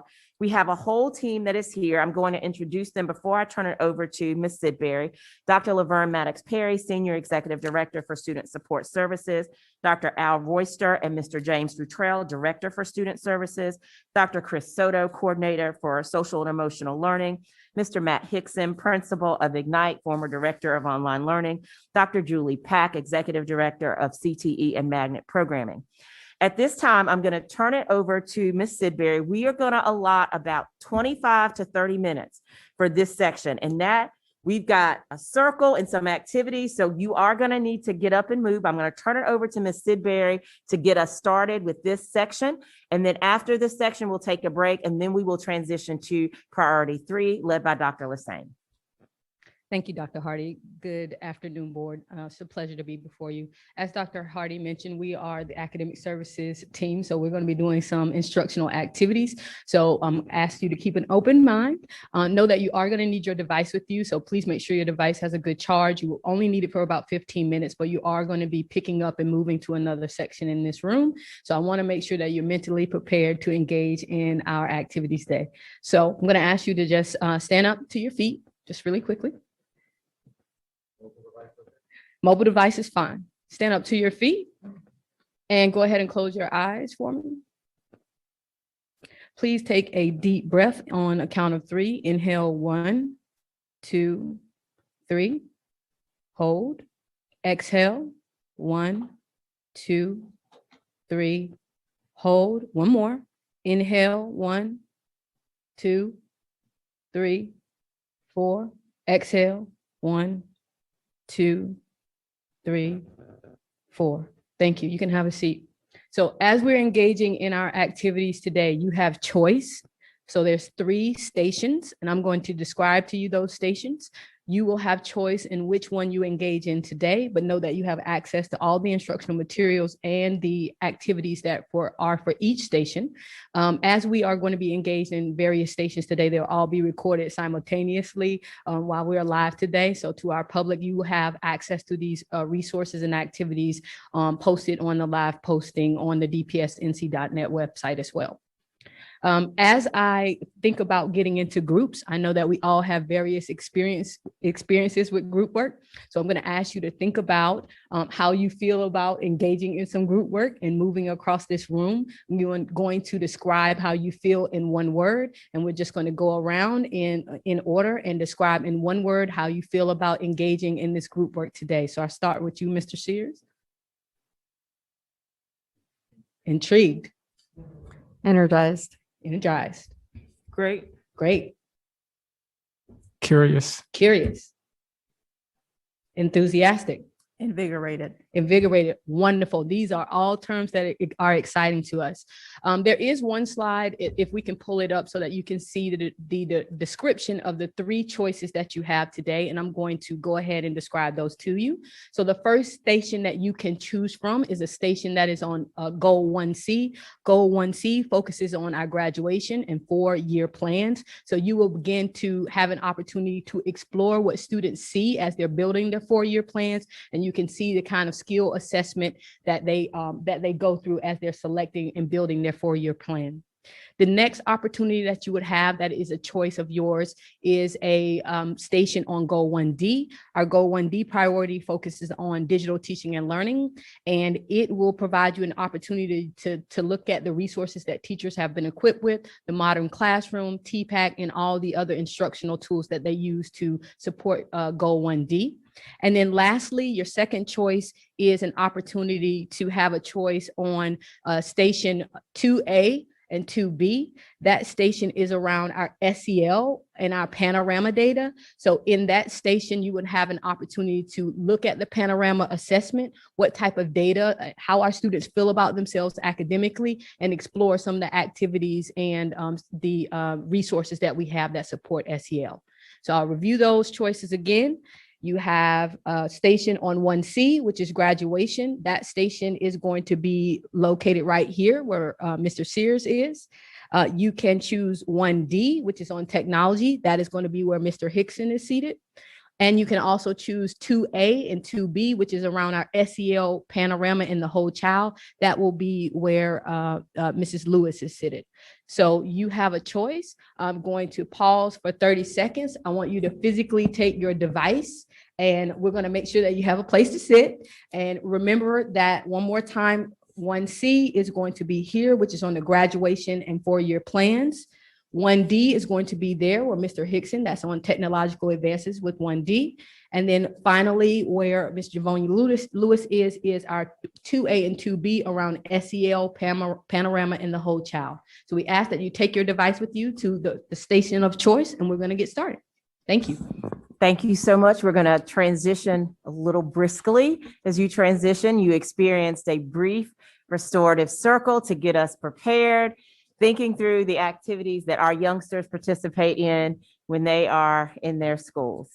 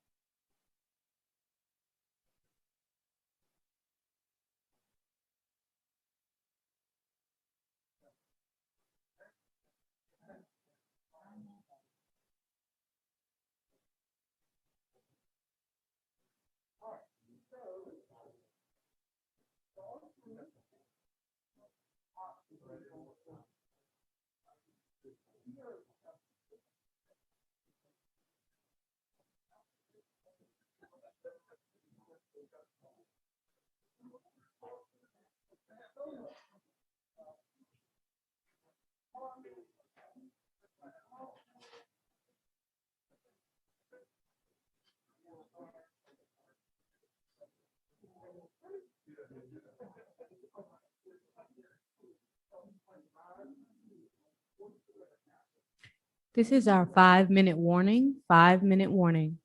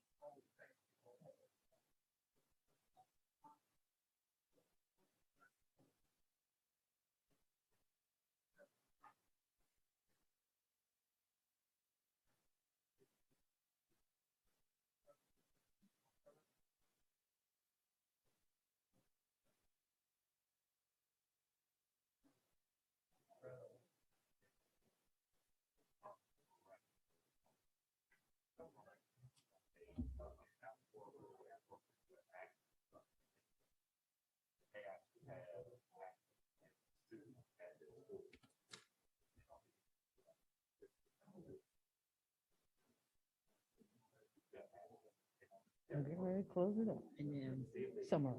How long are you giving them to summarize? Not very long.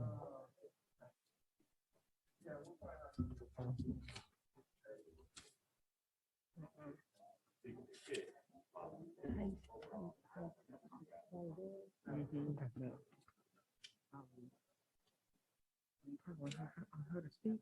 Those are the two people who are at the station. So I'm gonna say, I had two participants at the station. Who would like to summarize what you're most excited about what you heard from the station? No, I think that's good. I just need to go home and. I understand that. I definitely could see that. 2-minute warning, 2-minute warning.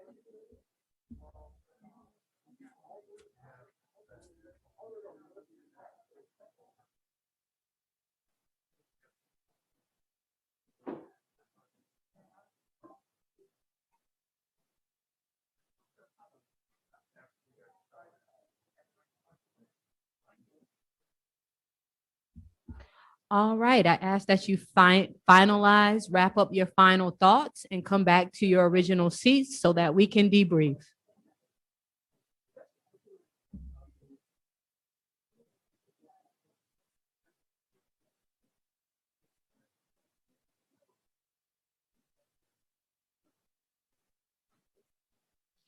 We are returning back to our seats in 5, 4, 3, 2, and 1. If we can pull our slide back up, please. So I hope you had a wonderful and engaging small group instruction around a topic of your choice. Lots of instructional strategies were modeled for you today, including restorative circles, although it was a modified one, and starting the day with centering ourselves and making sure that students clearly understand the intent of the day. We also had differentiation in terms of choice.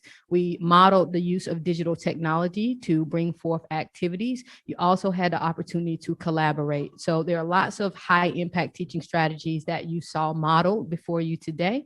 So what we want to do is, since everyone did not have an opportunity to engage in every single station, want to take a moment to allow each station to report out on the thing that they are most excited about or something that they heard that was really compelling in their station work. So I'm going to start with station 1C. That was Mr. Royster and Mr. Fruitrell. And I think Mr. Sears and Mrs. Lewis were at those stations. So I'm going to ask them if they would like to reflect. You can bring forth anything that you thought were compelling and tell us a little bit about your station activities.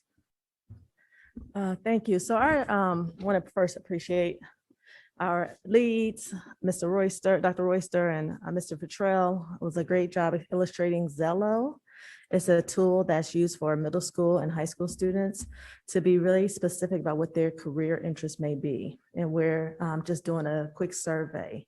What I appreciate about the survey and being able to engage and interact is it gives our counselors, career counselors, opportunities to work with children, help to advise them in course selection and also to support them in even clubs that are coming up and have direct intentional invitations and engagement and bringing our kids in based upon what they review, what comes out of this Zello.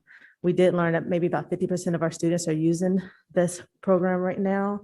And of course, I would love to see more access, more students using it, and maybe again, letting parents know that's out there. I have a middle schooler and I would love to see if he's tapped into it. So thank you. Good job. Did I represent? Thank you. Thank you. All right, we're going to go now to a summarization of Station 1D that was led by Mr. Mac Hickson. Participants there were Board Member Raven and Board Member Byers. I asked one of them to kind of summarize your experience and tell us what you were excited most about your experience. So we were able to go over, or I was able to participate and watch the Modern Classroom project video with Mr. Hickson and Dr. Beck. And to me, it was one of those things like, it's like, oh, wow, that's common sense. We should really be doing this. In the scenario, what happened was you literally saw the individualized learning that was able to take place while a teacher may have been able to teach everything through their computer. Everything may have been pre-recorded presentations or whatnot, but the teacher was then able to reallocate their time to groups of students. So you could give a more individualized and accelerated learning pacing. And it was, I mean, you watched and you like, this just makes sense. So I was appreciative to see that. And it's just interesting how the simplest things look like they can help the most. Thank you so much. Ms. Byers, do you have anything you'd like to share? Awesome, thank you. And then last but not least, we'll go to our 2A and 2B station that was led by Dr. Maddox Perry and Dr. Soto. Participants at that stations were Board Member Valadares and Board Chair Umstead. We ask that you bring forth your summary and your thoughts about that experience. Thank you. Thank you, Dr. Soto and Dr. Maddox Perry for leading us through. We saw a couple of things. We saw a little bit of the panorama survey that we know that our students are participating in taking, which looks at SEL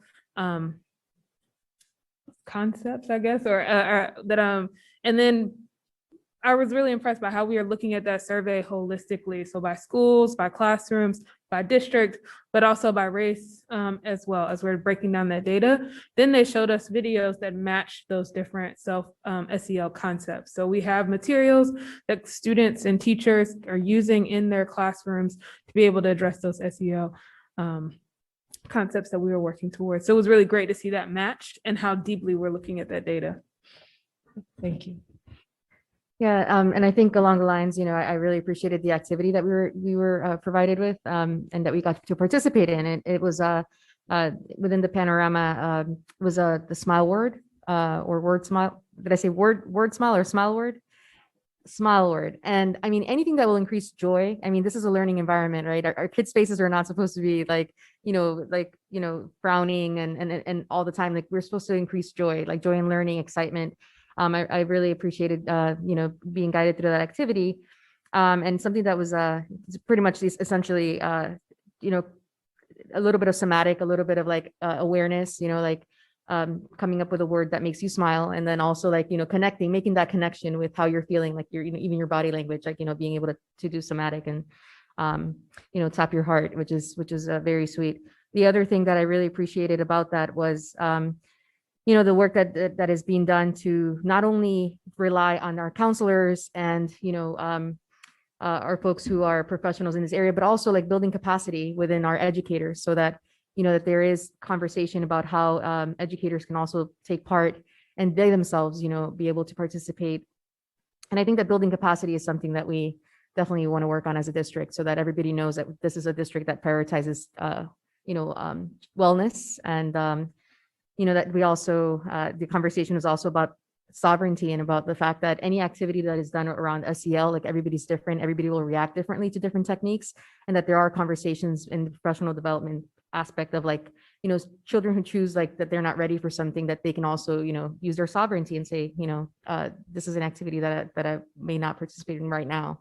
I think that is just wonderful and beautiful, that it's not imposed, but that is something that we are cultivating, we're growing, and nurturing in that aspect. So thank you.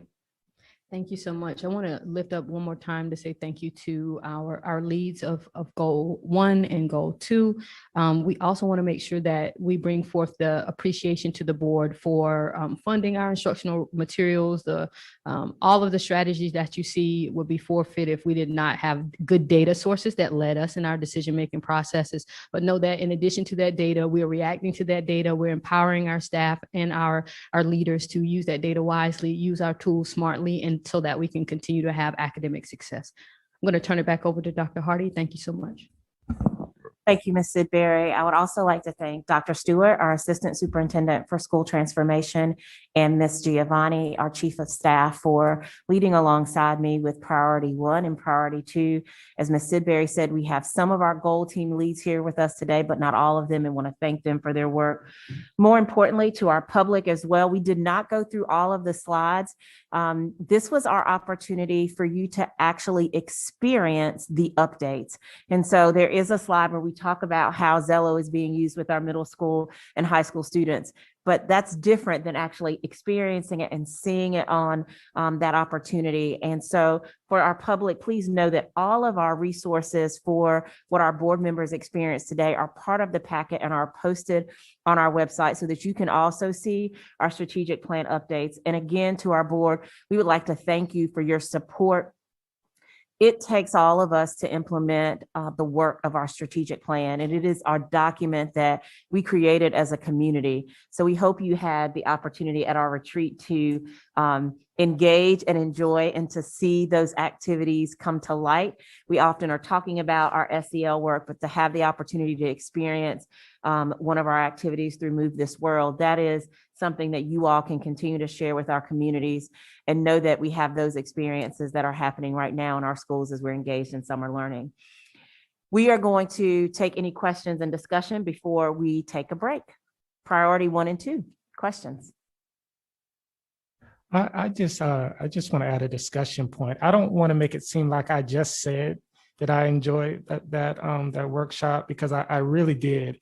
And I'm thinking about myself as being an elementary school student and being out of a class for a few days, whether you're sick, maybe you had chicken pox, and you come back to school and you're trying to figure out, how do you catch up?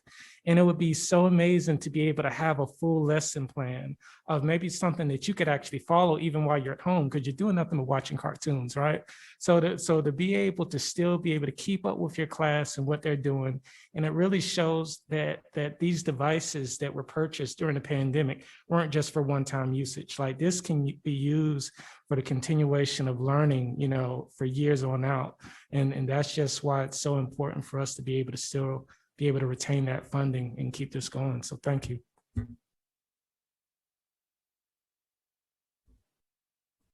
I just have a comment, and this is just par for the course along the lines of SEL and the opening. So when I heard the list of activities, we were told a lot of them are based on restorative practices, right? So, and we were opened up with, told to stand and to breathe. One of the things with that for me is sense of belonging is one of the things we want to work towards. I add that it's wonderful to breathe in. I'm also wondering about our kids, imagining our kids saying their name, because part of restorative practices is also your own personal sovereignty and saying your name. Like, who are you? Who are your people?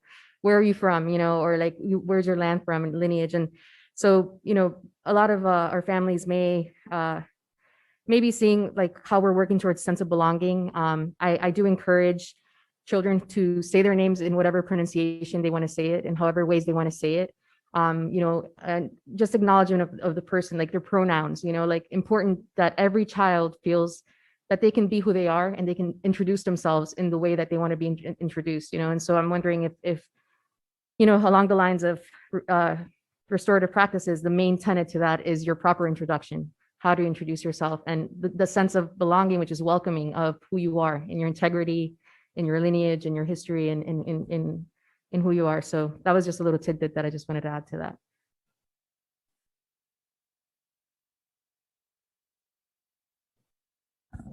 So we will take a 10-minute break and come back. And next, we will turn it over to Dr. Lassane and Mr. Sutterth, and they will lead us in priority 3.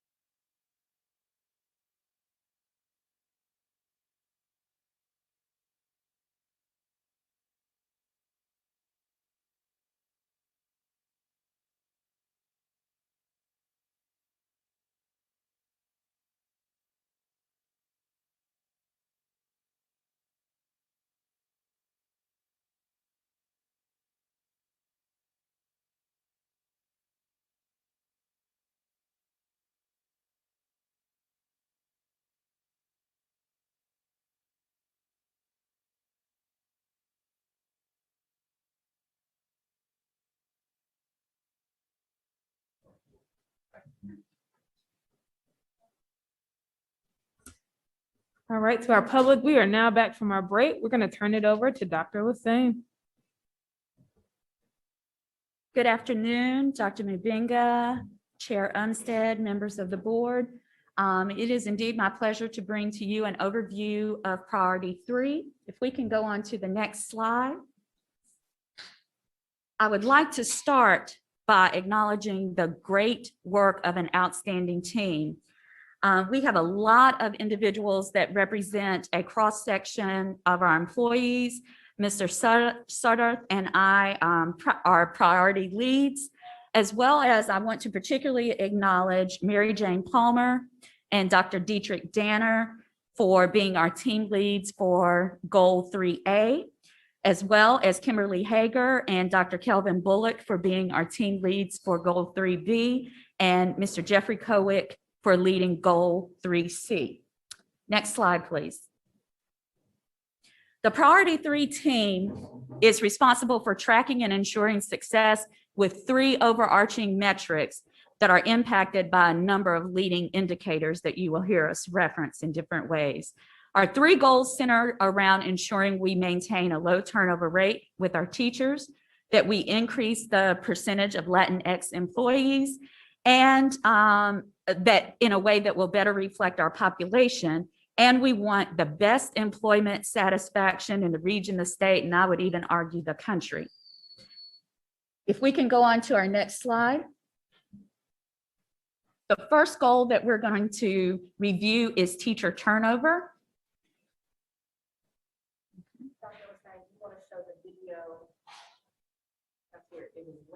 Okay. Just let's go ahead and show the video. Let me do a context and then we'll go ahead and show the video. Part of what we're going to talk about with this goal is related to a piece that you'll see. So this is just a short 4-minute goal. I want to take a minute to introduce you to Mr. Davrin Rory. He is one of our outstanding beginning teachers. He serves on our committee. And when we were talking about teacher turnover, his insight was very enlightening for us as a team.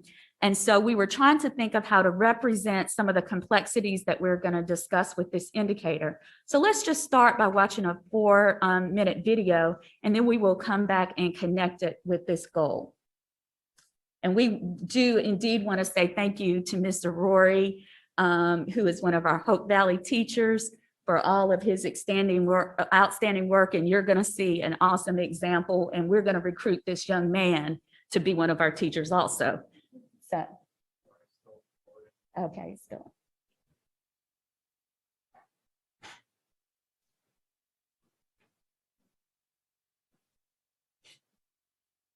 Yeah.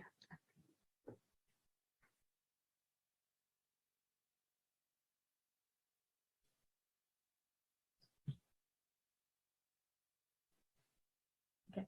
While we are still waiting, While we are still waiting for the video to upload, I want to talk a little more just to make the most of our time. We are excited about the results with teacher turnover. This is our greatest indicator of success for Priority 3. We have reached an all-time positive end of this metric over the course of 3 years. And so when we come back on the slide, you're going to see that we're currently at a turnover rate of 11.7%. That will fluctuate a little bit in the final metric, so it's just at a preliminary stage now. Day. I cannot do no more interviews, no more.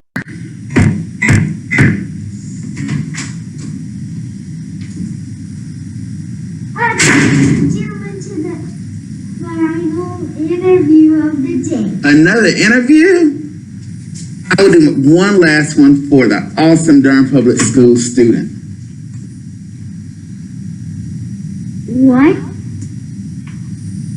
attracted you to Durham Public Schools? What attracted me to Durham Public Schools?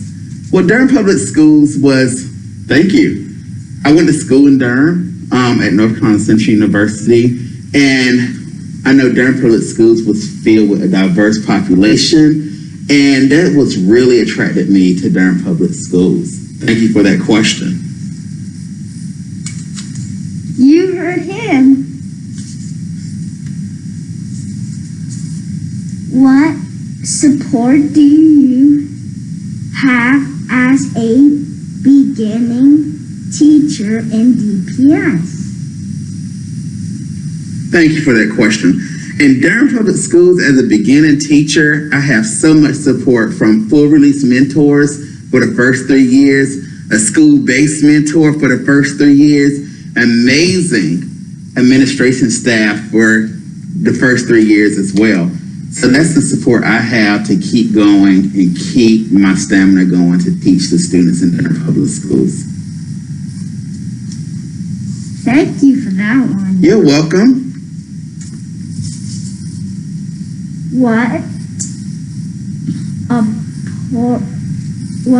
opportunities do you have to make a difference in the community? What opportunities do I have to make a difference in the community? Well, I will first say I'm currently the coordinator at Hope Valley for We Are Kings. The program is for our Black and Latino boys of color to decrease in-school and out-of-school suspension. I'm also the equity champion to come back to the school and talk about equity and equality, make sure everyone is treated fair and is getting the same thing here in Durham Public Schools. My first couple of years working, I had a program called Power Up, and that was for all boys, grades 3 through 5, to play basketball and build stamina to reading. So those are ways to make a difference in the community. Thank you for that. Why stay in DPS? Why stay in DPS? Stay in DPS, I'll be able to teach young boys of color like yourself. I will be able to continue making a difference, and I will continue to have an amazing place of opportunities. Thank you so much for those questions. You're welcome for all those interviews. Now I guess you're tired of this one, so Can I ask you a question? Yes. How do you enjoy Durham Public Schools? How did I enjoy Durham Public Schools? Well, I enjoyed it because I had a really nice classroom and a really nice teacher, and I really enjoy like learning everything that I could in my classroom, and doing all this thing, all these wonderful things that can help boost my brain. So that makes me feel really proud of being in DPS. Thank you. That's an amazing answer. You heard it here first from Hope Valley's finest. Continue having a great day.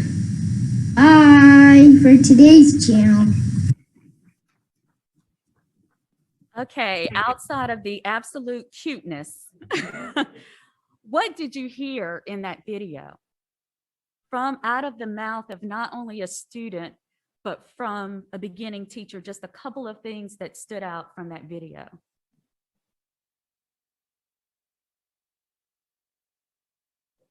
I'd say the layers of support that the teacher spoke about. Having a school-based mentor, having another full release mentor, feeling supported from the administration at his school, like those layers I think matter to know that you have people all around you supporting you as a beginning year teacher. Okay. Couple of more examples. I think the opportunities that he feels he has as a teacher, the different things he feels he can do, and where he can go with his career. And did you hear how he's already embedded in the community? He's doing things. This is extra.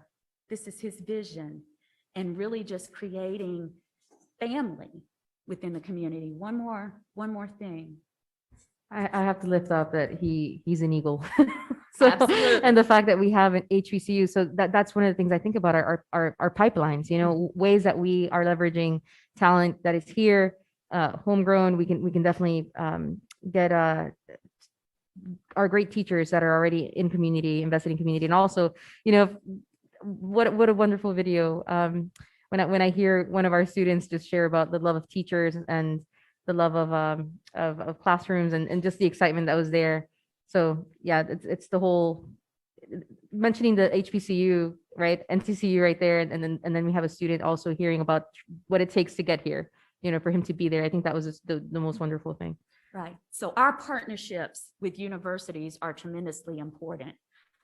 A couple of other nuggets that you heard are the value of the diversity of our community and how that attracts. Think about the leadership piece, not only Mr. Rory's leadership, but building leaders within that classroom. And so there are so many things that we can garner from having these conversations with our teachers and really digging into not only what attracts, but what helps individuals stay. And so that was a very impromptu video. And we would also like to thank our principal, Mr. Miller. I want to acknowledge that's his son in that video. And so they were just playing around and did that. So I hope you enjoyed that. If we could bring back up the PowerPoint presentation.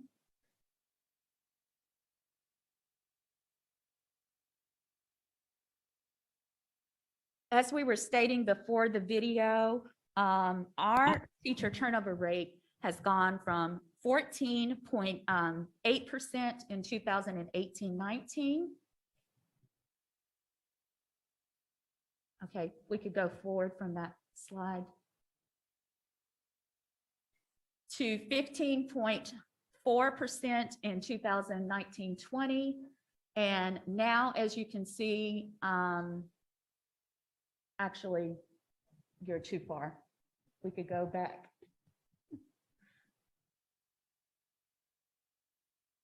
Keep going. You have several to go back.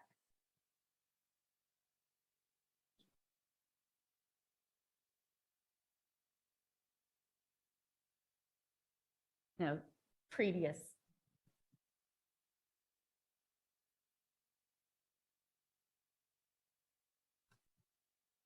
There we go. Thank you. And this year we are at 11.7%. Next slide. With our celebrations, this is the lowest teacher turnover rate in 3 years. And we have met the goal all 3 years and exceeded the goal 2 out of the last 3 years. But we also know that even though we have this to celebrate, we have to be cautious, okay, to ensure that we do not regress with this metric. And so having those conversations and really digging into what is specifically leading to our success is extremely important. So we have to understand the reasons why. Next slide.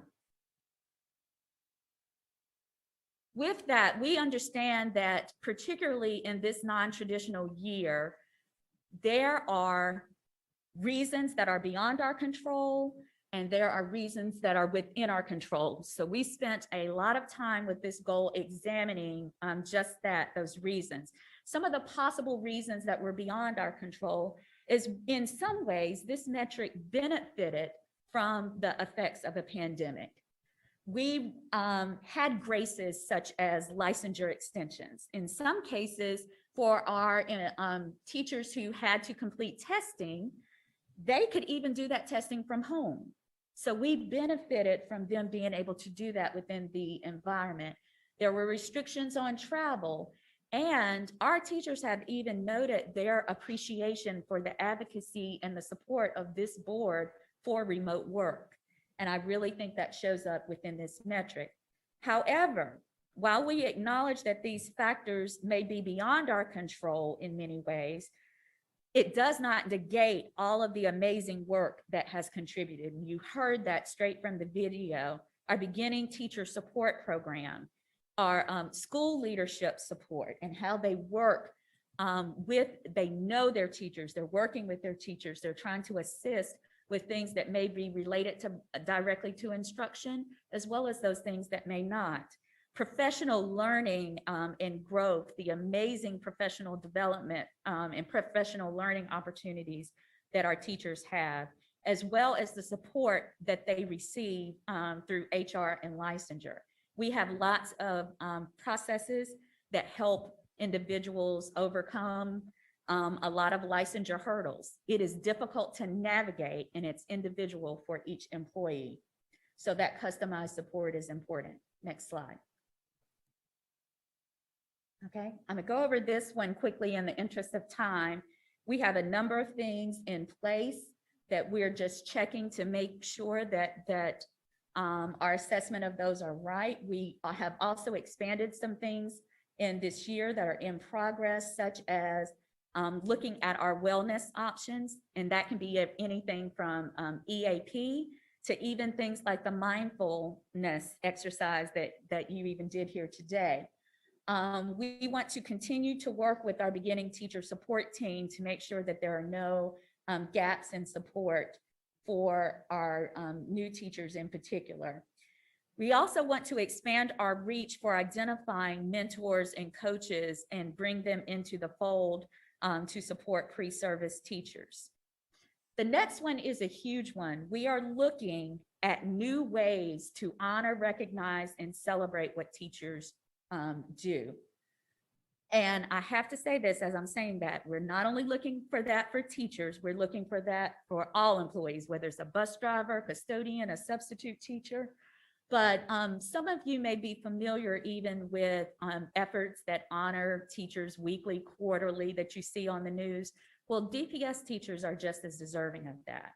And so we have to identify new and different ways that are meaningful to celebrate the work that is being done.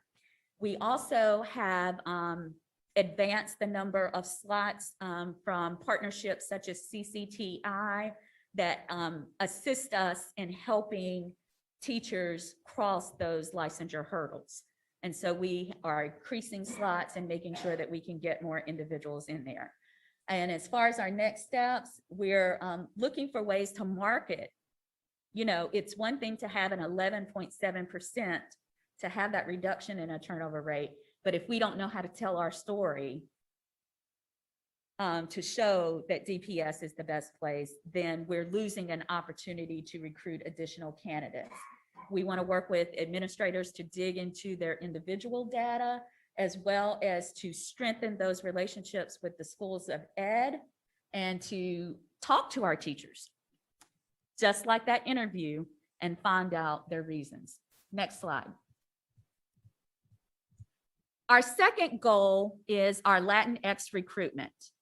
Now, it is hard for me to say that we did not meet this goal. Next slide, please. The goal this year was actually to be at 6%, and we are currently at 5.1%. And so as far as what was outlined in our plan, we did not meet that goal. We are supposed to be with this metric to 10% by the year 2023. One of the things that we're really digging into is the background and the history of this metric. On an average year, DPS hires 400 to 500 employees. If we parcel this number down for our current number of employees, we would have to hire on average about 100 Latinx employees every year to meet this goal by 2023. I offer that up as not an excuse, because we're going to do our best job to make that. But if we look at our current hiring trends, that is a huge gap that we are going to have to be able to close to ensure that our workforce is more reflective of the student body that we serve. Next slide, please. And so with that, we do celebrate, with all of the things that came with COVID, there was a lot of potential for this metric to be impacted even more negatively with movement and restrictions and immigration and all kinds of other concerns that might have an impact on this metric. We still increased the number of Latinx employees even amid COVID. And so we celebrate that. And we celebrate the fact that we did that in the middle of a pandemic. But we also have to review and accelerate our current recruitment efforts if we're going to take this metric seriously and really do our best job to meet that 10%. And we also have to identify new ways to engage the Latinx community. Next slide, please. And so some of the areas of promise that we are already digging deeply into, we'll start at the top and go clockwise, are already embedded in some of our efforts, and some things are new. So one is our TA to Teachers program. We are getting ready to start in the fall the largest cohort of TA to teacher candidates at North Carolina Central University. We are not only excited about that, but amid that cohort, we're going to have the largest number of Latinx participants. So we have 3 individuals that are identified that will be in that cohort.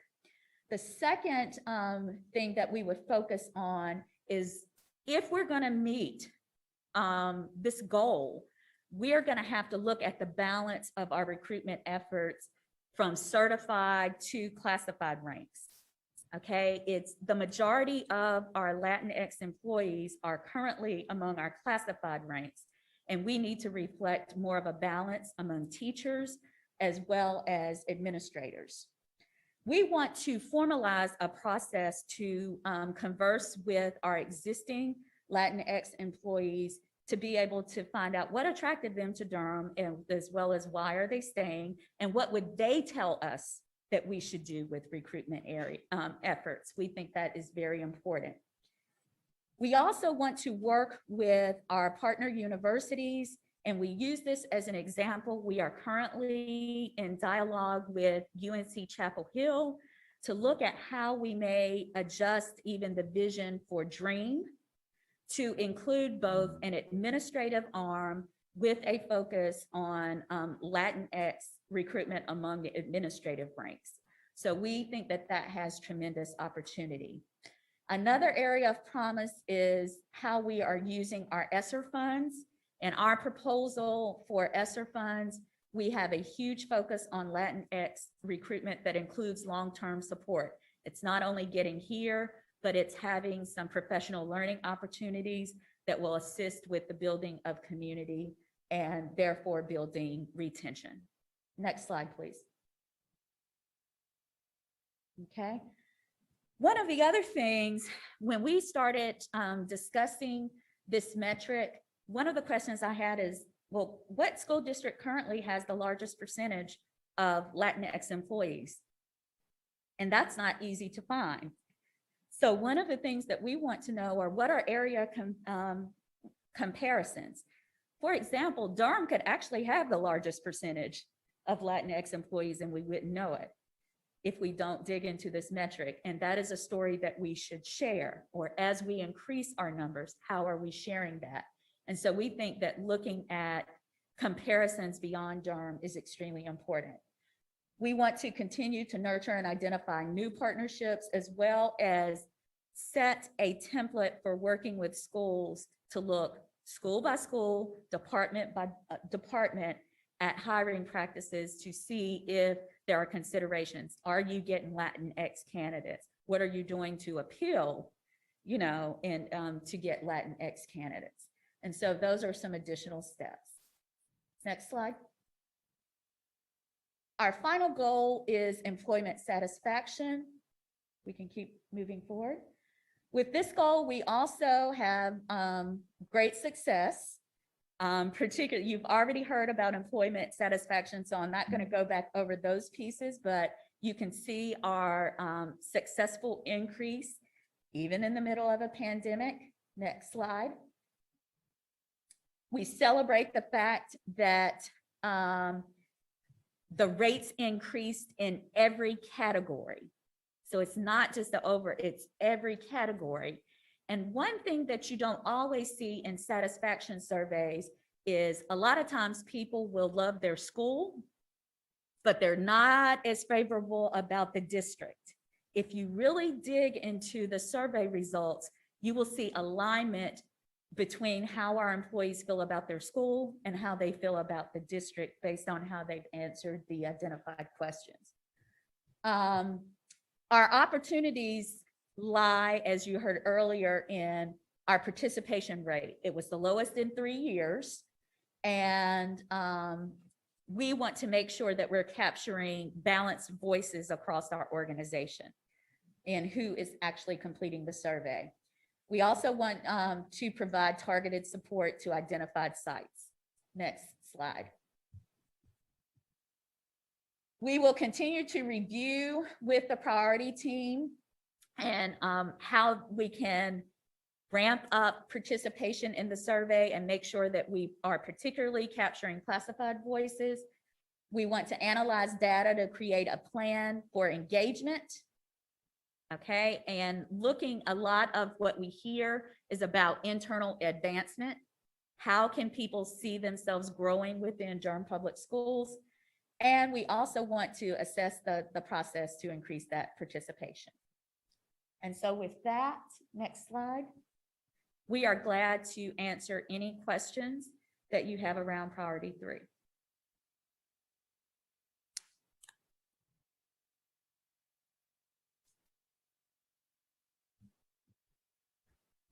Well, I mean, all this information, I think every single one of these priorities and updates, just questions all over the place. But I will speak to one that the one where you were talking about Latinx recruitment and all the efforts. I really, appreciate you laying it out, the strategy of what we're doing. I also want to, thank you and also kind of put this out to the community as well. We have many of our students that are graduating from DPS who are going to Durham Tech, who are going to NCCU.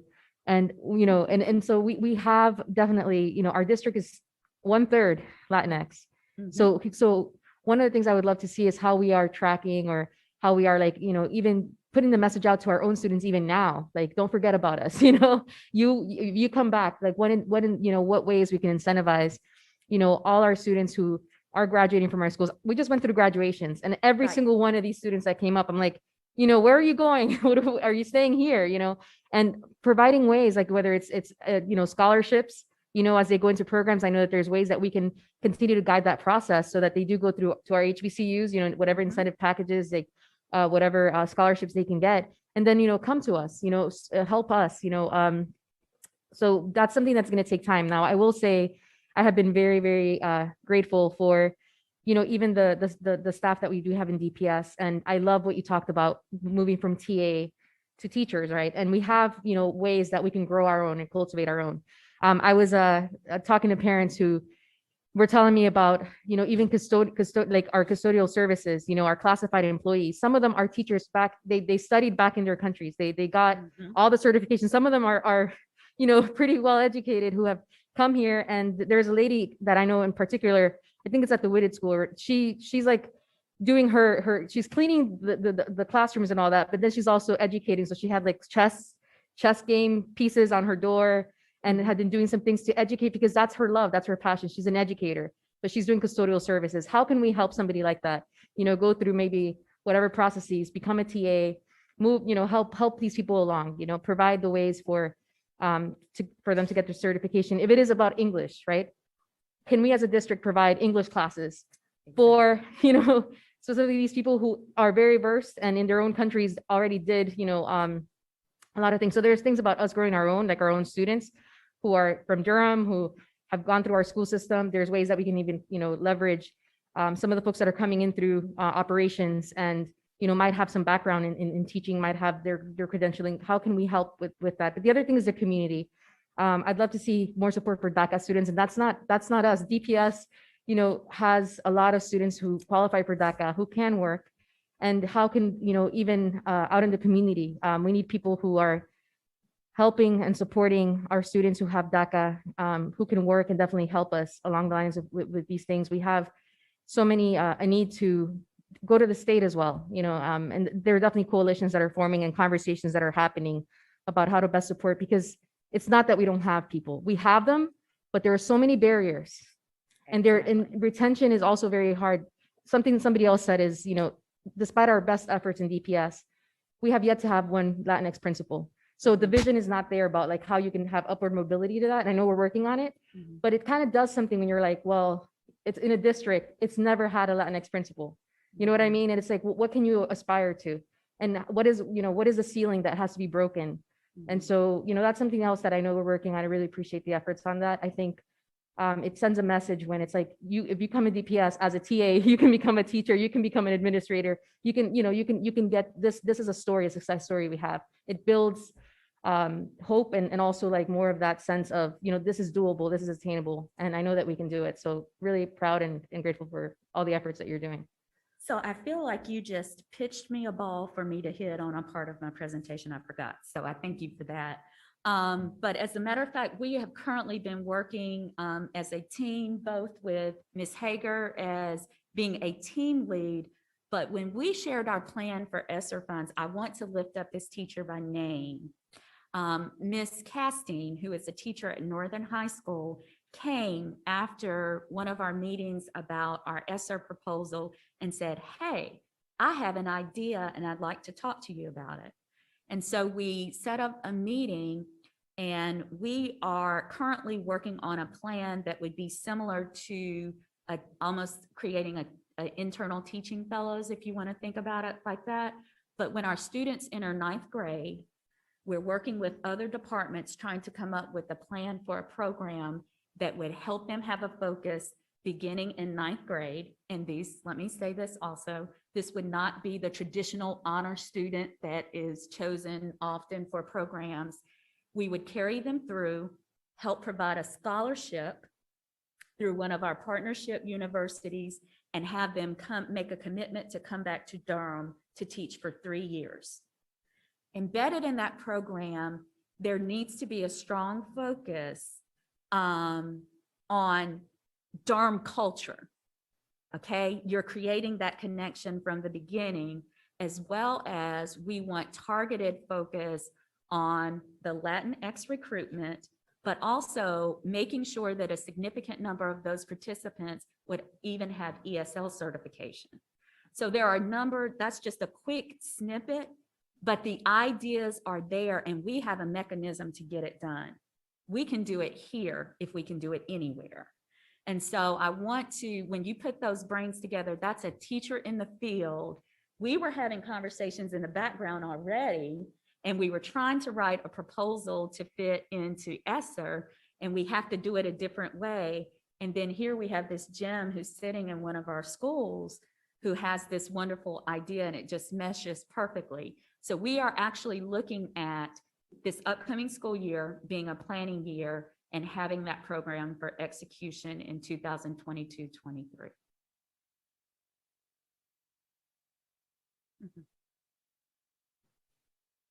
Go ahead, Ms. Thompson.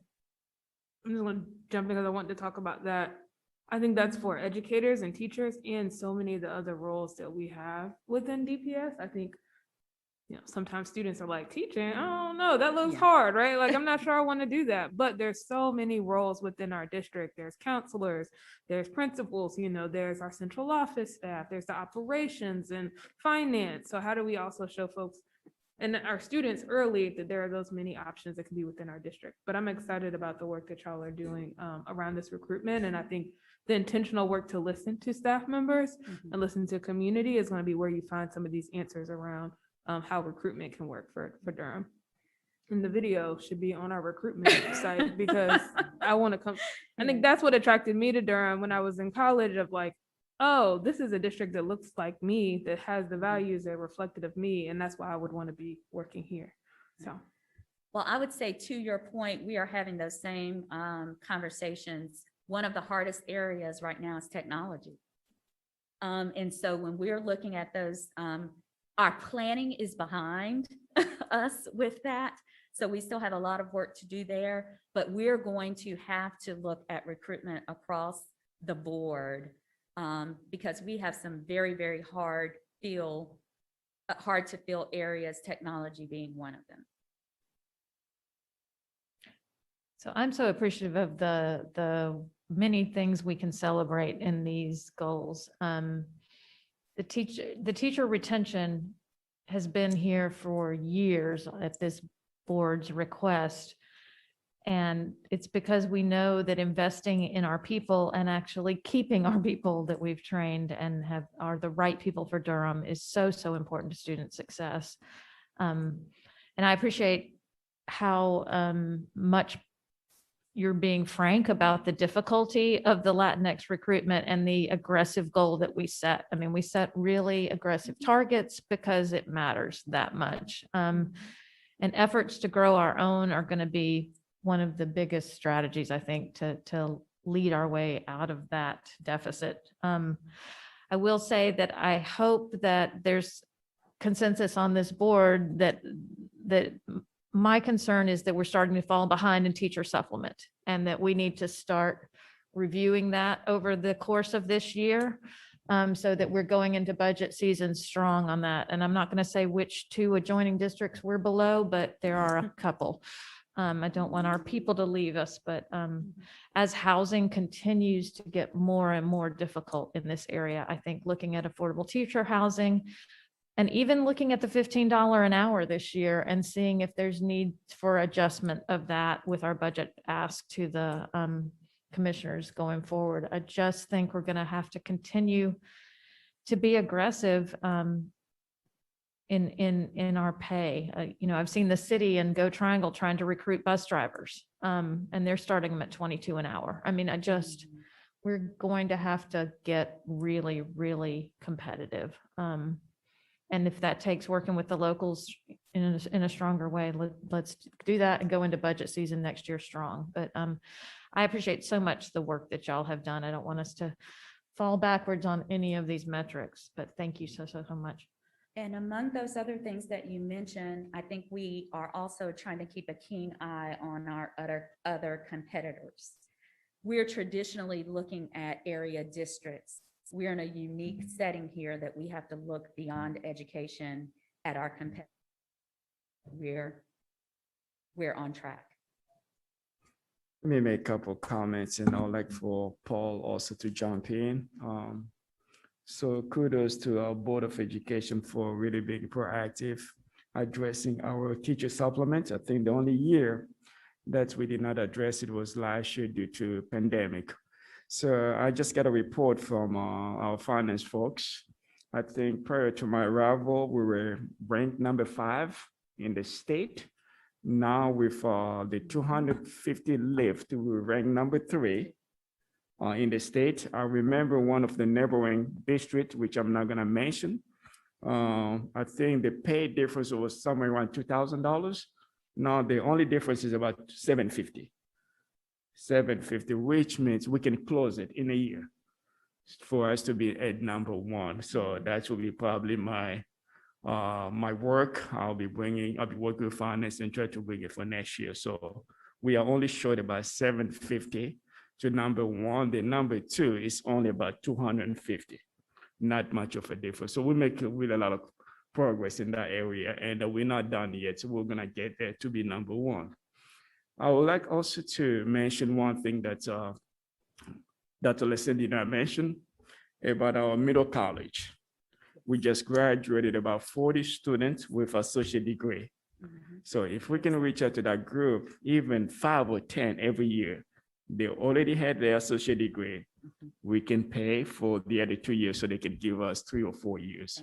And also the early college, those students are graduating with 70 credit, even more. That's another group that we can really go after just for 2 years tuition and be able to bring them back to DPS.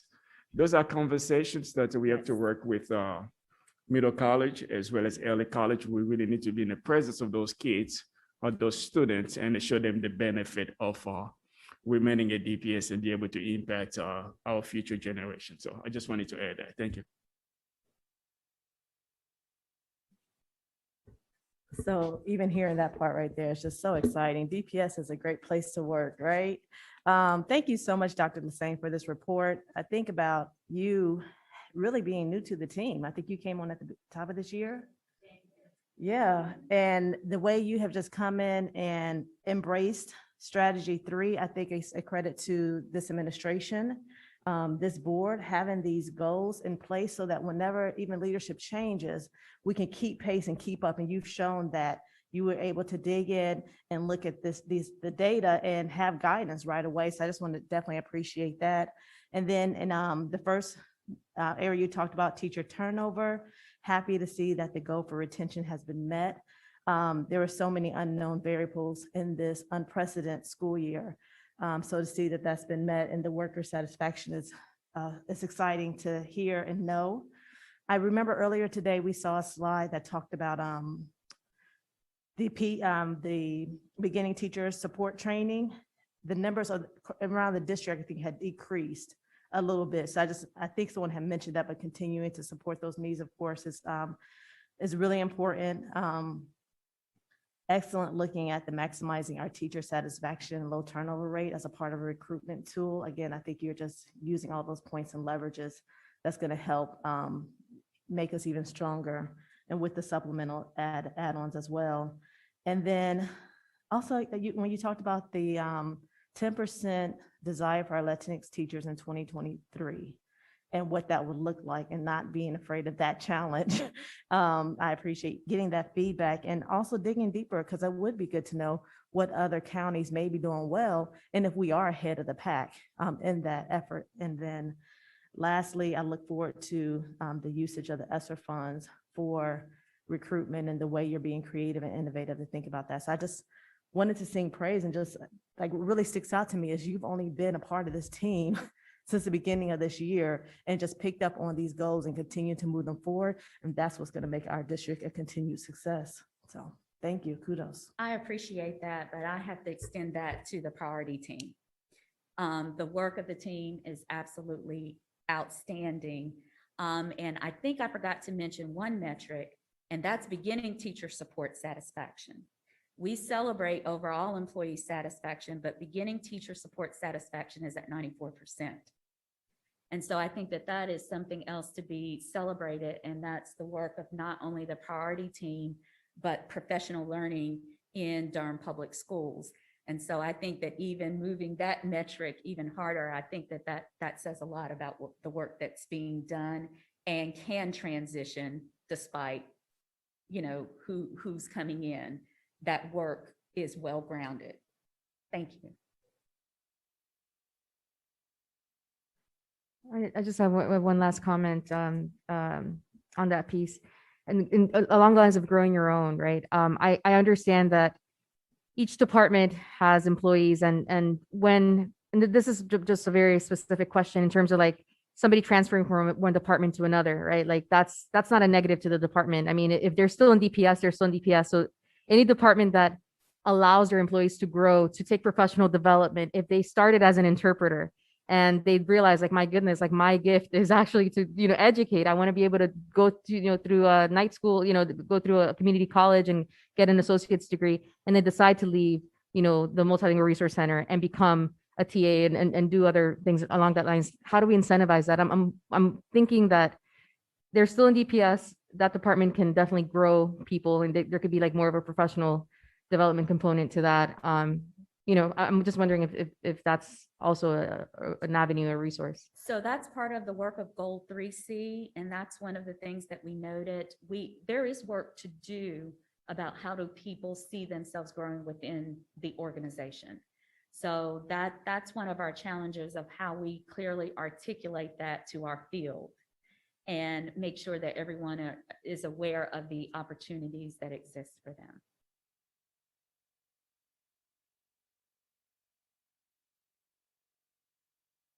That is our presentation. Thank you so much for your questions and your attention.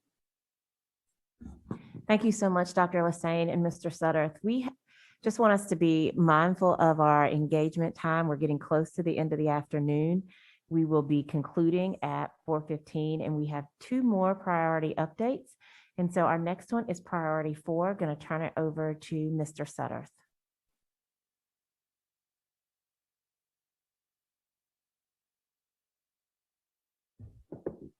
Good afternoon, board members, and thank you for your time this evening. We have a presentation via Prezi that my colleague Sheena Cooper helped put together, and if we can switch to that quickly. I will go through this as quickly as possible. Happy to take your questions, but I'm doing my best to respect the time, the fact that we don't want to be here until 6 p.m.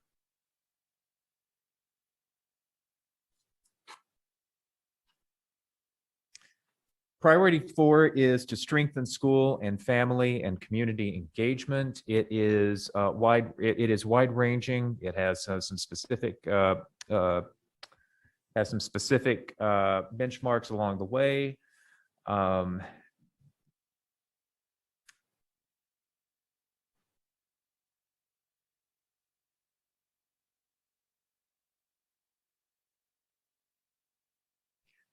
When you're in digital communications, you get used to seeing a buffering symbol. Well, while we're awaiting the loading of that presentation, I am going to describe the 3 goals that are within Priority 4, which is school, family, and community engagement. Goal 4A describes is to improve the perception of each school based upon 4 questions in the Teacher Working Conditions Survey that we've been hearing so much about this evening. Goal 4B, to strengthen family, school, and community engagement. That is a goal that involves a very specific benchmark, calling for a 20% increase in the total level of parent and family participation in school programming. And then goal 4C is specific to that every school will have a community partner that is committed to providing meaningful programs and services to meet the diverse needs of students. So again, a short version while we're waiting on the screen to come up. Goal 4A is about school perception. Goal 4B is about parent engage and family participation in school programming. And goal 4C is about community partnerships. Each of these goals is at the school level, and I think that's really important to uplift that. However, various strategies that we're using along those lines are involved in expand the circle to talk about the district level engagement as well. All right. The first thing that I do want to mention while we are waiting is I want to acknowledge the fact that we found new ways to do public and community engagement and school engagement during unprecedented COVID time. We taught families how to cook over Zoom and YouTube. Great picture here that I hope to bring up soon about one of our northern culinary teachers showing people how to prepare sweet potatoes that were grown at the Hubba farm. Oh, here we go. Great. If we can go forward one slide, please. Thank you. All right. So we have the descriptions of our goal of our 3 goals. If we could go forward one, please. Goal 4A, that's a particularly wide-ranging team of members there that comprises parent representation, teacher representation, administrative, and that is our school perception team. Next, please. If you'll go forward. Dr. Danner and Ms. Cooper lead goal team 4B on parent and school engagement. And then go 2 more, please.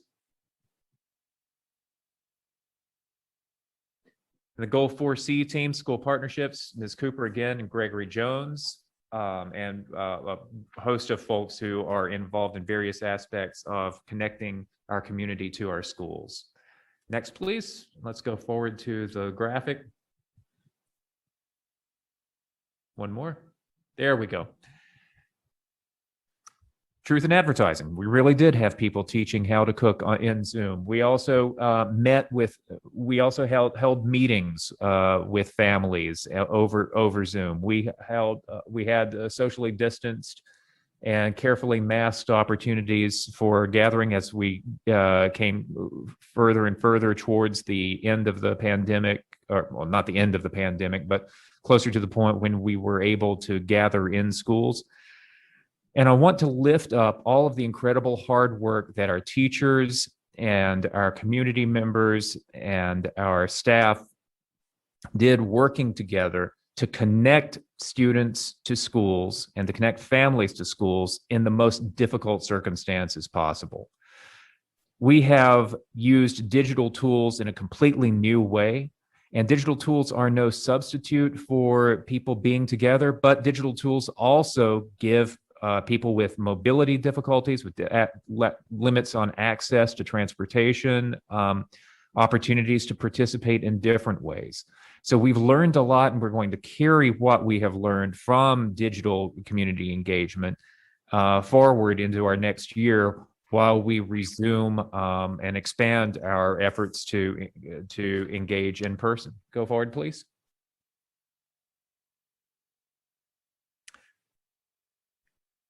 So here's some data updates on each goal. Goal 4A, the perception of each school. You could probably press play on a recording of me over the years that we used the teacher working conditions survey again as a proxy to help measure community feedback in our schools, because we didn't have robust survey mechanisms to really gauge school feedback. So we picked these 4 teacher working condition survey questions as those proxies. Community we serve is supportive of this school. The school maintains clear two-way communication with the community. There's an atmosphere of trust and mutual respect in this school. And overall, my school is a good place to work and learn. If we can move forward to the data update results on those specific questions on the teacher working condition survey, we beat our goal in 3 out of 4. Research and accountability says 3 out of 4 is within range rather than met. I have not told Dr. Spencer yet how grumpy I am about that, but I guess I just did, actually.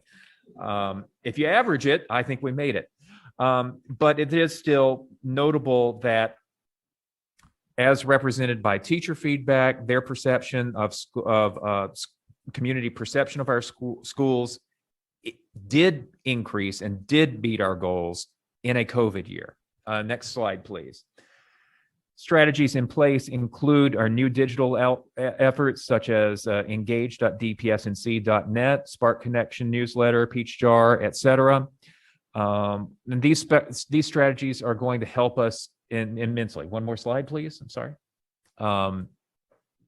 That we're reaching out to families through Nextdoor. We're reaching out through families through a whole bunch of new efforts. If you think about the work that you all did this morning on magnet policy, we'll be able to take the directions that you suggested for us to look into. We'll be able to put that onto engage.dpsnc.net, provide a narrative about where your blue and green dots landed. And we'll be able to share that with the community and get feedback from the community on that. And that'll be part of the iterative efforts that we do for family and community engagement going forward in that process. So we're feeling really good about the digital tools that we have used. And we've also really expanded our support, our multilingual support in district meetings and both Spanish and support for hearing impaired family members and staff. And we're going to continue moving forward with that. 2 slides forward, please, to our strategies in progress. We're working on social media expectations for school leadership. We are partnering in career conversations with bringing webinars, bringing business partners together with our schools. We are moving forward on a mobile app to strengthen two-way communications, and that's at the school level as well as at the district level.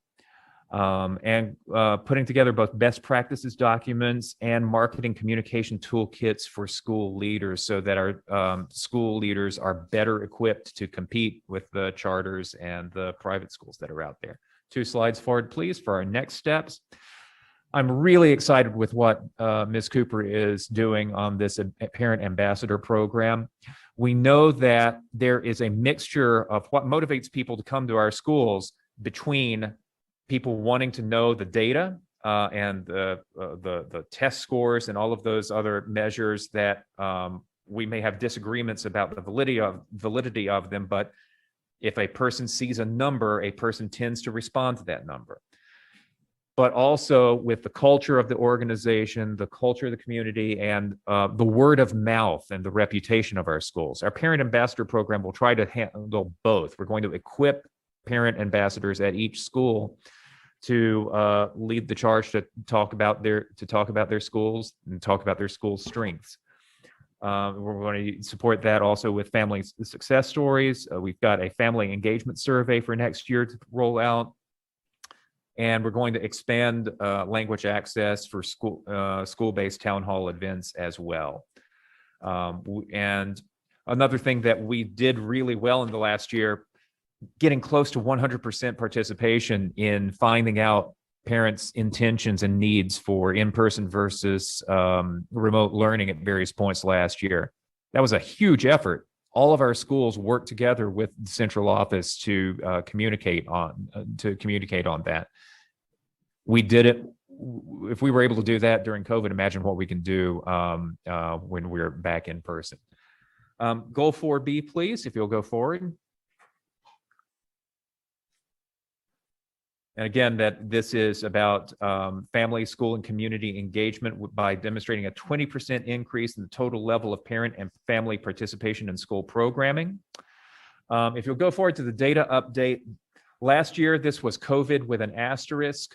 This year, it's still difficult to measure apples to apples. So if go forward one more slide, please. Thank you. 100% of our DPS schools did hold at least some kind of a virtual family engagement event during the 2020-21 school year. That doesn't directly track with the goals. We're going to get back into that for next year, but I do want to lift up how well that our schools and our educators did to make that possible in a difficult year. Next slide, please.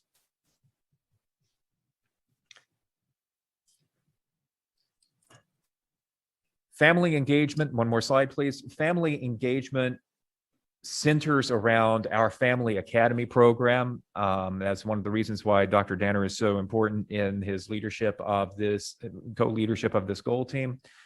We call Family Academy the universal platform for all family engagement programming across departments. And you can take a closer look at this slide in the packet, I believe. But Family Academy is just so inextricably linked to all of the different efforts in our Title I schools. And our effort is going to be to expand Family Academy's reach beyond the Title I schools and make that the platform for every school. 2 slides forward, please.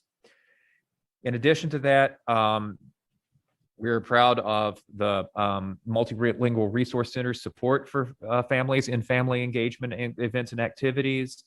Proud of the Title I Parent Advisory Council that works with Family Academy. We've expanded our multi-channel communication with district families, engage.dpsnc.net again, and the ongoing partnerships that we have with parent-focused organizations throughout Durham. 2 slides forward, please. Goal 4B and 4C are working very well together to connect community partners with opportunities to engage with families. We're also prioritizing the translation of Spanish language information and moving forward with a parent enrollment study to look at the reasons that the reasons that families engage with their schools. Next steps, please. 2 more slides ahead. This goal team is also collaborating on the family engagement survey. And we, as I said, including non-Title I schools on the Family Academy Parent Advisory Council. And we really need to assess the family engagement infrastructure at schools. So we feel good that our schools are doing family engagement, but it's time for a more qualitative look at that and expanding that look. Finally, goal 4C.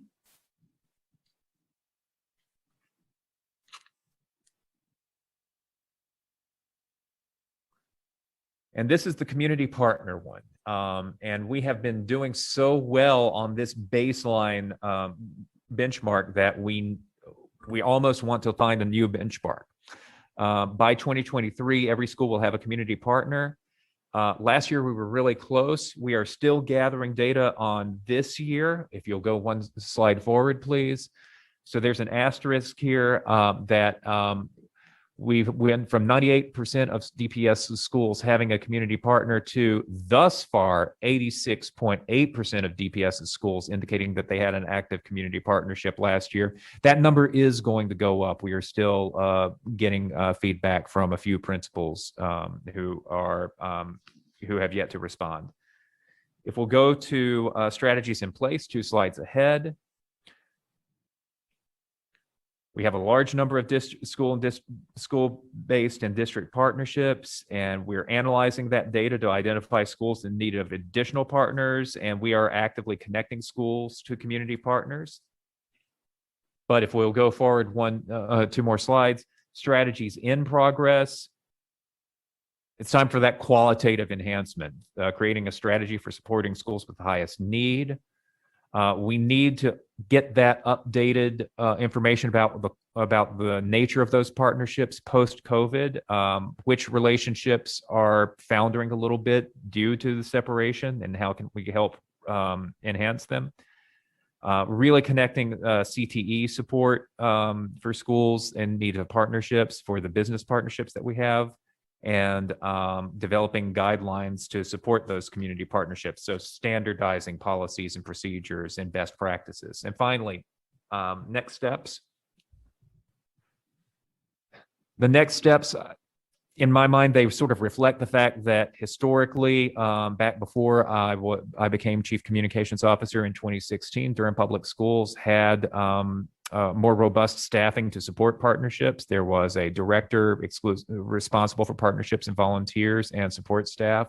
And reductions in force over the years have diminished the district's ability to support partnerships. It's been more on the schools. So how can we better help the schools? So we need to streamline some processes. There is an online partnership portal that we could be making better use of, or finding an alternative process for helping schools assess the effectiveness of their partnerships, and establishing protocols for regular communication, and ensuring that the partnerships are equitable, that our schools don't just have partnerships where it's easy to have the partnerships, but we are fostering partnerships with organizations that have a mission, have investment in the Durham community with the schools that need them the most. That is a rapid fire overview of the work of Priority 4's goal teams. I will say that I believe that this is a very pivotal year. 2021-22 school year is very, very pivotal for school, family, and community engagement. We're back. We're excited to be back.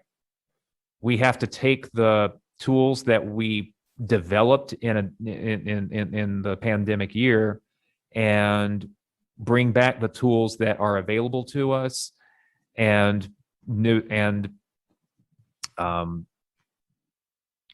bring Durham Public Schools back into the public consciousness, and make all of our families feel welcome and full participants in Durham Public Schools. That's what our goal teams will be working on moving forward. And I thank you for this while I just sort of barreled right through it. I'm happy to take your questions and comments.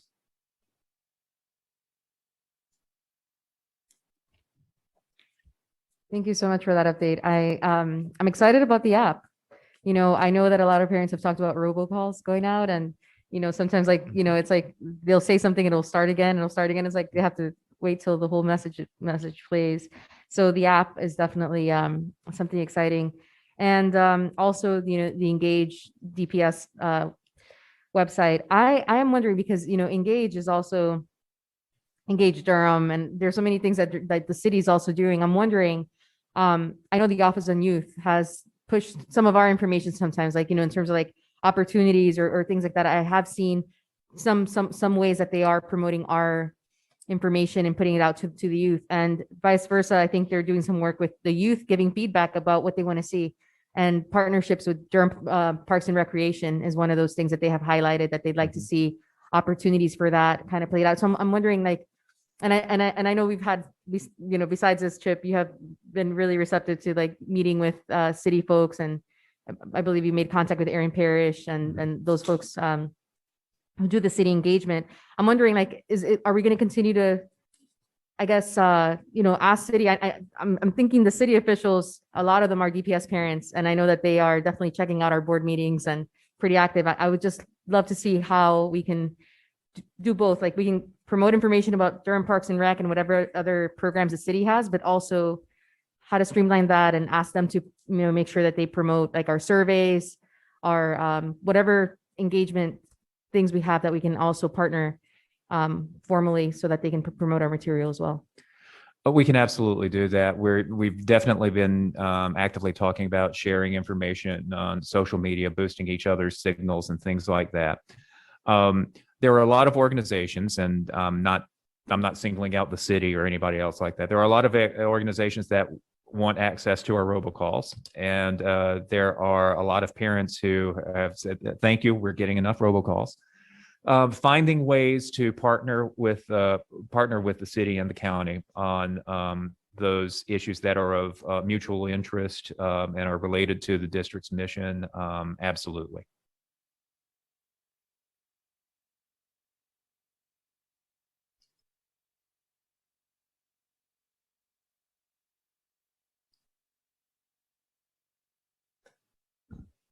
Yes.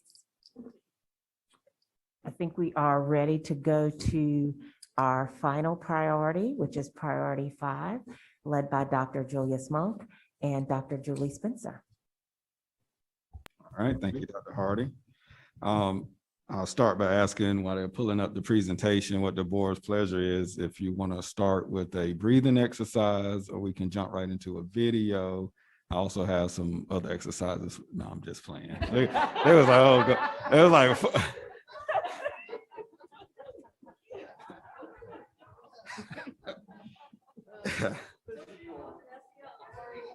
I want the most boring presentation ever, please. I'm sorry? I want the most boring presentation. Yeah, you're about to experience it. Yes. So hold on. Okay. As Dr. Hardy said, I am joined by Dr. Julie Spencer as my partner on Priority 5, as well as several of our goal team members who are here in person, and some are also online. If we could skip to skip to slide number 6, please. Yes, right there. And here's a list of all of the different people that it takes to pull something like this off.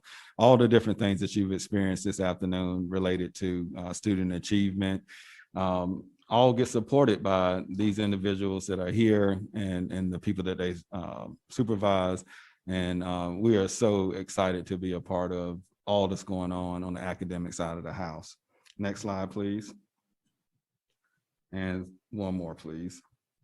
So we're going to start with our fiscal and operational responsibility. If we don't have funding, then we can't do all of these good things. And I would like to give a special shout out to our Chief Financial Officer, Mr. Paul LeSueur, as well as, excuse me, our Executive Director of Budgets, and all the other people that work in finance to make sure that we stay solvent, that people get paid. When they get paid, they're happy and they're doing good work for us. So thank you to Mr. LeSueur and his team for keeping us in good fiscal and operational responsibility. If you could skip 2 slides to number 10, please. Here you will see what we have in place. I highlighted it because establishing and getting that funding source in place before July was critical for us, because that gave us access to funding to start doing things like we took a couple of weeks ago with our IAQ projects that we're doing. that was all because of Mr. LaSure and his team getting that funding application in early. So we got ahead of some of the other districts and having that funding. What we have in progress now are the meetings that are going along to make sure that with this federal money, obviously it's going to have some strings attached to it. And we want to make sure that we're doing things right so that we don't find ourselves in any trouble using the funds. And then our next step is going to be reporting how we're using the funds to the board so you can all can stay abreast of what's going on. Next slide, please. And this just shows the, this is 5B, which is our custodial. This shows where we were going to be going each year. Obviously, COVID has changed the way that we need to look at this. If you skip 2 slides, please. As you recall, about a year ago, when we were before the board, we talked about our budgeting level versus our expectation level as it related to cleaning. And so part of what we did with priority 5B or goal 5B was to say, we're going to do to a level 2, right? And we're going to put together, and Dr. Anderson did a really good job breaking down what we're going to do each year to get closer and closer to that level 2. So what we have in place now are the standards for level 2.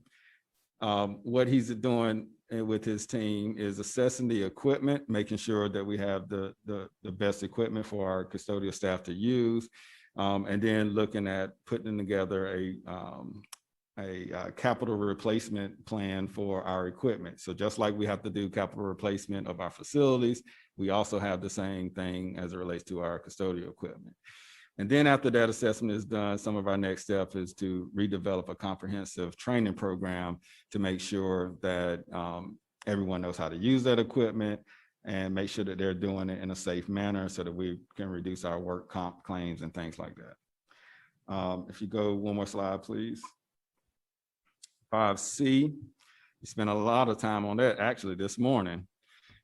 This is making sure that our elementary schools have adequate and appropriate classroom space. That's why this conversation around where our magnet schools is so important. As you can see by these stars here, we are doing the new construction that we said that we was going to be doing this year. We've already started Lions Farm. We have elementary school F under design right now.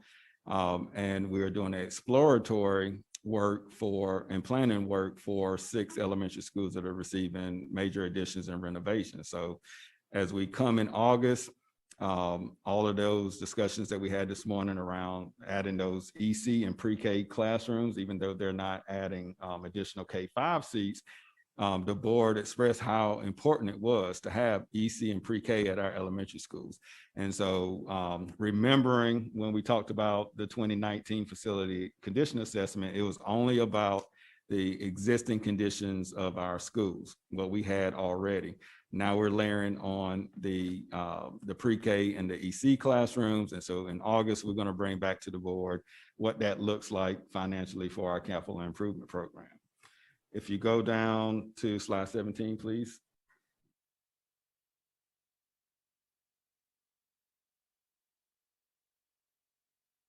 Thank you. So in place, we have that capital improvement program over $500 million that was approved by the Board of County Commission. In addition to that, in this year's budget, they've also included $6 million of CIP annually, which is what we had asked for a couple of years ago. So that is a great step forward for us. In progress, developing that integrated plan that's grounded in equity, that balances the programs and policies. You all spent a lot of time on that this morning. We're making really good progress. I got the docs back there to prove it. The next step is going to be to make those attendance boundaries changes. And we're going to work more on that in the fall of 2021. Next slide, please. All the while, we're going to continue to improve the physical environment of our buildings. Of course, we started with safety and security first, Now we're going to move out into some other areas of the building, including doing indoor lighting upgrades. As you recall, we had over $1 million that the board approved from lottery funds to install LED lights in our buildings. That work that was also approved by the county just this Monday. And so we'll be moving forward with that work this summer. So we're excited about doing that. You go to slide 20, please.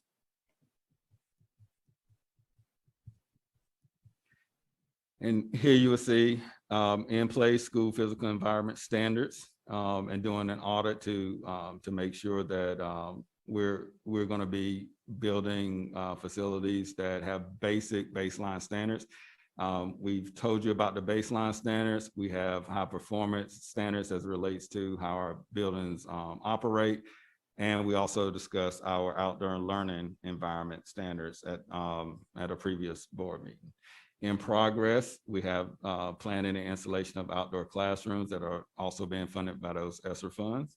And then our next steps is to do educational program adequacy assessment for classroom spaces. So now branching out, we talked a lot about STEAM and STEM schools and what those look like. What we're going to be doing next is seeing what do those classrooms look like? They shouldn't look like any other classroom that we have in our district. You should walk in and say, I know exactly where I'm at. That's the work that we're doing in our next steps. Next slide, please.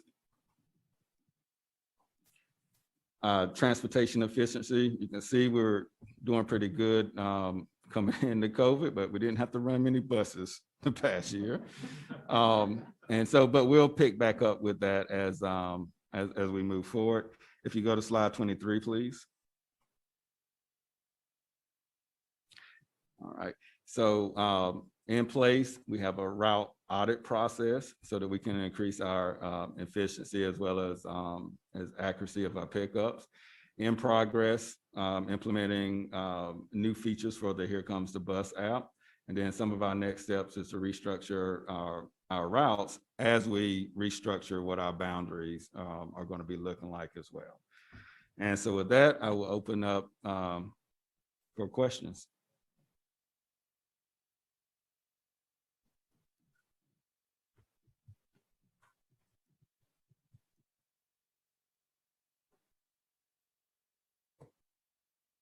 Dr. Monk, thank you for the update.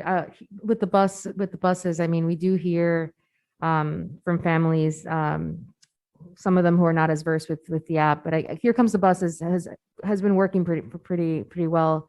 I do know that there's possible ways to increase capacity for it, including like language accessibility. But what I'm hearing from families is the bus routes, that is one of our biggest challenges, I think, with timing. Even right now in the summer, I'm getting messages about like, the bus being late or being an hour later, not knowing when it's coming in the mornings and whatnot. Really excited about ways that we can continue to both use the app, but also push along, in terms of like accessibility. And I'm wondering what are some of those conversations we have a working app, it works. How can we improve it?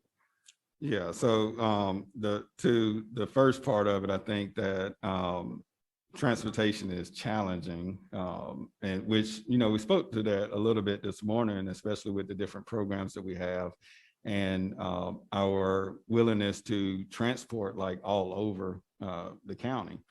I think that one of the challenges is the number of drivers that we have. We're out of the 293 allocated positions, about 150 of them are vacant. And so that's not unique to Durham. That's a lot of places that are going through that. I mean, Dr. Lassane talked about some of the recruiting that we have to do for hard to fill positions like that. So it's not only teacher recruitment and pay that we have to look at, we also have to look at what we do for bus drivers. And I think that Ms. Byer even spoke to the difference in our pay compared to what transit pays. With that said, working with Mr. LeSueur and Mr. Modesto, we were able to give our bus drivers an increase this year. Which was above that $15 an hour. I mean, they go through, they get these certifications to drive, and so that's good. But there's a lot of work to do in making sure that we can get to a place where we can keep it fully staffed so that we can run more buses and have more timely routes. But also that if anyone is out sick or something like that, we can immediately stick someone in there. In addition to that, though, we also have to work on our start and end times for schools and look at those more frequently maybe than we have in the past to make sure that all of those things are aligning, especially as we start to add these new elementary schools to our roster of schools. So there are many ways that we're going to look to improve our bus routing efficiencies. Some of those are going to be what we talked about this morning, using our boundary changes, having more access in different places so that we can have smaller distances. Some of it's going to be HR, and then some of it is going to be through the use of apps and technology and things like that. Thank you so much. You said we have 150 vacancies? Yes, full-time. That's full-time. And then we have some sub vacancies as well. That's something I would love to push out to, community, like as we, I know we have our page that has positions open, but I think like getting the word out, like, with even that the communications talking about partnerships and pushing out our information to them so the city can push it out as well. That would be something good. Thank you so much for that. I would just wanted to convey just appreciation to your team, all of the team 5. I think I may have been the one that asked this to be the last thing in the strategic plan because I see it more supportive than our key work, but none of the other work happens without it and without the leadership of everyone within your team. I wondered as we look towards bond next year, whether you feel like we're in good shape with the Cummings report from 2019-ish, or if that's getting out of date, and if we need to look towards commissioning some study like that again, so that we're in strong standing going into that conversation and adding projects that the county might not be aware of. Centralized kitchen always keeps coming back to mind. The teacher housing that we're going to need to come up with. Just other things that we haven't thought of, a home for Ignite that I still think needs a great home, a home for DPS staff, or a renovated Fuller building, like things that we have not gotten around to that they're not aware of. Are we up to date with all the planning that we need to do, or is there anything that we need to invest in that'll put us in a better conversation with them going forward? So the short answer is yes, we do need to update. We should do that annually because our deferred maintenance needs change annually. So every year that goes by that we don't replace something when it's due to be replaced, it becomes on deferred maintenance. I briefly mentioned the 6 campuses that we're doing the renovations and additions to. So again, when we brought those budgets forward, remember at the time we asked for all the money at the same time, but the agreement was we would start some now and then we'll start another in 2024, right? Between the time that we brought it in 2019 and now, construction prices have gone up tremendously. I was reading a post the other day, it's like $8 for 2x4s now. So yeah, we are going to have a conversation about what the escalation has done to what we're looking at for the projects that we already spoke about. We also need to talk about what it means to make sure that we have those pre-K and EC classes that are a part of that, and what that new construction cost is going to be. And that's why I said we're going to bring that information to you in August. And what we wanted to do, which I think is very prudent of our construction staff led by Matthew Palmer and Frederick Davis, was to not only just come up with square foot costs for these things, but the designers that we're going to contract with, coming up with the designs to meet our needs, have them to actually go and walk these campuses and lay it out and say, okay, this is what we're seeing now as it relates to education, and this is how much we think that this is going to cost. And so those are the numbers that we're going to be bringing to the board in August. Beyond that, we are definitely growing in the administrative areas, and And that's becoming extremely difficult to find spaces.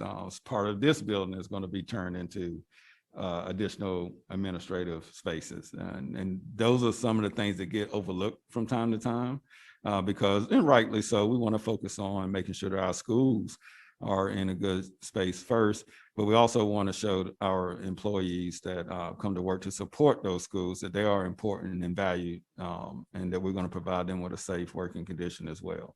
So we are continuously looking at ways to improve our capital improvement standing, and we will be coming to commission another report soon. You normally allow about 3 to 5 years in between the time that you do something massive like you did with Commons until you do that again. But we are continuously adding projects and doing different things. Just as an example, remember you all just approved like 70 different projects with the lottery funds that we're spending close to $3 million with. So we're constantly doing that.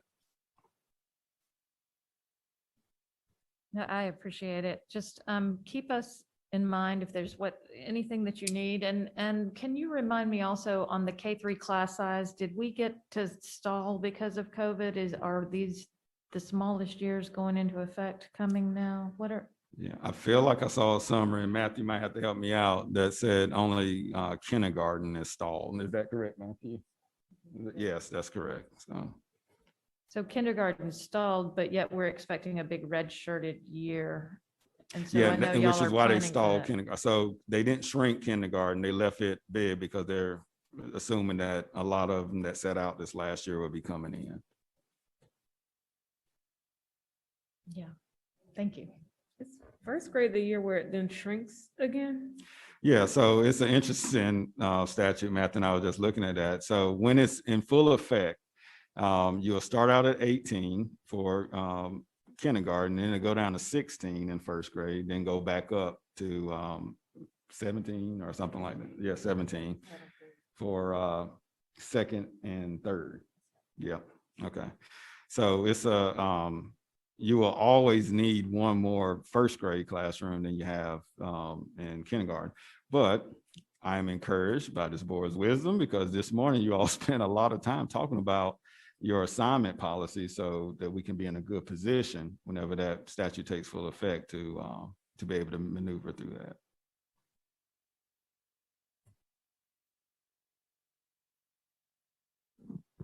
Chair Umstead, Vice Chairman Lee, and Dr. Mabenga, our board members and our staff and community, we want to just say thank you for allowing us the opportunity to create experiences that bring our strategic plan to life. It truly is the direction that we take from you as staff to ensure that we are doing the work on behalf of our students and community. And I think you can tell from the energy of the staff, we are all excited and enthused about the work that we have the opportunity to do. And today was a great opportunity for us to be able to share that with you. I know we've gone a little over our time, but we hope our experiences that we had together were worth it. We appreciate your feedback both in the morning and in the afternoon session. Thank you, Dr. Hardy. And I just want to say thank you to everyone who's here, all of our staff, the senior leadership, and other folks who've been working in our central office. This COVID year wasn't easy for our students and families. It wasn't easy for our educators, and it also was not easy for you all. And you turned around and started planning Operation Summer Learning and are already thinking about July and around school's beginning. So I just want to say thank you. We greatly appreciate you. I feel like our district has not dropped a beat, even though we went through this COVID pandemic. And I hope all of you take a little break over the next couple weeks, take some deep breaths, a little breather, and before we start the upcoming school year. Board members, do y'all have any other closing remarks? I just want to say, I was talking to Dr. Mabenga during lunch, and each year that we have these retreats like this, it gets better and better. So I just want to appreciate that. The interactivity was really good. The information was even better. So thank you all so very much for all the work that you put in to provide us and the community with this information. Is extremely important.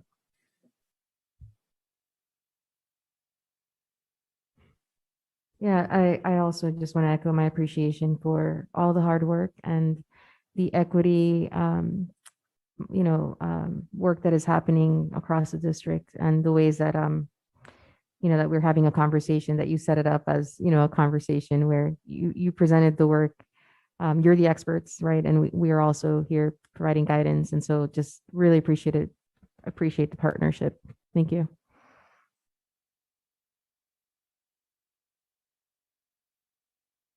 Just want to say thank you to the board and our first class staff for putting all this work together. And special kudos to Nicole Smith for getting all these foods, and Lavinia Foster helping as well. So it's been really great spending time with you all. And with that, we are adjourned. Thank you all.